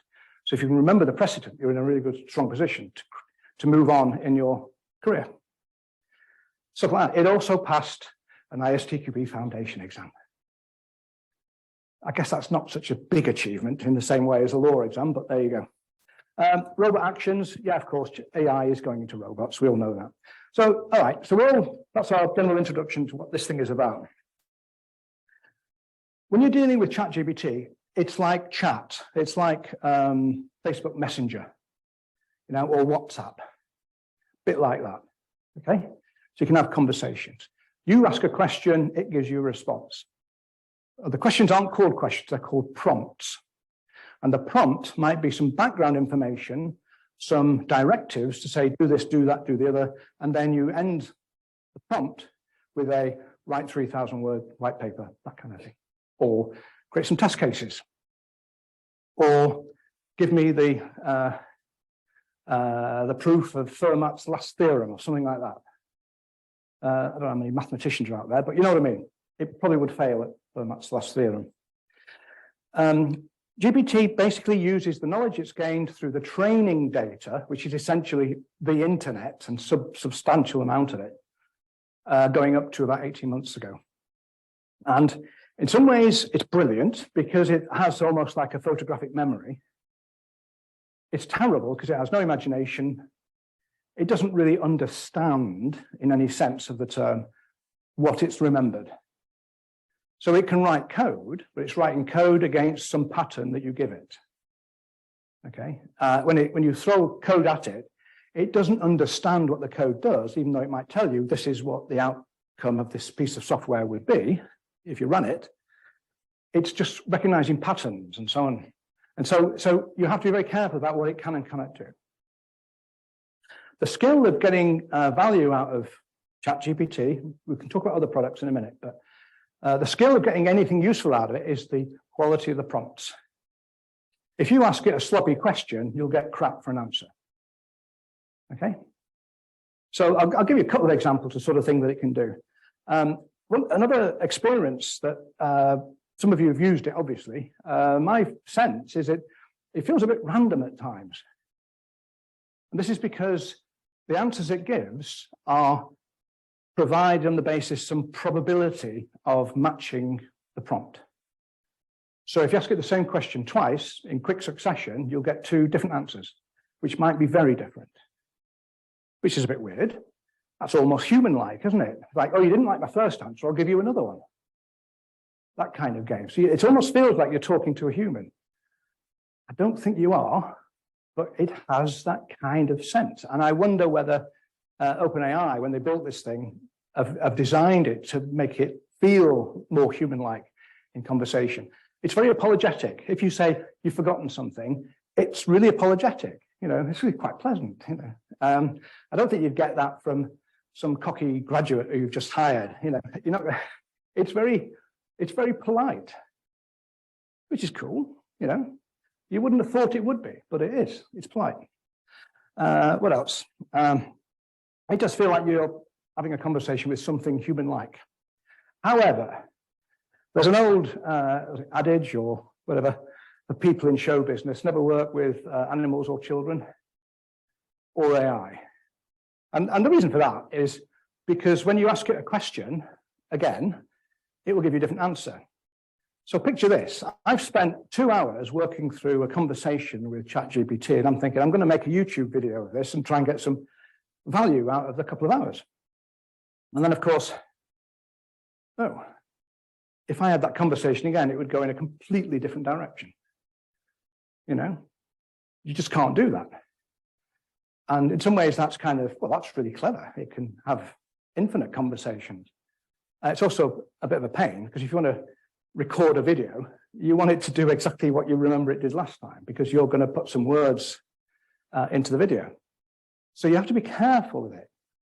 You can get lost with it. So it's not consistent in its responses, which you would have thought, it's software. When was software inconsistent? All right, yeah, we've all been there. But what I mean is, when you look at some code, it should do the same thing 1,000,000 times without fail. Other things trip it up. But it's interesting, but it's not consistent in that it's got like, you know, to err is human. It is a bit human-like, but it's not perfect. I'm not going to bore you by giving you a demo. Go and do it yourself. Go and watch a video. I'll show you where you can find some videos at the end. It's not reproduced very well on the screen. I've got a spot. When you open up ChatGPT and you log in, your conversations are here. So it will save all your conversations, all the prompt response conversations. Think of them as conversations. At the top, when you pay your $20 a month, you get access to ChatGPT 4, which is a more recent incarnation, which is, let's say, better. Okay, Look it up if you want to know the detail of it. I won't bore you with that. At the bottom, you can't really see it, but that's your chat box. Type into that. And that's it. That's all it is. There's no frills, so, okay, so I won't bore you with that. It's not very interesting. So let's look at some typical prompts, so things you can throw at it. So one is like, what's the capital of Peru? Did I put it on the slide? No, what's the capital of Peru? Oh, you are awake. Okay, jolly good. So it'll just say, so that's a very boring question. You ask it again. Aha, I've heard it. Doesn't do the same thing twice. What's the capital of Peru? It does say Lima. But if you said, no, it's not, it's something else, it might try once more time and say the capital of Peru is Lima. It might then say, oh, actually, no, it's London. It will, if you bully it, it will change what it does. If you tell it 2 + 2 is not 4, after 2 or 3 attempts, it will say, okay, I give up, 2 and 2 is 5. And then it will use that calculation in anything you then give it. It's a bit weird, isn't it? But why would you do that? You're only going to make a fool of yourself, aren't you, really? Well, it's a bit of software. It doesn't have feelings. I don't think it has feelings anyway. So good prompts get better responses. So, okay, Lima's the capital. So then I said, summarize the last 100-year history of Peru in how many words? I think I said 200 words. And I got a little abstract of what could have been a longer paper talking about the last 100 years history of Peru. And I don't know the first thing about Peru. But if you were Peruvian or if you were a historian of Peru, you could check it. It does make mistakes. But it looks good. It's perfect. There's no spelling mistakes, for example, not like humans. And then you might say, okay, let's go a bit further. The history of Peru has been quite turbulent, and that was what was noticeable. There's been a few coups and military takeovers, that kind of thing. What are the major factors that have caused this to happen? And you can qualify that and saying, okay, I'm jumping the gun a bit, but you could say, write it in the style of some historian. I can't think of any historian. A.J.P. Taylor. I mean, you might have heard of him. He died many, many years ago. But you could get anything written in the style of anybody, because if it's on the internet, it knows about it. So you could say, write the history of Peru in the style of Ian Fleming. Make it sound like a James Bond novel. And it will do it. And it will look like a James Bond book. How cool is that? Go further. You're a postgraduate student. It helps if you give it a persona. I don't know why this is, but it seems to help. If you give it a persona and say, think like a postgraduate student of Peruvian history, and write in that way, it will do its best. It will try and do it. You can say include, talk more about politics than geographical issues. What did I say here? You can say, don't talk about this, do talk about that. Look at the conflict between the left and right in the country at the period of this period of conflict. You can specify any level of detail what you want, and it doesn't mind, it will take it, and it will attempt to deliver what you ask for. So put yourself in the shoes of an undergraduate student of history writing about Peru. How easy would it be to do this? How worried are the tutors of these guys about the essays that they're receiving now? How many of them are being written by AI? Now, there are checkers which will tell you that this was written by AI, okay? But there are also checkers which will tell you how to correct it and adjust it. And there's some obscure grammatical label for an activity where you change the words kind of randomly, but still with meaning, to avoid the problem of being caught out by an AI checker. So the academic community have a real problem on their hands with this now. Anyway, generating copy. I talked about writing a 3,000-word paper. I'll say this now, and I think I'm kind of sticking to it. I don't believe in writing copy for websites ever again. I don't think I'd write a book using this. I think I'd be caught out. but who cares about web content? As long as it's accurate, who cares who wrote it? So I think, you know, that job's gone. Copywriters for websites, they should find another job. Okay, so now very quickly. Now that's kind of a little overview, probably took far too long, but we'll see. I want to talk about something I've been talking about for about 10 years, which is an idea of how we think as testers. And it's a model. And I want to talk a little bit. I'm not entirely sure why I'm including these slides, but do you all recognize that? Anybody not seen that? Okay, it's originally Brian Marrick's 4 quadrants. Okay, Lisa Crispin came along and refined it. Good for her. I think about 15 years ago. You go and search for 4 quadrants of testing, you get hundreds of examples. Okay, nothing wrong with that if it's okay, but it's a bit testing 101, isn't it? It doesn't teach us very much, does it?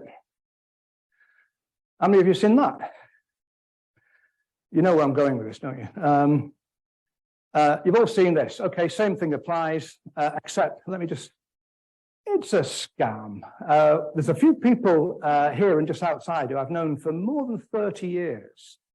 And the V model was how you did it in the early 90s. Right? It's just a bloody V model.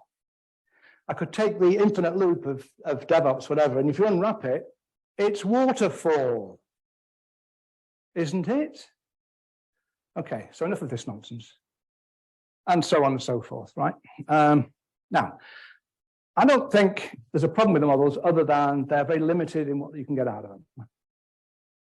I want to talk about how we think as testers. Okay, and I could talk for 20 minutes and explain how I got to this picture here. This is a representation of the modes of thinking that we go through as we test. That is, when we encounter a requirement or some software and we're told to test it, we have a series of patterns of thinking that we have to go through. This isn't how you think. It's just trying to say, these are the state. This is the state of your thinking as you move through this process we call testing. For every thought process that I'm trying to sort of identify here, there's a real world logistical thing, like, should I write this requirement down? Should I tabulate my test cases? Should I automate my test? All those things still have to be done. I'm not talking about that. I'm talking about what's going on in your head and what state you're in. Now, if we are to understand how artificial intelligence is going to help us, we should understand how our own intelligence works for us at the moment. That's my thesis, right? There's more if you, I'm sorry, I don't have a short link for videos. If you do search for new model testing with my name on it, you'll get a video. Just do it. So testers need thinking tools. This is what I think we need, much more than logistics tools. We don't need more spreadsheets. We don't need more test execution tools. We need them to deal with the technologies as they exist at the moment. We need them to evolve to deal with new technologies, but we don't need to reinvent them again. They're a commodity, I would say. We need things that help us to think. It's the intellectual stuff that causes us a bit of grief. I don't want to dwell and knock the tool vendors too much, but test automation is the low-hanging fruit. We've had that for donkey's years. Test management, kind of, I suppose you could say, is a bit more interesting. We don't really support human thinking and collaboration very well with our technologies. And there are 2 areas I want to talk about that I think are relevant. One is this idea of the ability to capture knowledge. We need better tools to capture the information that we discover and that we can monitor and extract from the systems we test. And I don't mean just screenshots. You know, I want to know what's going on in the database. I want to know what records and what data has changed when I click a button on the user interface. I want to know what messages go from the client to middleware to the back end to partners, banks, who knows what. I want all that. I want to know all the vital signs of all the services and servers that are operating in the system I am testing. I want to know all the track record of the data that is just changed. Because if I've got that, I could find out some useful stuff. But you know what? That's where I want tools to help me. Okay? So we need to get much better at capturing knowledge. Now, why do I say I want it all? Is that I don't know what I want really, but if I have it all, what I need to do then is just find some technologies to go and look for interesting patterns and tell me there are things that are happening while I'm testing that I never knew. There are things that happen when I'm testing that should not happen. There are things I'm testing which don't happen, which I never knew. I want tools to tell me what I should do next, but not command me, but just say, Paul, there's something you might want to look at here. I want a partner in crime.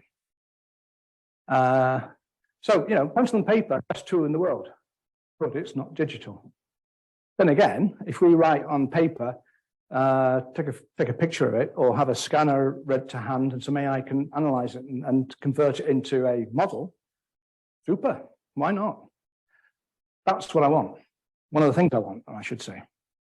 So there's capturing information. The other one is the ability to investigate. Now, surely that's the human thing. It's what humans do. We do the investigation. Well, the lowest capability of our technologies would be the tester does everything. That's where we're at right now, let's say. What I want to happen is I want the tool to ask its own question because it's constantly monitoring all the data I'm capturing. It's telling me, I've just spotted an anomaly and you weren't even touching the keyboard. Do you want to look further into this? Oh, yes, please. No, I'll tell you what, you go and look a bit further and run some tests in the background. I don't need to be involved in that. Come back to me if there's anything interesting. That's what I want a tool to do.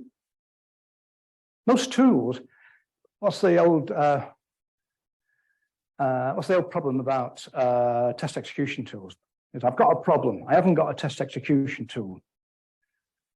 So you get your test execution tool, and then you've got two problems. Isn't that how it works mostly? What I want are tools that are looking at the data I'm continuously monitoring and capturing to look out for me, to not do my job, but to keep me out of trouble, to raise alarms when it thinks something is interesting. I also want it to do testing behind my back. I go off for lunch and the tool says, oh, how much shall I do? And you know what? I'm going to scan the whole team's coverage and I'm going to find some less covered part of the application, figure out how to test it, pull the data together because I know about all the data.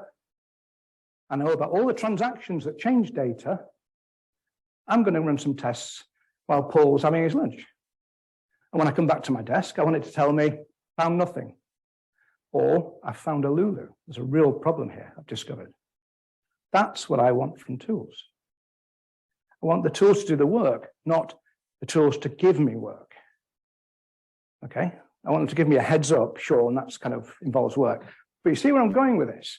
This is what the potential is for stuff that will do very clever things with data. So the vendor challenge is not test execution. We don't want another bloody test execution tool. Stop inventing new tools that do that. It's crap, that's the easy part. Okay, we want tools that do this kind of stuff. Capture models, monitor data right throughout our architecture and into production potentially as well. Because why not? Knowing what's going on in production surely must inform some of our testing. I use the word survey, but for that, exploration. So exploratory testing, I think, is like an engineering survey. Make of that what you will. What else we got now? So, okay, so I'm going to run through some things that I think tools should do for us, but I think not even AI is necessary to do some of these things. We don't need AI to do an awful lot. So, okay, production data. I want a piece of data to be understood by my technologies, to understand its life cycle, what transactions it supplies, it's supplied to, what transactions modify it, change it, or delete it. I want to know from the live production data, it's got most of the test data that I would ever want for testing. Most of the tests we run exist, most of the tests we run do not cover the parts of the application that our production data may already be covering. Okay, just a fact. I want tools to model the software, the requirements, the behavior of the system, anything I'm interested in. In the background, I might not even ever look at those models. But if I want to test some obscure part of the architecture and look at integration between these two components, I want the data already captured. I don't want to have to do have a bloody committee meeting to figure out how we monitor messages into and out of this box to get to the bottom of what's going wrong. I want all that done for me, all the time, forever. And then we throw it all away at the end, okay? Maybe, maybe not. I want tools to model functionality, data, transactions, usage patterns, all the good stuff that we use to formulate tests. Testing data, selecting test data from production. Now, I know we can't always use production data, but of course the tools need to anonymize it and do it with respect, let's say. If I'm creating synthetic data, I want it to be as imaginative as any tester, because why not? Why wouldn't you want that? I want it to look at tests knowing the relevance of that test to a risk that was identified in the program by humans. Okay? Because that's just part of the risk model. And the thing is, if we're having conversations, those conversations can be recorded. We can get pictures on the wall drawn by our AI, and we can say that model represents the risk and hazard model that we're going to work with to do some testing.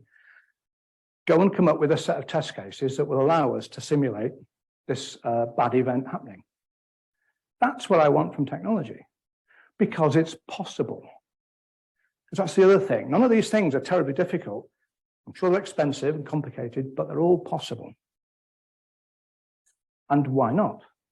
Defects, yeah, I want to learn stuff about defects in their history. What I can learn from the way defects are recorded, the human aspect, to improve our testers, as well as improving what we understand the system is doing. Test execution tools, anti-regression tools, I think I'd call them. I want to be able to identify patterns of changes and then ask the tools to say, you choose which tools we run. Because you know which transactions affect which bits of data and which bits of code are implicated in the change that we're just about to release. Why would we get humans to do that? We've got all the source code, we've got all the data, we know all the transactions, all the data's there. We just don't do anything with it because it's just too hard to do manually. Yeah. Move on. This requires, I'm going to give you a word, sorry, it's 3 words, integrated systems intelligence. Whatever we call this collection of data, I've called it integrated systems intelligence. It's just data. What's machine learning all about? Getting patterns out of data. What's AI all about? Taking insights from the data and giving advice or doing things. That's all it is. We have to have that, or we can't do our job properly. Can we trust automation? This is a bit of an aside. You've got to say 5 minutes. Yes, I'm good. I'm very good. Can we trust automation to test everything, even if we had all that? No, there's still stuff that humans need to do. The tools landscape today does some really clever, brilliant stuff, but we still need testers. The tools of the future, I think, will still require testers. They'll just make us super testers. Some people will not. It's a bit like we're all driving around in old Fords. I'm sorry if you've got, I'm just picking Ford at random. If you've got a Ford, I'm sorry, but let's say we're, 25-year-old, I've got a 25-year-old Land Rover, okay? We're all driving around in 25-year-old Land Rovers, aren't we? Great fun, not very reliable. I want a Ferrari. Now, not everybody is going to be able to drive a Ferrari, so we will need fewer testers because the tools are going to be so powerful. That's the thing. So we'll lose testers not because they're replacing testers. We'll lose testers because the tools will be so sophisticated, could be so sophisticated. You do need to be really rather smart and have great insights as to what the data is telling you. The notion of testing will change. if we get the tools. So we shouldn't be talking about can tools test everything. We should say, how do we make use of tools in the future? The tools, and I'm just going to read this really. The tools are there, they're all pervasive. We have tools every moment in our working day. Okay. The tester decides when to explore a territory, thinking as an engineer, let's say, to run tests interactively, to let tests run unattended, and so on. The tools, they run tests when my back is turned. I'd love that. Wouldn't you like that? No? It never stops. It never sleeps. If it can't think of anything to do, it will think of something to do. That's what I mean, what kind of employee would that be? Brilliant. I want tools to review the testing across the team. Because we all think of testing as an individualistic activity, and it's not. It's a collaboration. In anything but trivial projects, it's a collaboration. What else? Review the testing history constantly. Constant. And why not? It's software. It'll run forever. I want the history of all tests for all time. I don't know what gems of knowledge are in there, but if I don't have the data, I will never find them. You know, you've got to dig up 10 tons of soil to find a golden nugget. Well, you've got to dig the soil and just hope there's a nugget in there. It's the same with data. We have to have the data. So I think it's a great opportunity. Okay, wouldn't you want to drive a Ferrari? That's the game we should be in. We should be thinking in those terms, saying that we are super testers. You know, we are much better because of the technology, not we're held up by the technology because it keeps finding jobs for us. And it starts with requirements. Testing starts with getting requirements right the way through to going down the pub. Let's say that's the last act of a project, isn't it? I came up with a term called interactive test environment. Developers have an IDE, interactive development environment. We need an ITE that does all the stuff I've been talking about here. And it's all possible. None of it is beyond the wit of man. There's lots of technologies already out there that do little bits of the problem, but we don't seem to have a unified vision for how those things go forward. I want the tool to offer suggestions and give me advice. I'm in charge of the tool, but it is my kind of military intelligence that's pathfinding. I want the tools to be telling me what to expect. Okay, almost more than tools telling me where to test. Okay, and that's the relationship I think we have. But that is a senior relationship because we've got great power in our hands. I think I'm done. We've just filled the 35 minutes. If you're interested in the videos I've done, just do and I checked this last night. Paul Gerard Testing Anything. You'll see my YouTube channel, which I'm trying to promote, obviously. But I'm done. Thank you. Thank you very much.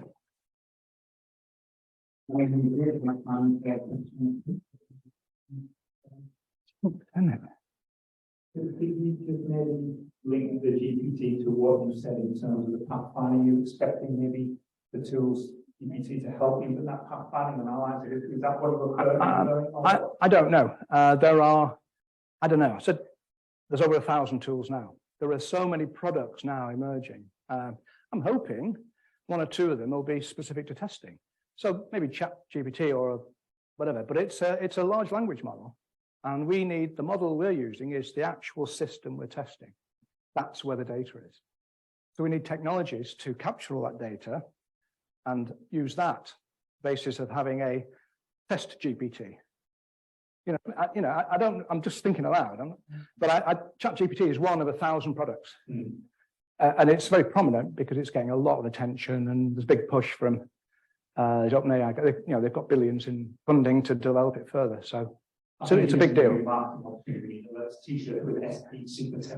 Or something like that. We've always wanted that, haven't we?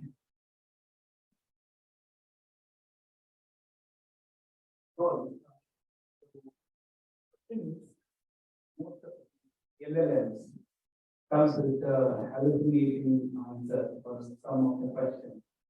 So how exactly we can identify, yes, this category, language model. In cooking up the answer, or real answer, how to trust it? Well, firstly, I think they'll get better. You know, and you mentioned hallucinations. So you sometimes get, if you press it too hard and ask it moral questions, it will still have a go and that kind of thing. And it will come up with some statements that might turn out to be bigoted. Who knows? I'm just using that as an example. And you think, well, that's not acceptable. You can't say that. You can't say that, you know. But that's called hallucination, where it's going beyond what it knows to try and it's trying to help. Yeah, it cooks the books, you know, it lies, or it lies to itself, maybe. How do we get beyond that? Well, I'm sure the guys who are working on that software are working on that problem. I'm assuming it will get better. The thing is, you don't want to go into contentious territories. So, you know, I don't think right now ChatGPT is a good place to go if you want to answer moral questions. You might look at some philosophy, but is this right and that wrong? Is that activity right and wrong? And it's one of these things, you know, I mean, abortion, you know, and that's not a question you want to ask ChatGPT. It will just make you uncomfortable. Possibly we can reframe the question. Well, maybe, but I don't think people are looking at. I say moral. There's lots of other issues in other areas. I don't think you should be going to AI for answers in those areas. If you're a philosopher, that's about human thought, and you shouldn't be consulting AI, other than as a reference. I would say, you know. The answer is I don't know. There's people over here who've had their hands up as well. So.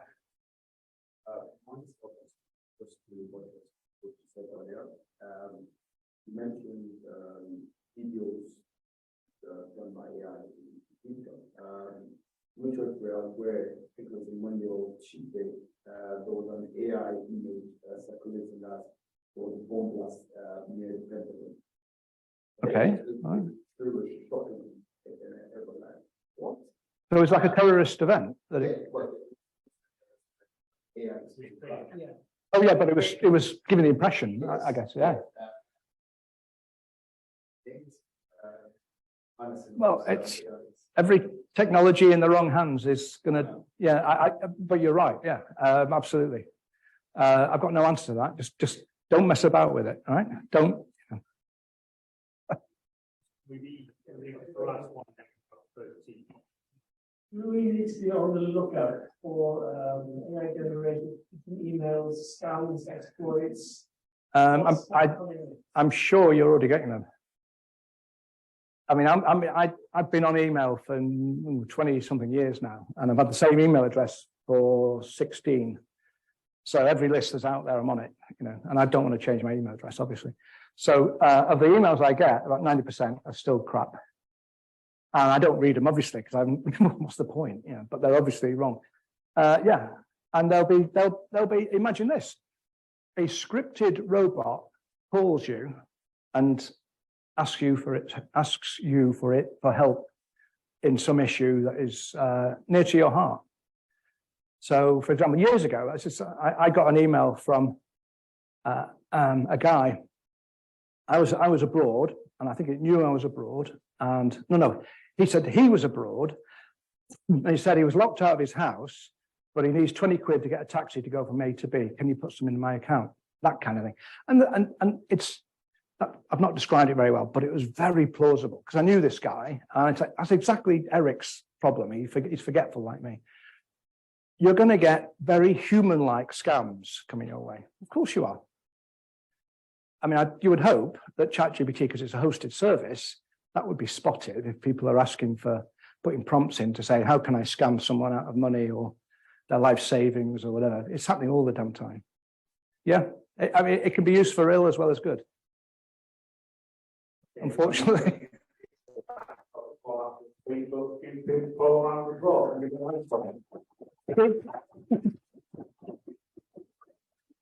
Okay, so now we're having a great break, so the coffee's outside. Thank you.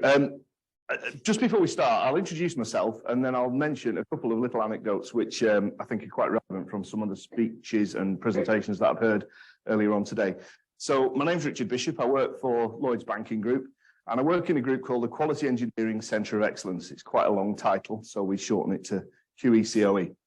And our role within the organisation is basically to help people to get the best value from the sort of test tools or the test processes that we as a group have adopted for use throughout the bank.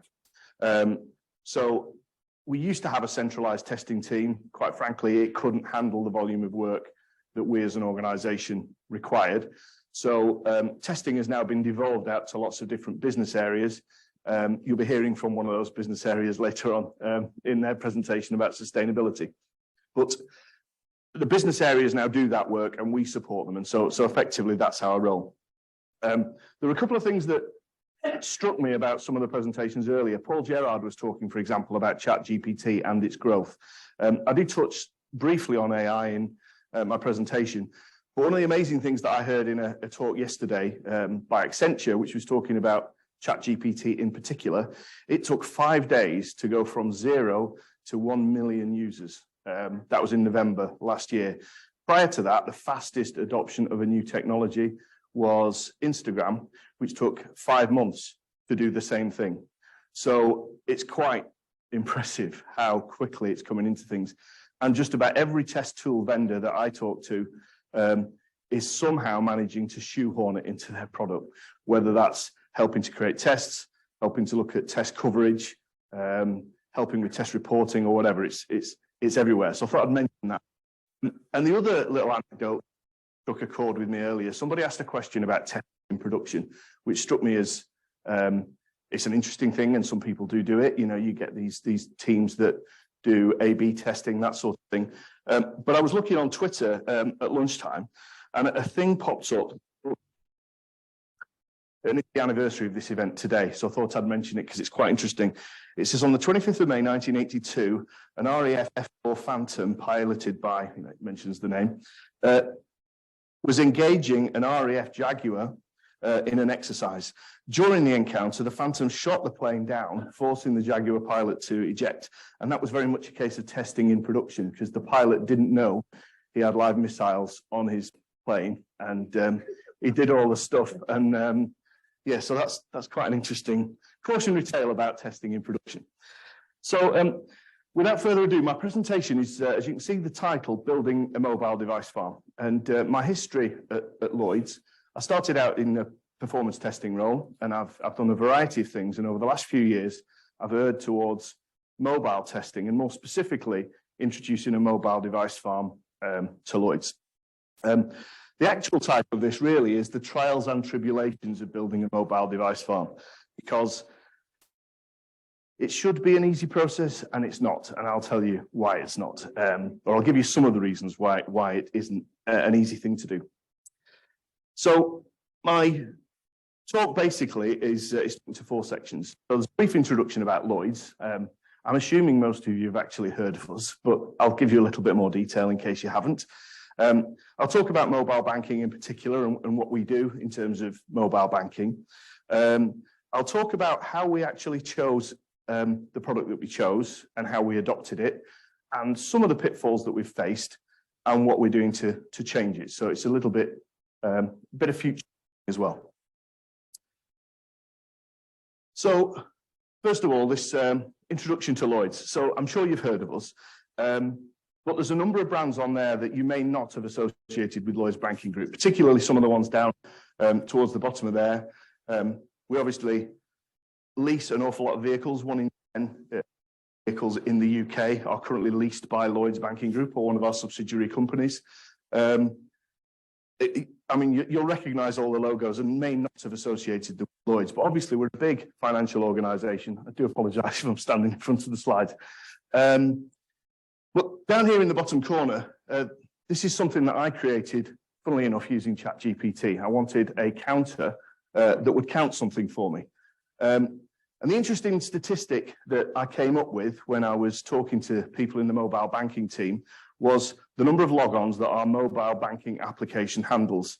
And last year, we exceeded 5 billion logins to our mobile application, which I thought, well, first of all, I thought that sounds like an awful lot. It's probably wrong. And then I went and I checked into the figures, and it isn't wrong. It's almost 14 million logons per day, 500,000 an hour, which is about 158 a second. Now, I did cheat. I asked ChatGPT to create me a web page that would count up at a rate of 158 a second, so I could put it in my slide deck. So that's my first reference to AI. But clearly, we have a focus on mobile first, because most of our customers use mobile phones. Around 85% of our new business comes through the mobile platform.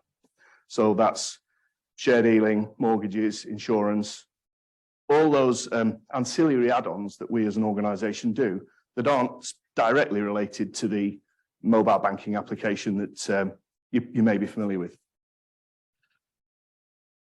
So as we've adopted a mobile platform, we've found a number of novel uses for it, really. And I'll go through a few of those. So the obvious one is mobile browser tests. We've got test teams that want to make sure that their application works in a small form factor. And we know you can do that with emulation, but it's always good to validate on a physical device and check different versions of OS, different setups, different configs, and so on. And that can be manual as well as automated testing. As well as that, tone dialing authentication. You've probably all done this. When you set up a new payee, you want to send money out of your account, you'll often be prompted for secondary authentication. To simulate that, in some of our more live-like test environments, we actually have the dial out, and our testers have to have a phone so they can key the 4 digits that appear on their web browser into a mobile device. So rather than give every manual tester a phone, it clearly makes sense to use a shared device that everybody can have access to.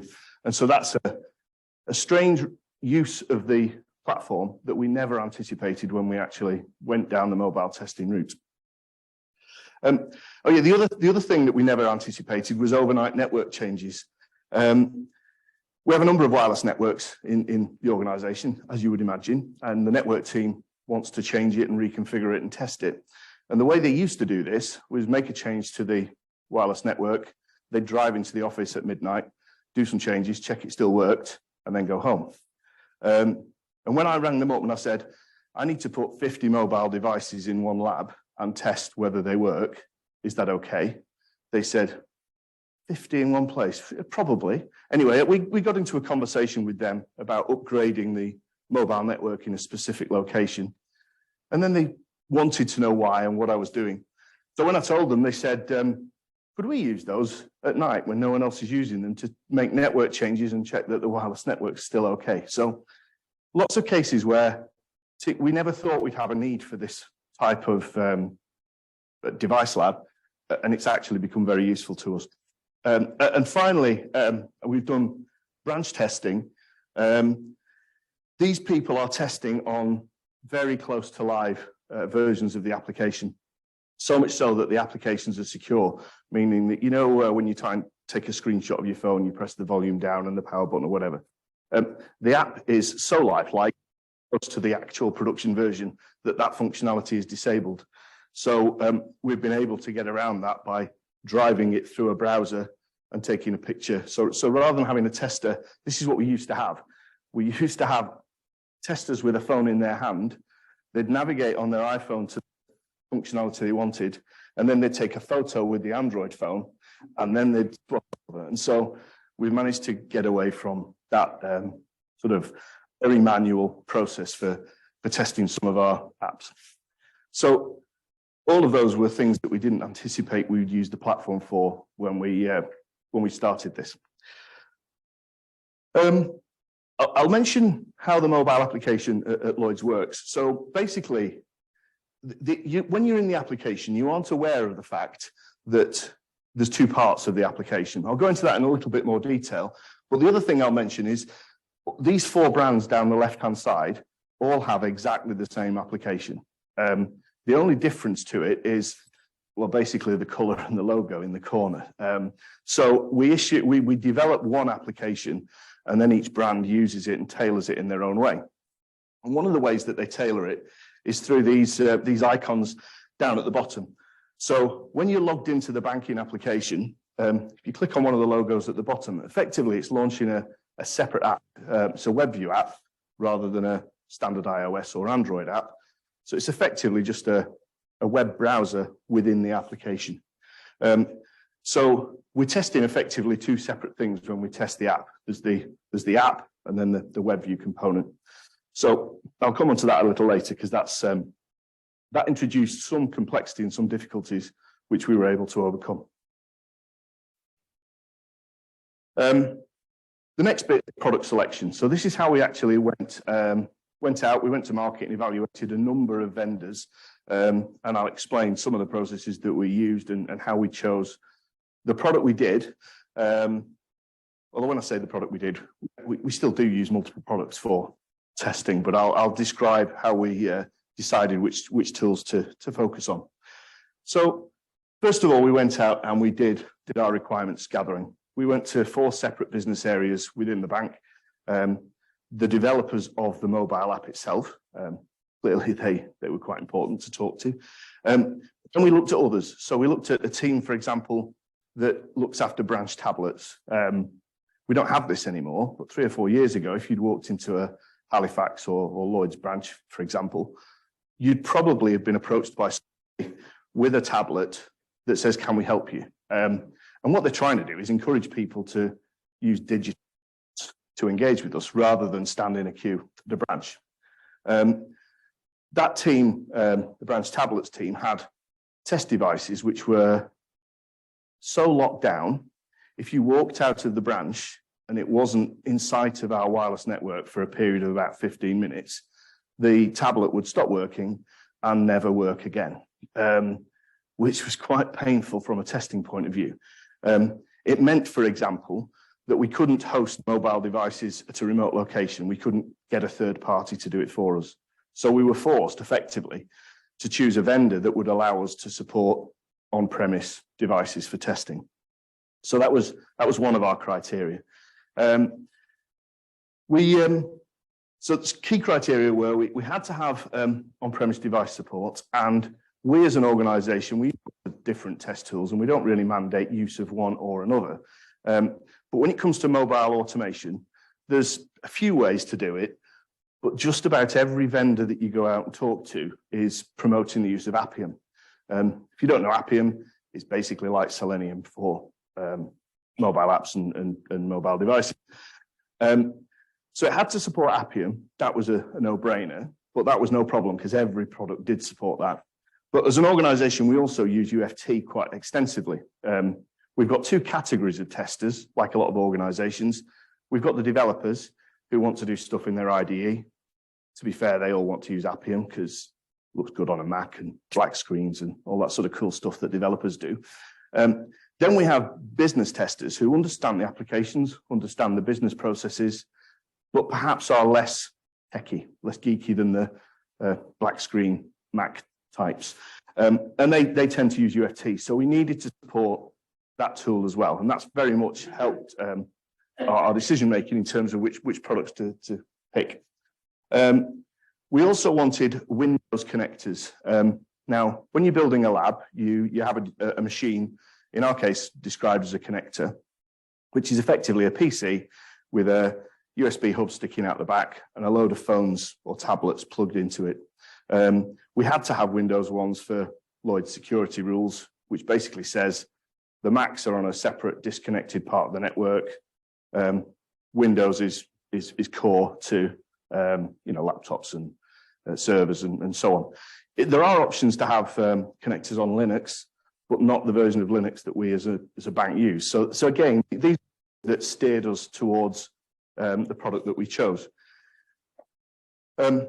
There is no great secret. The product that we chose was Mobile Center by then Micro Focus. For those of you who are familiar with Micro Focus, it's not Micro Focus anymore. It was then. It's not now. It's open text. But one of those companies that's gone through acquisition and merger and goodness knows what. It started out the Mercury tool set, which I've used for a while with Load Runner, Performance Center, those sort of tools. Then it was bought by HP, spun off into HP Enterprise. HP Enterprise sold its software business, Micro Focus. It's a very long story. And the tools are now owned by OpenText, but at the time it was Micro Focus Mobile Center that we were using. And this was our first implementation. Effectively, we had all the testers that we were supporting used laptops or PCs on the network. They connected to a Mobile Center server. This is the view that you get when you log into Mobile Center. You effectively see a series of devices and you say, I want to use that iPad. And then when you log into it, you see a view like that on the right-hand side where you've got controls like, back button and all the sort of things that you would want, take a screenshot, that sort of thing. But you can drive it through a browser as well as an automation tool. But all of that was on premise. But to be honest, this is the bit where I'll talk about the trials and tribulations. This is the painful bit. Managing devices yourself is awful. You all know it. If you've got a mobile phone, you need to keep the software up to date. If you leave it charging 24 hours a day, there's a good chance its battery is going to swell and overheat. When lockdown came, we were having to go into the office twice a week to make sure that batteries weren't swelling and catching fire and burning buildings down and stuff like that. The risk team hated the idea of having phones on charge 24/7 inside our premises. Cable management's an utter nightmare. As you can see, you've got all of these. Two colleagues of mine in our data center up in Halifax. It's just a bit of a nightmare, to be perfectly honest. We've improved things. We've got smaller PCs than we used to have, and it's all a bit neater, and cable management's better, and all that sort of stuff. But it's painful. We use these little hubs down at the bottom. If ever you are setting one of these up, they're really cool. They're made by a company called Cambrionics. You put them into the back of your PC, and they give you 50 high-speed ports, all capable of charging the device at 2 amps. You can monitor how quickly things charge. You can turn them off. So often when something goes wrong, you have to unplug and plug the phone back in to make it work. Well, you can do that remotely, which is good because it has an API and you can say, turn off port 2, turn it back on. But it's still a pain, a real pain. The other person who's in this picture is my daughter, top right. That was during lockdown, and took delivery of about 25 phones. And she's a typical teenager who loves the idea of peeling the plastic off a new iPhone and stuff like that. Well, after an afternoon of doing it, she got really quite bored with it. And upgrading iOS, the latest version, and all that stuff you have to do. So if ever you have a teenager who likes new shiny things and you want to put them off new shiny things and save yourself a few quid, set your own lab up and get them to do that for a day.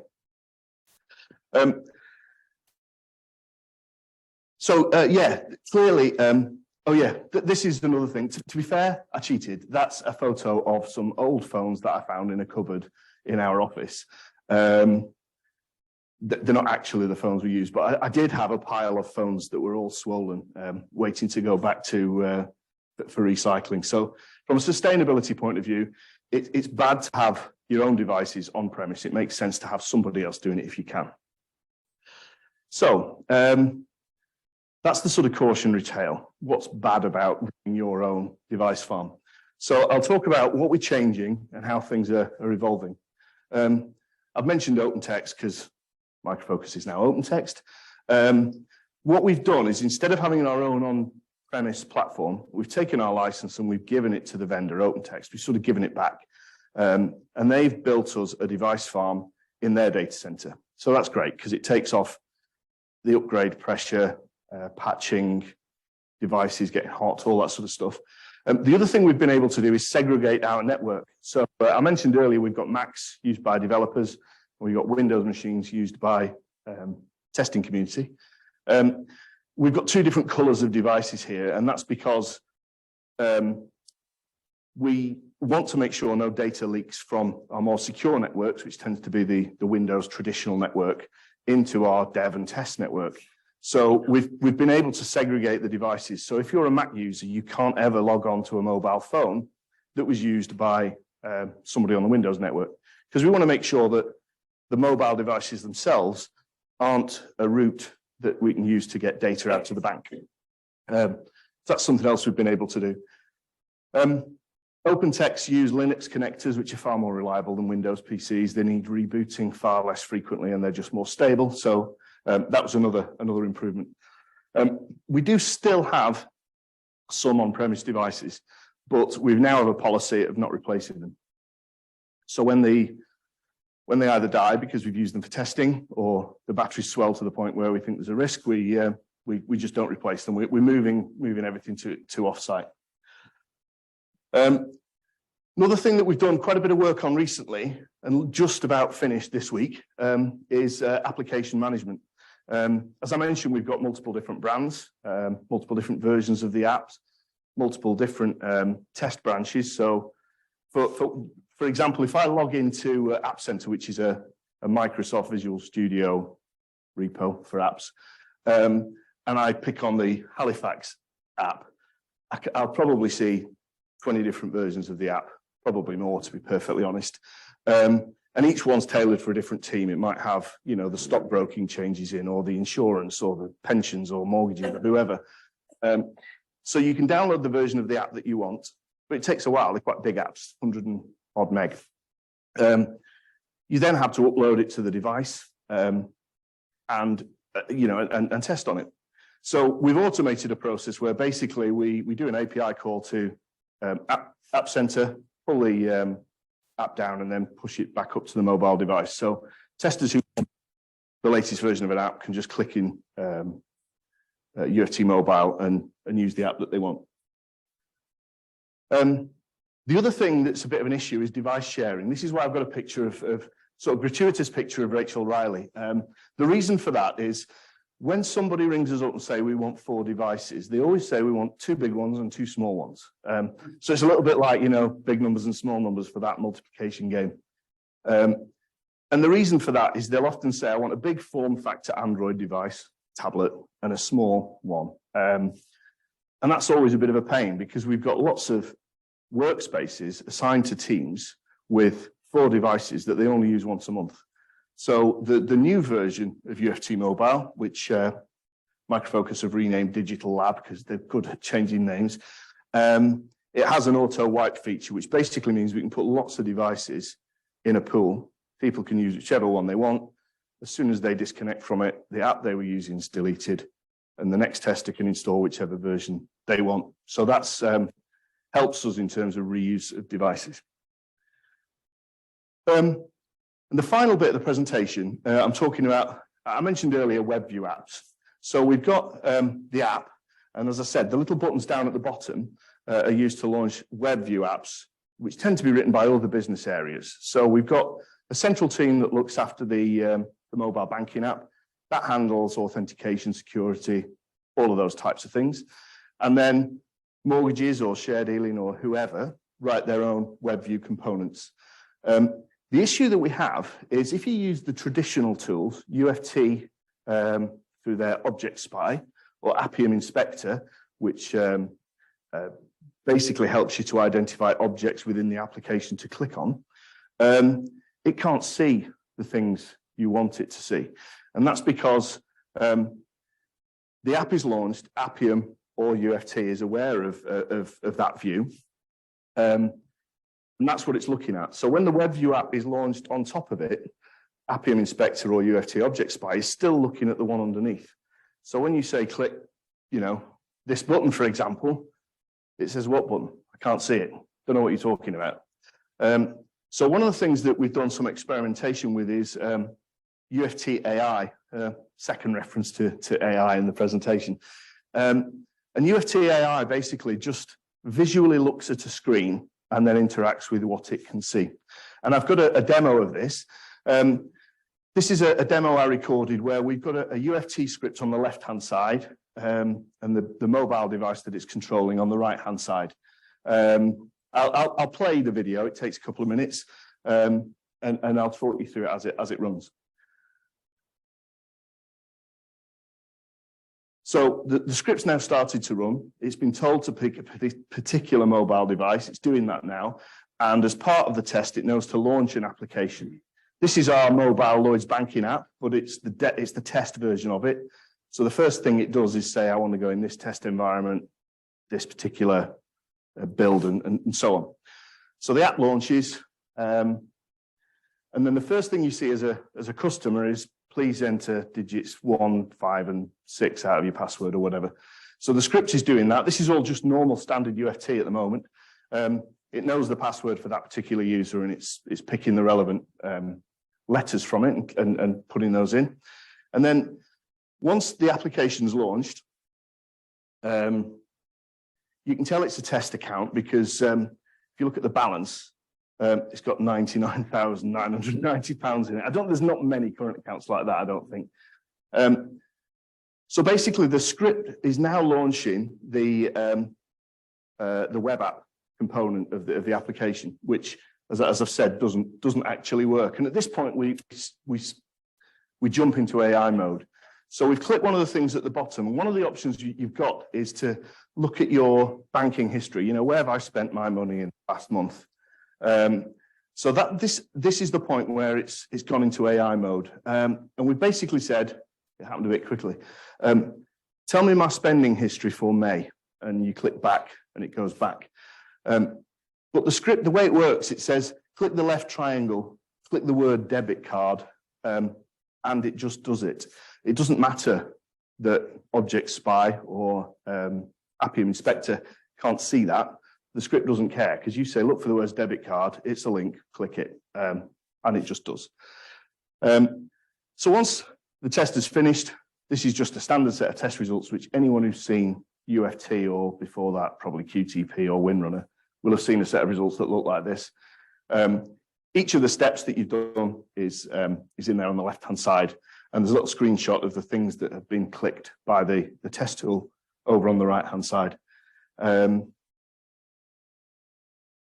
So that was effectively a real-time video of a script running in real time. So that's it. Quite happy to hold any questions. And in view of the fact that I can't stick around too much at the end because I've got a train to catch, my contact details are on there. And if you don't have a chance to catch up with me now, feel free to find me on either LinkedIn or on Twitter. I'm more than happy to answer questions. Yeah, sorry. When I say I'm going for a train, it's not now. Information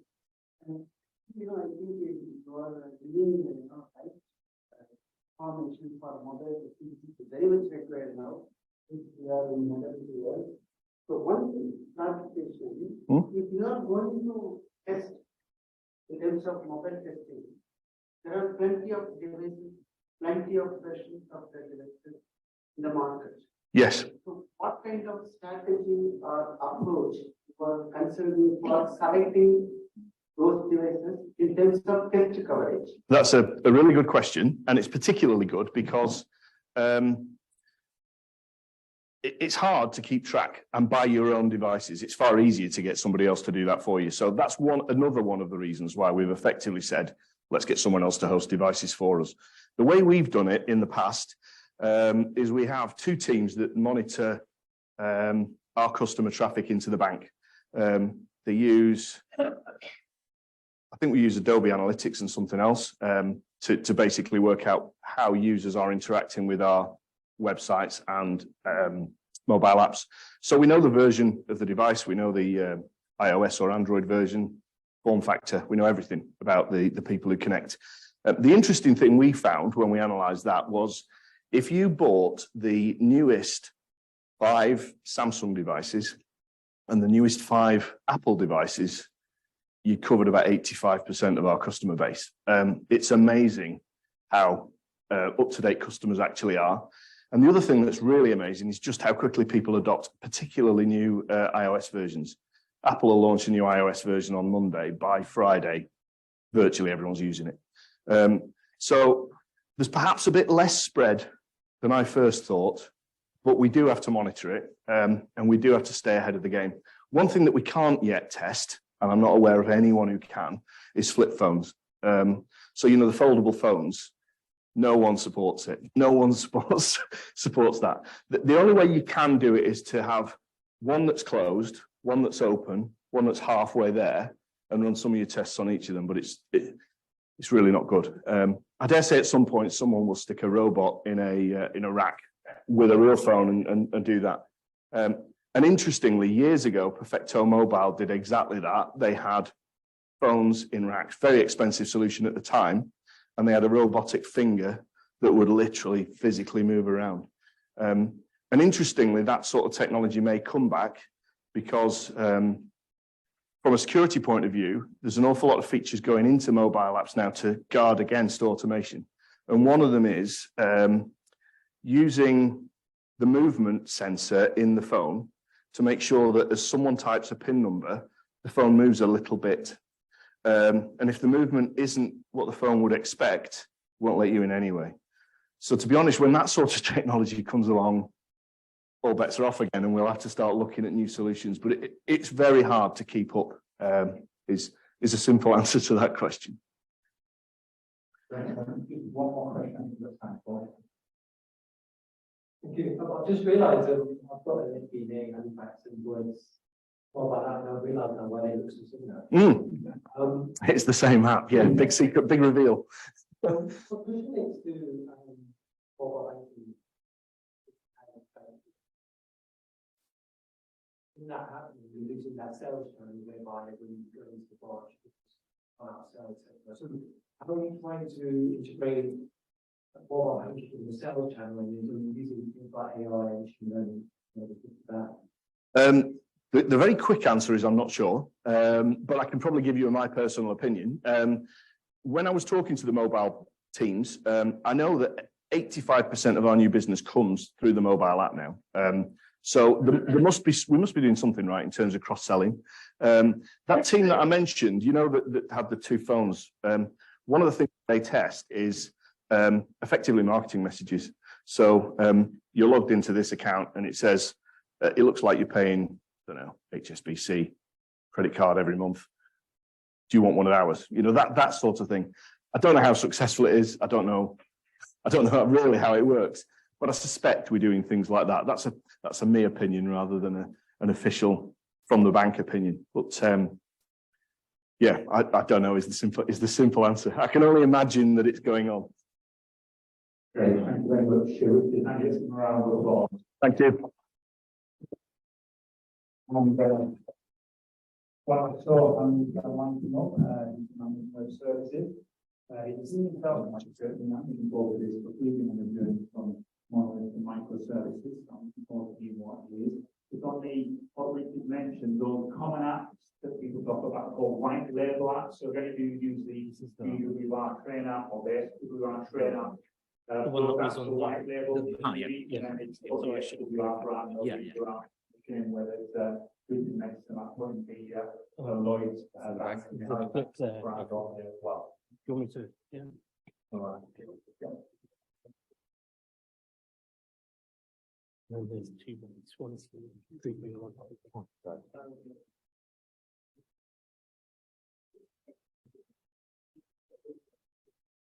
Check.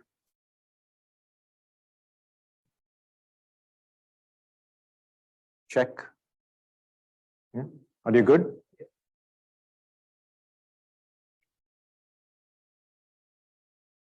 All right. First of all, thanks for having me. My name is Sohan Maheshwar. I'm a dev advocate with Amazon Web Services based in Amsterdam. Took the train here for this talk. So I'm here to talk to you about from monolith to microservices, right? And I think the sort of meta point here is about modernization. That's a term you hear a lot in the industry, especially in enterprises and businesses that have been running for a long period of time. They're dealing with this whole digitization and modernization journey, right? And as you can see, modernization isn't just about changing your code base. There's everything from the technology itself, a lot of re-architecting, adopting new tech, but also about the people, the process, and the culture. So I know it's a talk in itself. I'm not going to talk about that too much. And of course, at the end of it, you want to do ops, you want to do governance, and you want to do this at scale, and you want to automate all of it.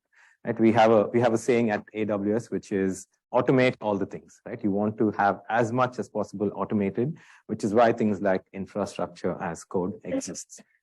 So essentially, modernization is this refactoring of legacy technology, right? By using modern tech, by using newer processes, by being more agile, and so on. And the idea is to be more resilient, to be able to scale, and to compete in this modern technological landscape. Now, we work with a lot of customers, right? And in the journey that we see our customers take, we have fairly seen these patterns. Actually, 60% of this migration journey is simple, very predictable sort of budgets where you can either do a rehost or a relocation to start the migration modernization process. A lift and shift, as it's called. Take everything that's on-prem, because as the previous speaker said, on-prem, well, it's not the most fun. You take everything on-prem, you lift and shift it to the cloud, and voila. Or similarly, you could relocate it to something like a VMware-based app to a VMware cloud, and you're done. There are some that are a little more complicated, like replatforming or refactoring an app itself. And it gets a little more complicated when you have millions of customers using that app, and then you have to refactor it to modernize it. Right? So today, I'm going to try and touch only on that small bit there, the refactoring, the 5 to 10%, and only touch about this bit about modernization and that. Now, the topic today is about going from monolith to microservices. I'm sure you're familiar with what a monolith is, but I'll define it in any case. It's where your entire app does everything, right? You have your application layer, your database, your presentation, all of that as one large app. So even making a small change to your app means affecting the entire app. So this slows you down. Of course, with how technology was maybe 15, 20 years ago, this was the way to do it, right? But now things have changed. So teams are looking forward to moving from this whole monolithic structure, right? To give you an example from Amazon, Amazon started in the mid-90s, and up to about 2001 was very monolithic in how they built Amazon.com, right? The organization itself was very hierarchical. Our code was a very monolithic architecture. And at that point of time, it slowed down progress, right? It wasn't as agile. We couldn't push out updates as much as possible. So there was a memo written by Jeff Bezos about decoupling and something called 2 pizza teams.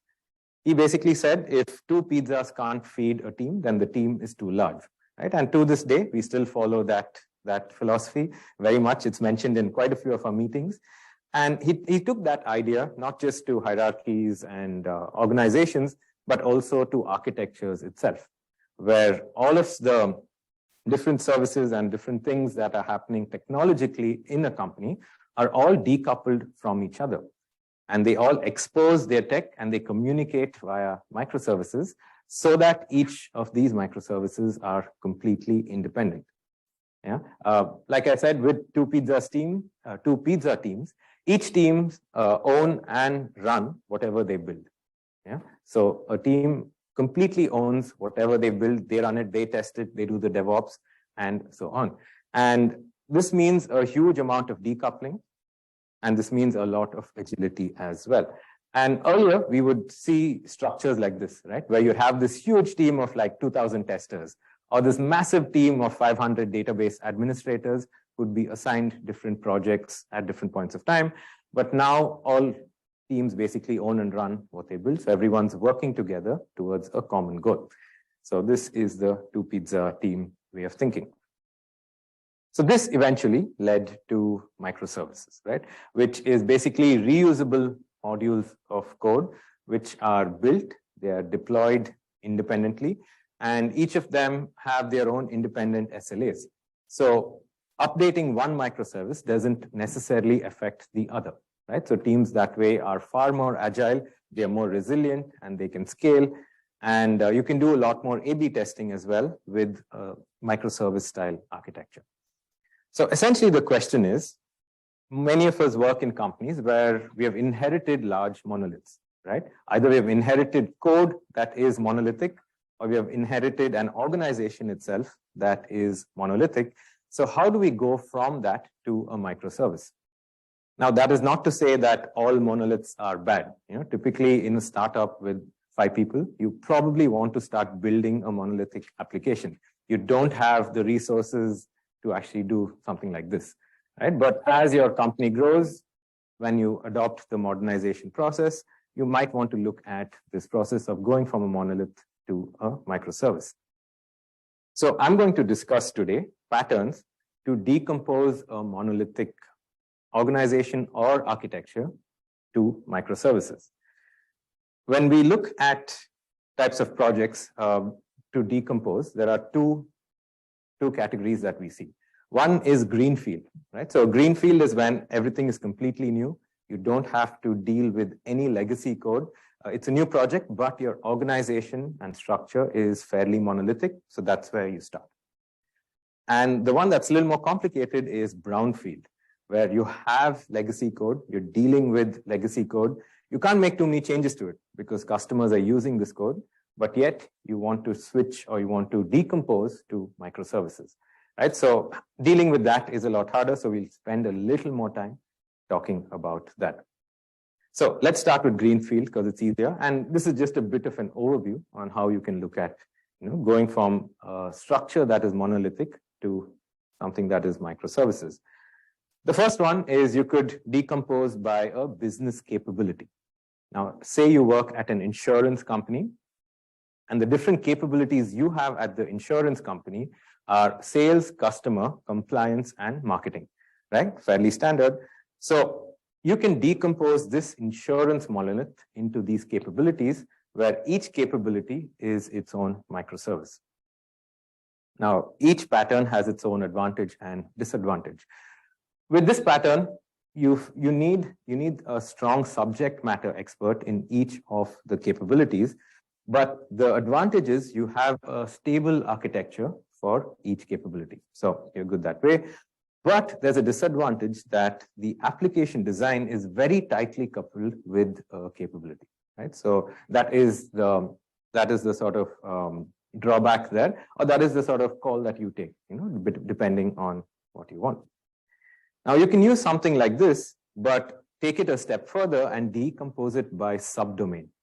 Now this is a pattern that is actually gaining a lot of popularity. You might have heard of domain-driven design, where you essentially look at a domain model and you classify an organization's domain model into either core to the business, supporting, where it supports a core function, or something that is generic.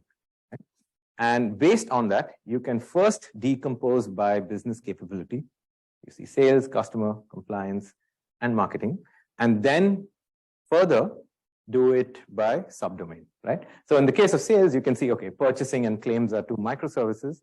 So that's how we decompose this particular pattern. Or for instance, marketing has campaigns, analytics, reports. So they are its own services. This is a pattern that we are seeing fairly often. It's actually quite loosely coupled. So it provides a lot of scalability, a lot of resilience, and protocol independence as well. A FAQ that I typically get is, can we combine these patterns to decompose? And the answer is typically yes, right? This combination is something that we see fairly often. All right. And one more pattern is to decompose by transactions. There are organizations where things like response times really matter, right? Response times to your customer is the key metric you actually look at, in which case decomposing it by transactions is a good pattern to go from that monolith to a microservice. So here we are decomposed by sales and customers, compliance, and marketing, right? What happens here, and you have to be very careful, is there is a tendency that when each of these grows, each of these could essentially again become very monolithic, right? You have your sales and customers and all of those transactions there, and that ends up being a monolith in itself. So that is something to be wary of when you're using this particular pattern. And the trade-off is you have faster response times and you don't have to worry about things like data consistency, right? So keep in mind that there is a tendency for each of these each of these decompositions to become its own monolith. So these three patterns are specifically for greenfield projects where you have a monolithic organization structure, but you're starting from scratch. Things get a little complicated when you have your code running. It's a brownfield project and you don't want to impact your customers, but yet move.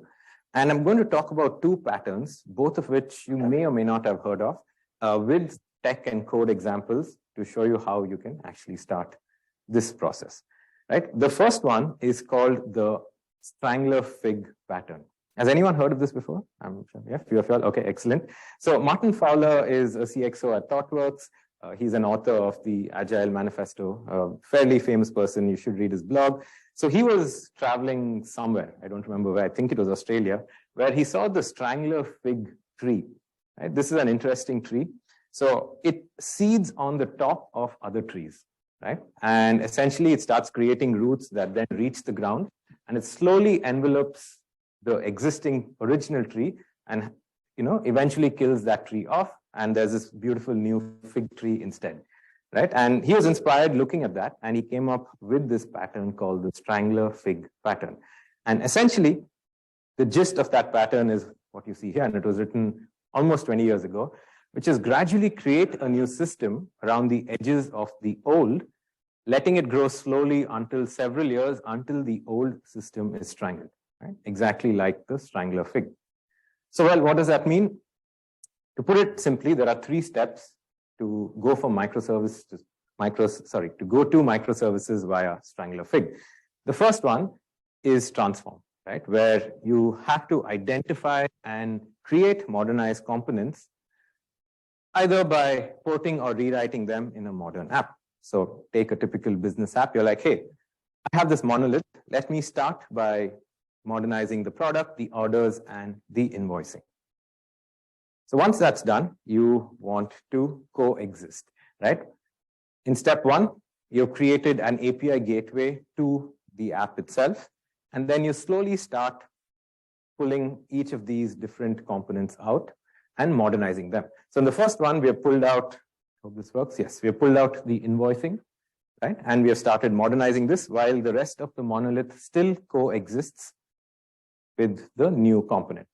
Slowly, you can pull out the product and make it a microservice, whereas the old monolith still exists, and so on, right? So you keep taking these components, pulling it out, modernizing it while coexisting with the existing monolith until you eliminate it, right? Like the original tree in the strangler fig, where you slowly have microservices for each component and the original monolith is gone, right? You can kill it off.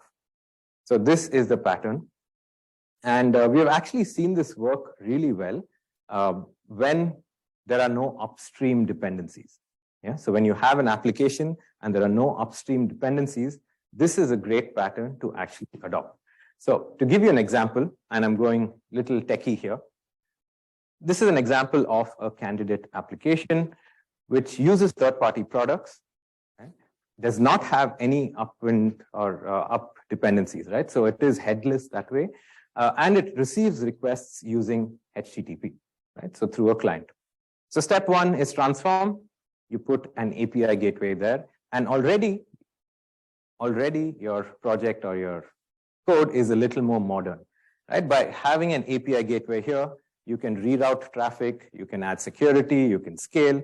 So already you have one step into making your code modern. This is a load balancer, and you're running your code on an EC2 in the cloud. What you can do is take out that application and run it in a serverless container, right? I'm, of course, giving an example through AWS. This works for any cloud. We are running the application on Fargate, which is a serverless compute service to run serverless containers, which talks to a database in this case, right? We're slowly beginning the coexisting process. The Amazon API gateway can then talk to this container where you're still running your application while coexisting with the original monolith. Similarly, you can pull out other functionality of your original monolith and have a serverless Lambda function instead, right? So you're pulling out all of these components while coexisting with the original monolith.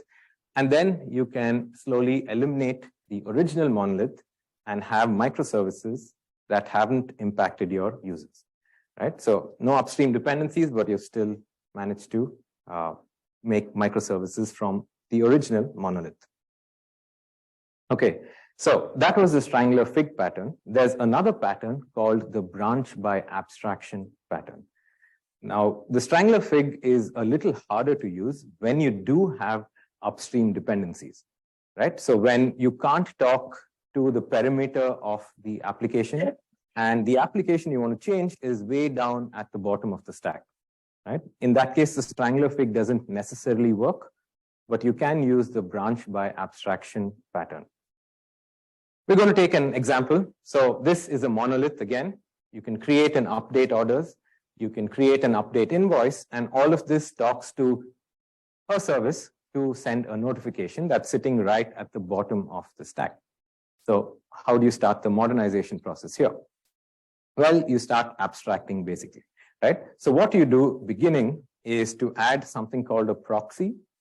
In this case, we add a notifications proxy, or we call it an interface, because in Java it's called an interface. In .NET it's called something else. And essentially you remove that feature and modernize it. So here we're taking the capabilities to create notifications, putting that code in a Lambda function, and creating a service which can call it at any point of time, like event-driven. And when this starts working, you can switch the proxy to the newer part of the app, the modernized part of the app, right? And this basically shows you how you can slowly abstract an older feature or part of the monolith to talk to the microservice. So from this old create notifications, you eliminate that, and then each of your different systems can talk to the service calling implementation, which talks to the new service you have just created, right? So you've created a new branch by abstracting it out. The good thing about this pattern is at no point are your users impacted, right? Because until this is working, they are still served by your older working monolith, which is the notifications bit. For those of you all who have used feature toggles in your development process, in thinking it is sort of similar, but this is more of a development process as opposed to, hiding a feature until runtime. So if there are upstream dependencies, this branch by abstraction is a pattern that we have seen work when you want to go from a monolith to a microservice. A question that I get asked when I do things like this, right? And is basically, okay, all this is well and good, but how do I choose where do I get started, right? Like which workload do I actually choose? And there are different schools of thought. Some people who maybe are a little risk averse say, hey, start with something small, low value, experiment, try it out. But we actually recommend choosing and focusing on high value apps, right? As an organization, you have apps that are high value and some that are of lower value. So we recommend really starting with the higher value apps. What this basically does is two things. I think one is it immediately shows impact to you, to your organization, to your leadership, to show that the modernization journey actually makes sense. Yeah? So it immediately shows that, and it has buy-in from everyone else that a high value app can be modernized, and it's giving value that way. Also, in the future, in the long run, this really helps because it can scale infinitely like the cloud and at much lower cost, right? So we say, go big, focus on the high value apps when you're actually moving out of, the monolith. Some business and technology considerations, again, just to have you thinking. Think of workloads where there is significant impact to your revenue. Some that are customer facing. Yes, it may be a bit of a risk, but with things like, last time I'd done a session on like CI/CD and automating where you can have things like canary deployments and automatic rollbacks. Really, if you implement all of that, there isn't as much of a risk and you're showing higher value, right? When the value exceeds the cost, maybe don't do it. So yeah, think of some of these things. And from a technological selection criteria, think of moving workloads which have old technology, which don't have any support. So that's a good reason to start modernizing and adopting something new. something that is showing performance and scalability issues, and something that, already has like too many bugs, spaghetti code that's been running in your organization for like 10, 15 years. Those are good ones you can actually start the process with. I promise that you will have business outcomes when you start this journey, right? This modernization journey. There's a lot more to be discussed actually when we talk about modernization, and I've just chosen this one bit. But we've seen our customers have this transition into, being more resilient, being able to scale, being able to push features a lot quicker and be more agile, which I think in this competitive market is necessary, right? Every business is doing that. And you hence see things like faster innovation, right? And that allows you to be at the top of your game. So it definitely runs these business outcomes when you adopt them. And we've also seen economic value, right? If you take from on-prem all the way up until, like a serverless architecture, you can see the unit cost or the cost per CPU cycle drastically reduce. Lifting and shifting to the cloud, still cheaper than on-prem, CapEx, OpEx, we talk about that quite a bit. But when you start doing things like right-sizing, optimizing, and then moving to things like managed services and serverless architecture, you really see a reduction in your cost per CPU cycle. There's so much talk about moving to event-driven architectures and serverless for this reason, because you're saving on cost, it can scale, and you don't have to think about managing servers, right? And at the same time, the level that you modernize keeps increasing, right? So you're always on this journey and this learning journey of modernization. All right, so I think I'm out of time, which is actually pretty good timing on my part, I think. I practice that well. And I'm on LinkedIn. Feel free to connect with me. I've done talks here before about things like CI/CD and serverless and stuff. So that's the stuff that I typically talk about and I'm interested in. So thanks for having me. Okay. I think to relate to that, when I joined the we were on one way and microservices, that's translated. Yeah. Okay, so that's not great.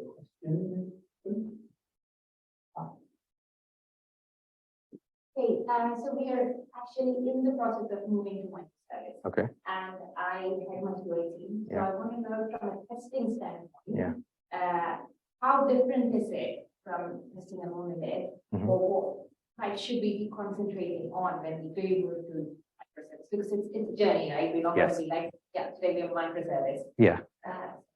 So I'll be honest, I'm not like a testing expert, but one thing that we saw in Amazon itself, right, and reading about this is just having testers as part of each of those different microservice teams really helped. Right, our organization used to be structured in that slide that I showed you, where it was this large team of testers. They did like a certain thing and then just passed it along. And now they own more in like an entire project itself. Right. In terms of processes, I'm not an expert on testing, so I can put you in touch with folks maybe. But in terms of how like things like teams are structured, that's what we saw at Amazon. I think maybe I'm a little bit about the problems into microservices. We built pipelines for each teams to go to the ones. And we've got them to shift left a lot of testing more UAT for system testing. So the unit testing and API testing would be then triggered by the pipeline, and teams and things like Sonic Q would then look at the results to see whether there's other things covered in the testing. So that's where I would like getting that. But you have to talk to the product owners and the Scrum Masters, because to write the unit test will reduce the velocity of the teams writing new code to begin with. But the value comes when you're regression testing. And painful microservice in the future, because then you've got a whole regression test so you can make sure you have regress then your function when you've made a new change. Okay. But you still need QA and the things like so just after that as well. Okay, I think that's all kind of the questions. So thank you very much for that. Thank you.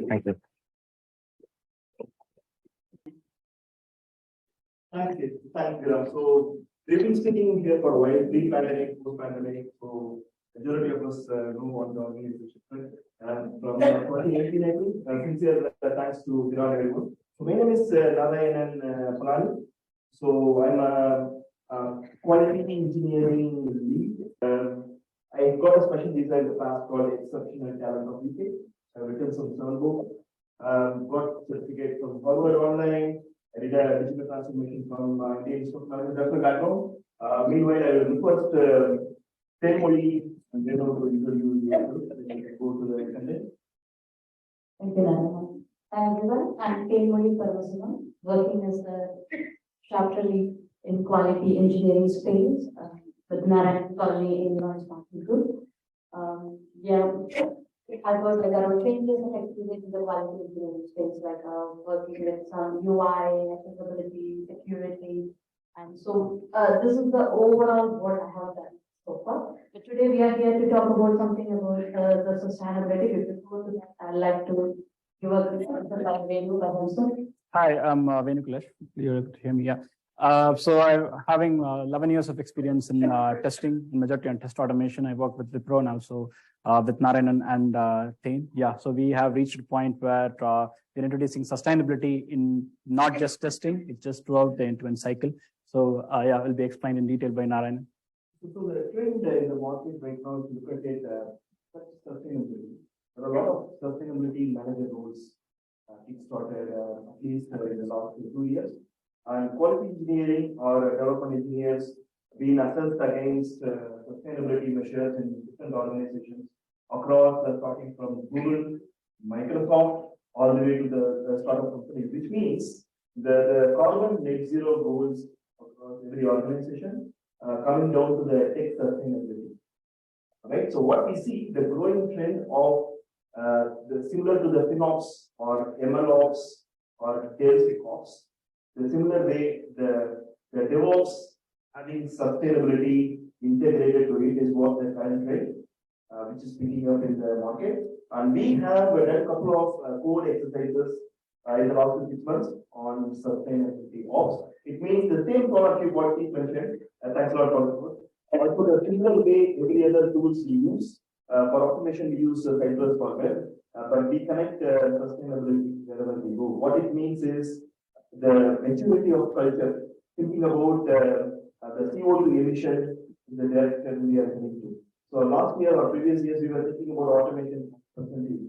And you know, the market predominantly, every organization talks about automation in DevOps, and it's predominantly mature. But then right now, in the industry, people talk about how do you measure the CO2 emission for your applications you build in, right? Having said that, so the sustainability measuring from your dev code, the test code, all the way up until going to your the cloud transformation, thanks to previous session on AWS. How do you measure carbon footprint on cloud? So this is a critical area of growth for the next 5 years, what we can sense. So, Temoli probably will go in detail on the next code development phase.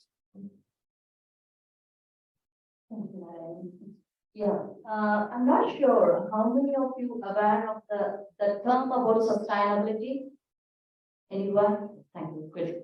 I think this is like a very, it's not just an industrial term I want to make it as. It's like something, a term where you can hear from your school kids, or like, you know, wherever you go in a restaurant or hotel space, where, so that's where like we are deriving. So to make this as a very simple note, I want to bring where, how we are making this to the, in the world around, in the earth around, what we are going to bring it for. So when we say sustainability in part, it's like AGILE rules, we say like environment, social and governance, which is collectively working in connection to the sustainability, and what is the preservation we are making to our earth for the future generation. So that is the first focus we are looking for. So based on that, you know, the United Nations, UN, who was like a group together by multiple countries, and they have some sets of common policies that to encourage across the countries, across the world to have like a best improvement in many of the spaces. So in that note, they created 17 rules in the space of SDG, Sustainability Development Goals, when they set it in 2015, and they were trying to attain it by 2030. So there are 17 rules. I will make it as a quick list because it will be a bit bold. But I'll derive from there where we are very closely working on this space. So things like no poverty, zero hunger, clean water, clean energy, and quality education, gender equality, and more specifically reducing inequalities, things like we are giving the preference to all types of people for like, you know, special kinds of activities for them. So we make sure we are covering everyone. So these sets of goals has been derived in 17 goals, and like in particularly, we are working on a climate action, which is one of the goals for us. In that climate action, what is we are trying to, how much carbon emission we are giving and what we are trying to give to the earth and what we are getting back to that. So in that note, I'll go in a wider, again, and narrow the insight. We are using devices like laptops, mobile phones, and screens, everything, everywhere we are measuring the carbon from here. So, for example, a laptop per year, it uses 40 kilograms of carbon emission. Things like MacBook is giving like 252 kilograms. It means like more of image processing, video processing, online streaming. These all use lots of carbon emission. So we are in a position to save the future. We very narrow down ourselves. In somewhere we provide our best. For example, food wastage area, recycling in a better way. So these are like small which we are making a better intervention to the future. So in that note, what is our presentation here is like in a part of an IT industry, in a part of software development life cycle, what we are doing in this carbon emission and what we are trying to achieve, what is the success we are doing for the future. And leave for Raymond to consider the next further part of this to go through on this pattern. Thank you, Tim. So I think hope the context is set now. So people who instead of driving, they took the train, they can see that in train line 70% less CO2. That's what you're making use of. So likewise, when you're working on software, so people do think of whether it's just a software. Does it consume a lot of carbon? Yes, it does. So website Carbon says that at least one page load gives 0.5 grams of CO2. And imagine Google gets 8.5 billion hits in a day. So multiplying that, it's a large amount of CO2. So from a software development, test, build, and deployment, we call it as sustainability ops. So moving on to development, what we have done in development to make our websites better, to emit less carbons. So first one is on the sustainable web design. So sustainable web design, it's not something new. It's just the same software which we build, but it's built in a better way so that the carbon emissions will be less. So some of the few techniques that we usually use, maybe for a non-functional test use, they get reported that your application takes more time to load because it consumes more power, more memory, more CPU, etc. So there are some techniques that are used in our coding practices. So one is splitting chunks, 2 levels of compression, so caching techniques and async API calls. I can give you an example. So when you load your Facebook web page, for example, you get a big display picture or the banner at the top. So what if the page loads along with the image?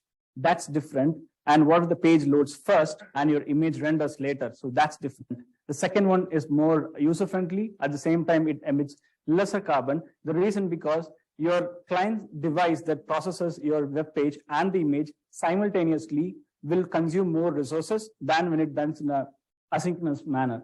So that's the first pattern which we introduced. So you can read more about sustainable web design.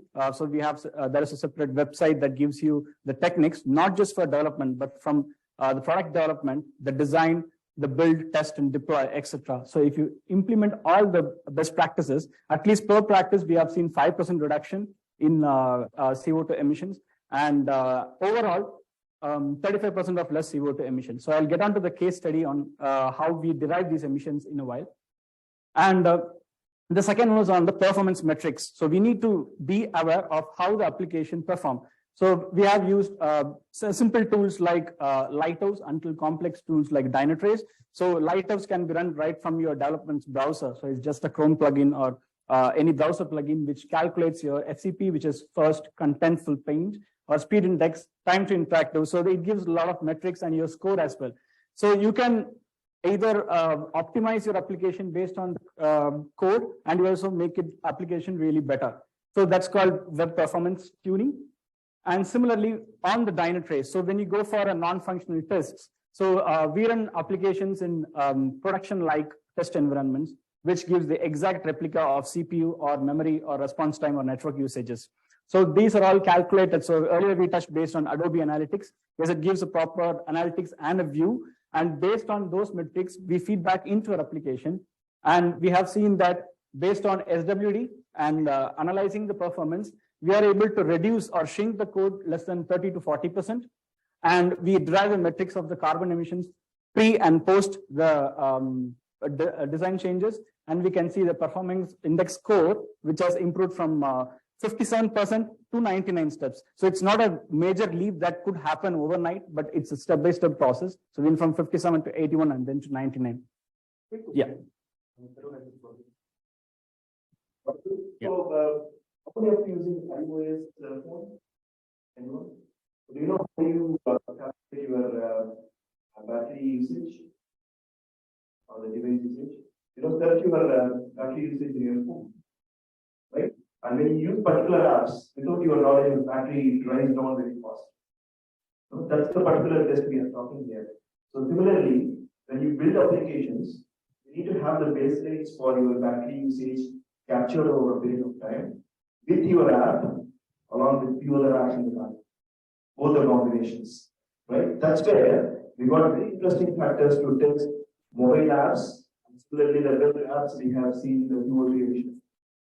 Right? That's the very interesting directory of CO2 emission. We are converting the battery usage towards the CO2. Yeah, thank you, Naren. So this is on the dev. So now the developer has built with his maximum potential on SWD.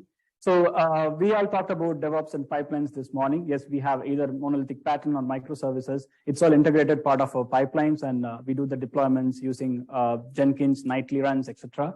So we have a particular plugin which is called Sonar that does the code checks. It's a static code analysis tool that gives the developers report saying that, oh, you have an extra variable declared, then we have never used it.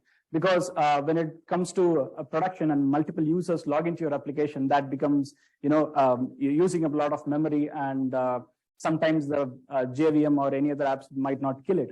So these kind of flags are given usually by the Sonar code. But this is a plugin called Echo Code, which is from the Green Web project.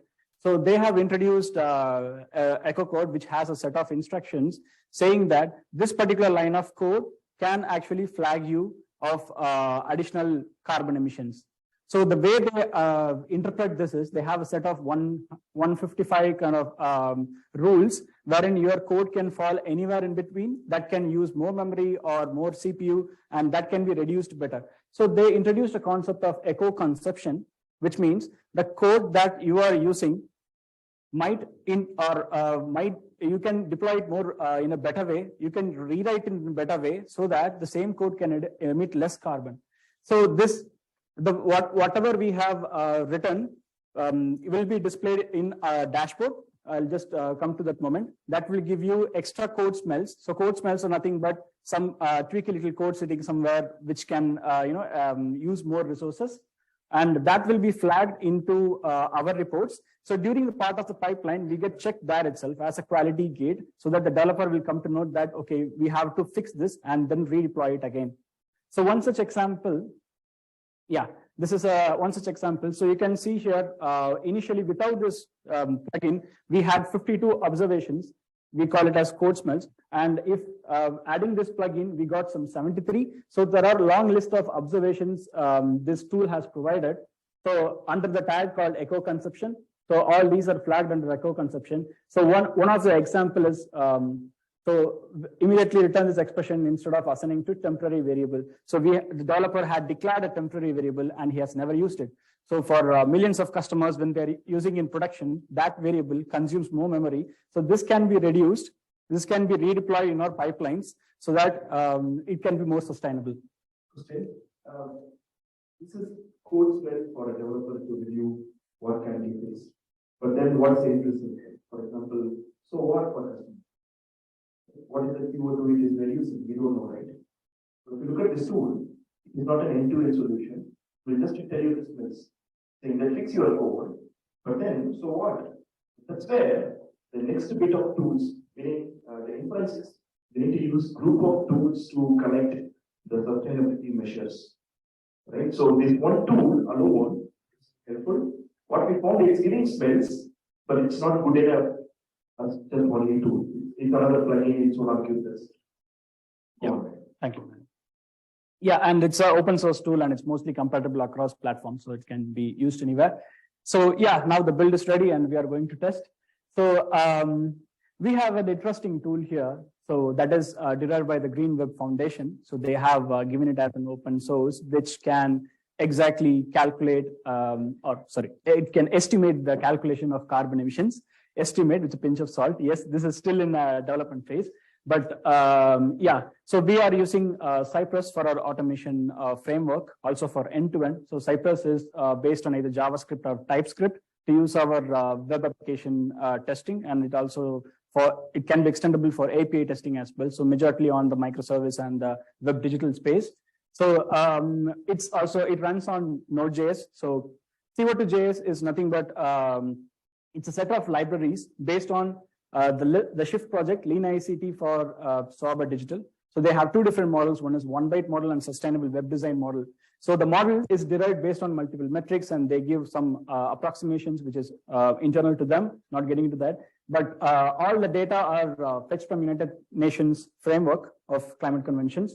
So, and also there are, certain reports that are derived out of yearly climate convention for software developments. So they give certain metrics or percentages based on the data center usage or network transfer or end user usage. And there is an approximation that does based on different geographies and based on the infrastructure that we use.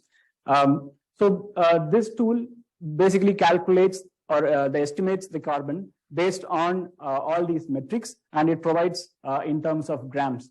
So we have plugged this tool into our automation framework so that if a user, for example, we have seen the logon screens within the bank. So we log on, we put on our passwords and reach, and we do a particular journey like a transfer or a payment. So the end-to-end journey, the consumption of the carbon emissions, which can be calculated here. So carbon emission estimates per user journey, and we then use this to report.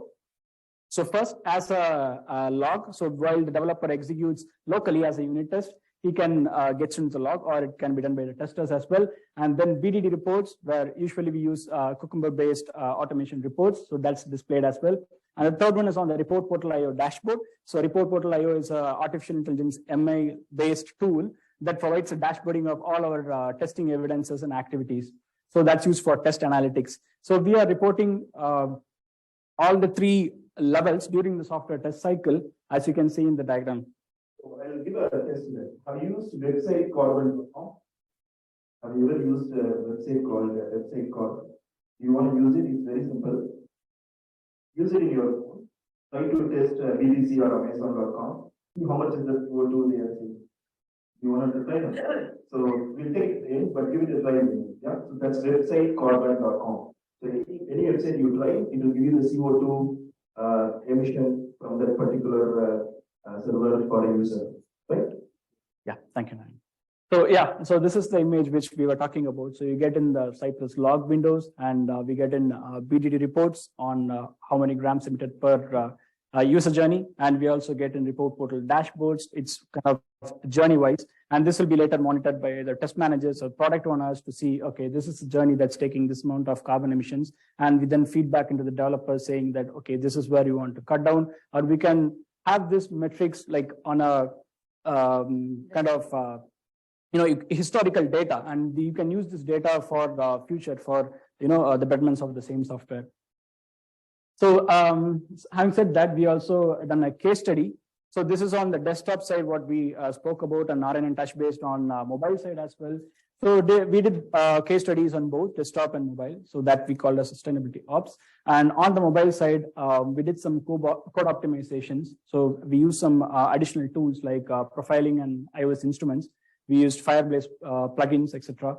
And there are some additional monitoring and metrics that we did using Xcode for CPU memory leaks and other response times and network usages. So we were able to reduce 5 MB of the actual app which we have, which is live.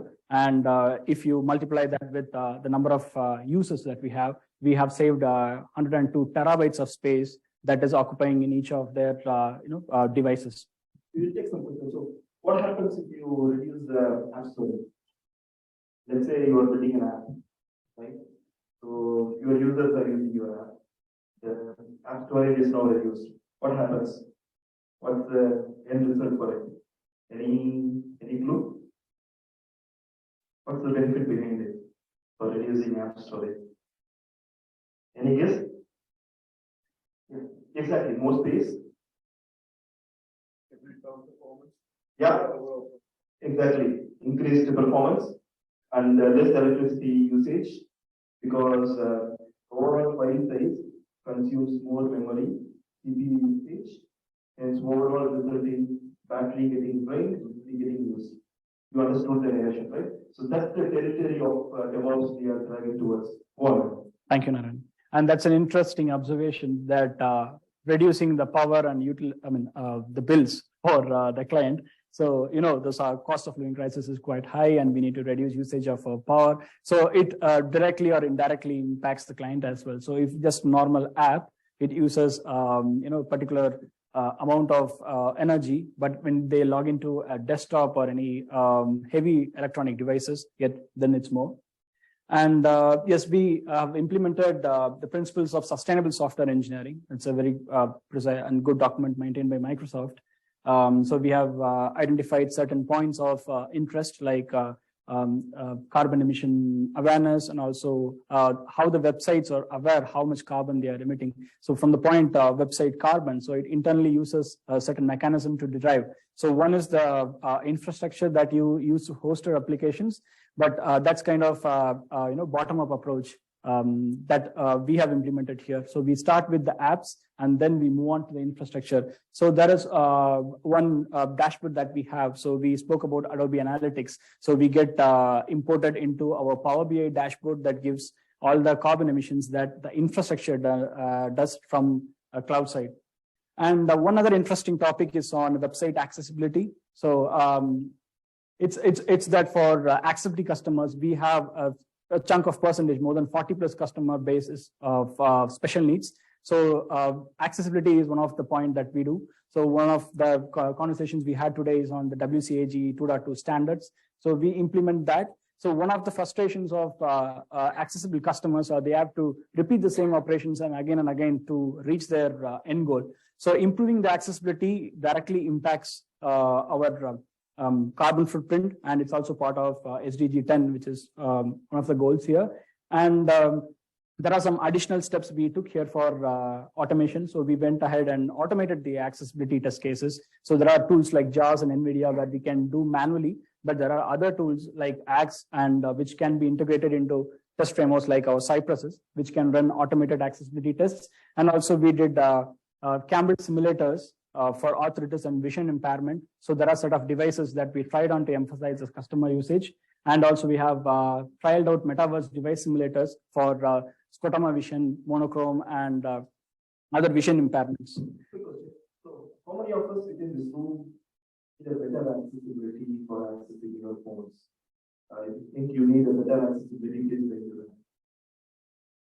just for using your phone. It depends on if I've got my reading glasses on. Exactly. That's the answer for phone. You need a better access on color contrast. Or your percentage goes up, you need to change the spec. Number one. Number two, anybody need accessibility depends on the situations. Right? So it's not just a few set of people need accessibility, it's for everyone. And connecting to sustainability, when you need to have the reduced inequalities, the sustainability development goal, which means the accessibility features for everybody. So that's the direction where we have used it for our ops system. Yeah, thank you. I think, so to just summarize, so we have done the sustainability ops. So that's sustainable software engineering principles in dev, test, and also in DevOps. So sustainability right from development phase to the end user, which is in production. So yeah, that's the target of it. So now we have last 3 minutes for questions. Okay, we are on time. So anything you want to need to read on information, trainings, it's in my LinkedIn as a newsletter, Engineering Leadership. Feel free to take the trainings, it's all free. I've given them in a couple of articles. Reach to us if you want to implement your organization. Let's take some questions. I'll go on in the same way. Yeah, thank you. Good. Any questions, please? 1 minute, 30 seconds. Let's go. So, the tools that go into this are they based on some kind of approval and being able to stay? There are two answers to it. Number one, tools to find the sustainability of application. That's what we have shown in the results. Number two, tool itself, whether sustainable or not. Right? So for both, we have taken this. First one, for sustainable applications, we have a baseline release of the release to optimize them. Right? So that we know how do we reduce CO2 emission. And you know it's clear, no brainer. Whereas the tools which are sustainable or not depends on how many times you are using and how memory it is consuming by itself. And running the DevOps pipeline every hour consumes a lot of CO2, you know. Right? So we started maturing it on a need basis rather than running it every hour just for the sake of running DevOps and seeing the video. And try to avoid email with attachments when you send the DevOps reports. Give the link. So that reduces a lot of CO2 because you don't need to attach every time. Give the central link rather than a PDF. So this is some example, but we will try to put that in the newsletter for more information on how to be optimized to usage for the thing. Did I answer your questions? Maybe is like you would like to add about how much the tool itself stable. I got it. Maybe I would say like in a better way, it's in a very initial stage. We are still like, because the more we dive in, the more we swim, we'll try to understand the depth of the actual tool space. And this particular sustainable and the concept is very new to the trendy world. So we are all trying it to, the more we find some issues, we'll raise it against the eco code. We say this is something, is it, because this is all not even a standard something. They have a very high level standard, but still they need to dive a lot to make the standards bit more elaborate. And we are in a very, very early stage, I would say, like we found that area, but we are still making it how much it has been defined when it's proven one. Like the question would be for you, it's a proven one maybe. The proven one is like still we are trying to get it. And as a disclaimer, I can make it here. This is a tool we started, we played around and tried to find it, but we are looking for more of like a stability in the tool itself. And it will be, if anything comes with a different tools or something, we are more happy to adapt on that side also.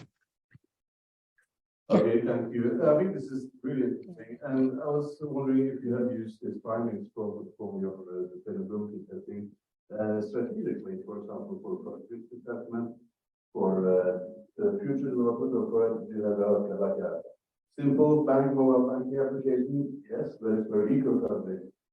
So if you comment on how you've done that, or the plans. So let's try to make it short. So this is helping us to take architectural decisions. In the architectural forums, we know which cloud service to go, which sub-versions of cloud options we need to take to have less CO2 emission. Number one, on architecture. We are also getting this revised for the design forums to see how best we can get the designs to have better accessibility, reduce the CO2 consumption, choosing right color. Right? Also for the business, in some companies, this is called KDG. In our company, they call it OKRs, objective and key results. Sustainability part of OKR, we are further defining the targets for tech sustainability. So this is being discussed all the way up into the head of sustainability in the Did I answer your question? Very interesting. Thank you. Thanks a lot. Thank you, everyone.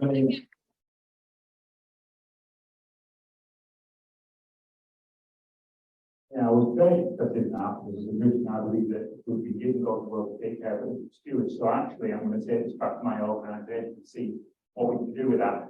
So it's my job to summarise the day and then allow you to go off to your trains or to get a drink. So what we started off with Victoria talked a lot about cats and thinking what I noticed was the autonomy through voluntary alignment and incentivising community.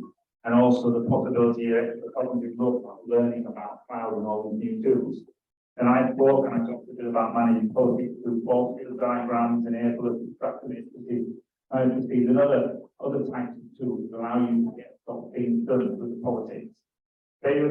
to talk on the importance of the integration of automated testing and regression testing in DevOps pipeline, particularly the definition of ready and done. Chris talked about Automation Pro and how we use that to either cooking and use that to test the SaaS products, and that I thought was very interesting. Bill, well, I certainly, if you go out for a drink with him, I'd wear a fireproof suit.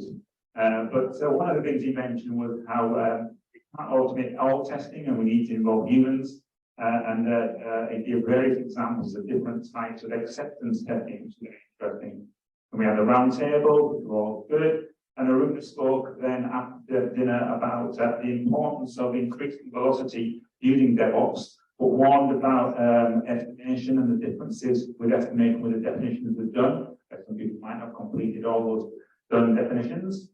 Paul then talked again very interestingly about AI and how to use those tests to become super testers, and even might be able to get some of these tools to test in the background while we're asleep. Wouldn't that be fantastic? And then Richard talked about the importance of a mobile farm and how maybe moving on back to a device as a service outside the trend on-prem was a better idea. I was great to think about all the factories that have ballooned outside and all the stuff that they've been doing. And then Soren talked about the microservices strategies, including big strangulation, which I hadn't heard about the big bit, and also about using proxies to isolate part of the application so you can modernize them and then replace those parts of the application as well. And then at the end, we have the talk now, sustainability ops, climate reduction, and I think that's a really good way of sort of finishing things off in the sense that we all be responsible professional developers and DevOps people looking after the world as well. And I think there's I'm going to know myself, I'm going to look at the Green Foundation website and see what I can learn from that. I want to thank all speakers for all of the talks. I want to thank you all for all the interesting questions, making it very easy for me. Dira or Alex, do you want to say anything else? Or should we finish them off and send them off the drinks? Great, okay, right. So the drinks are outside. Feel free to stay to grab some.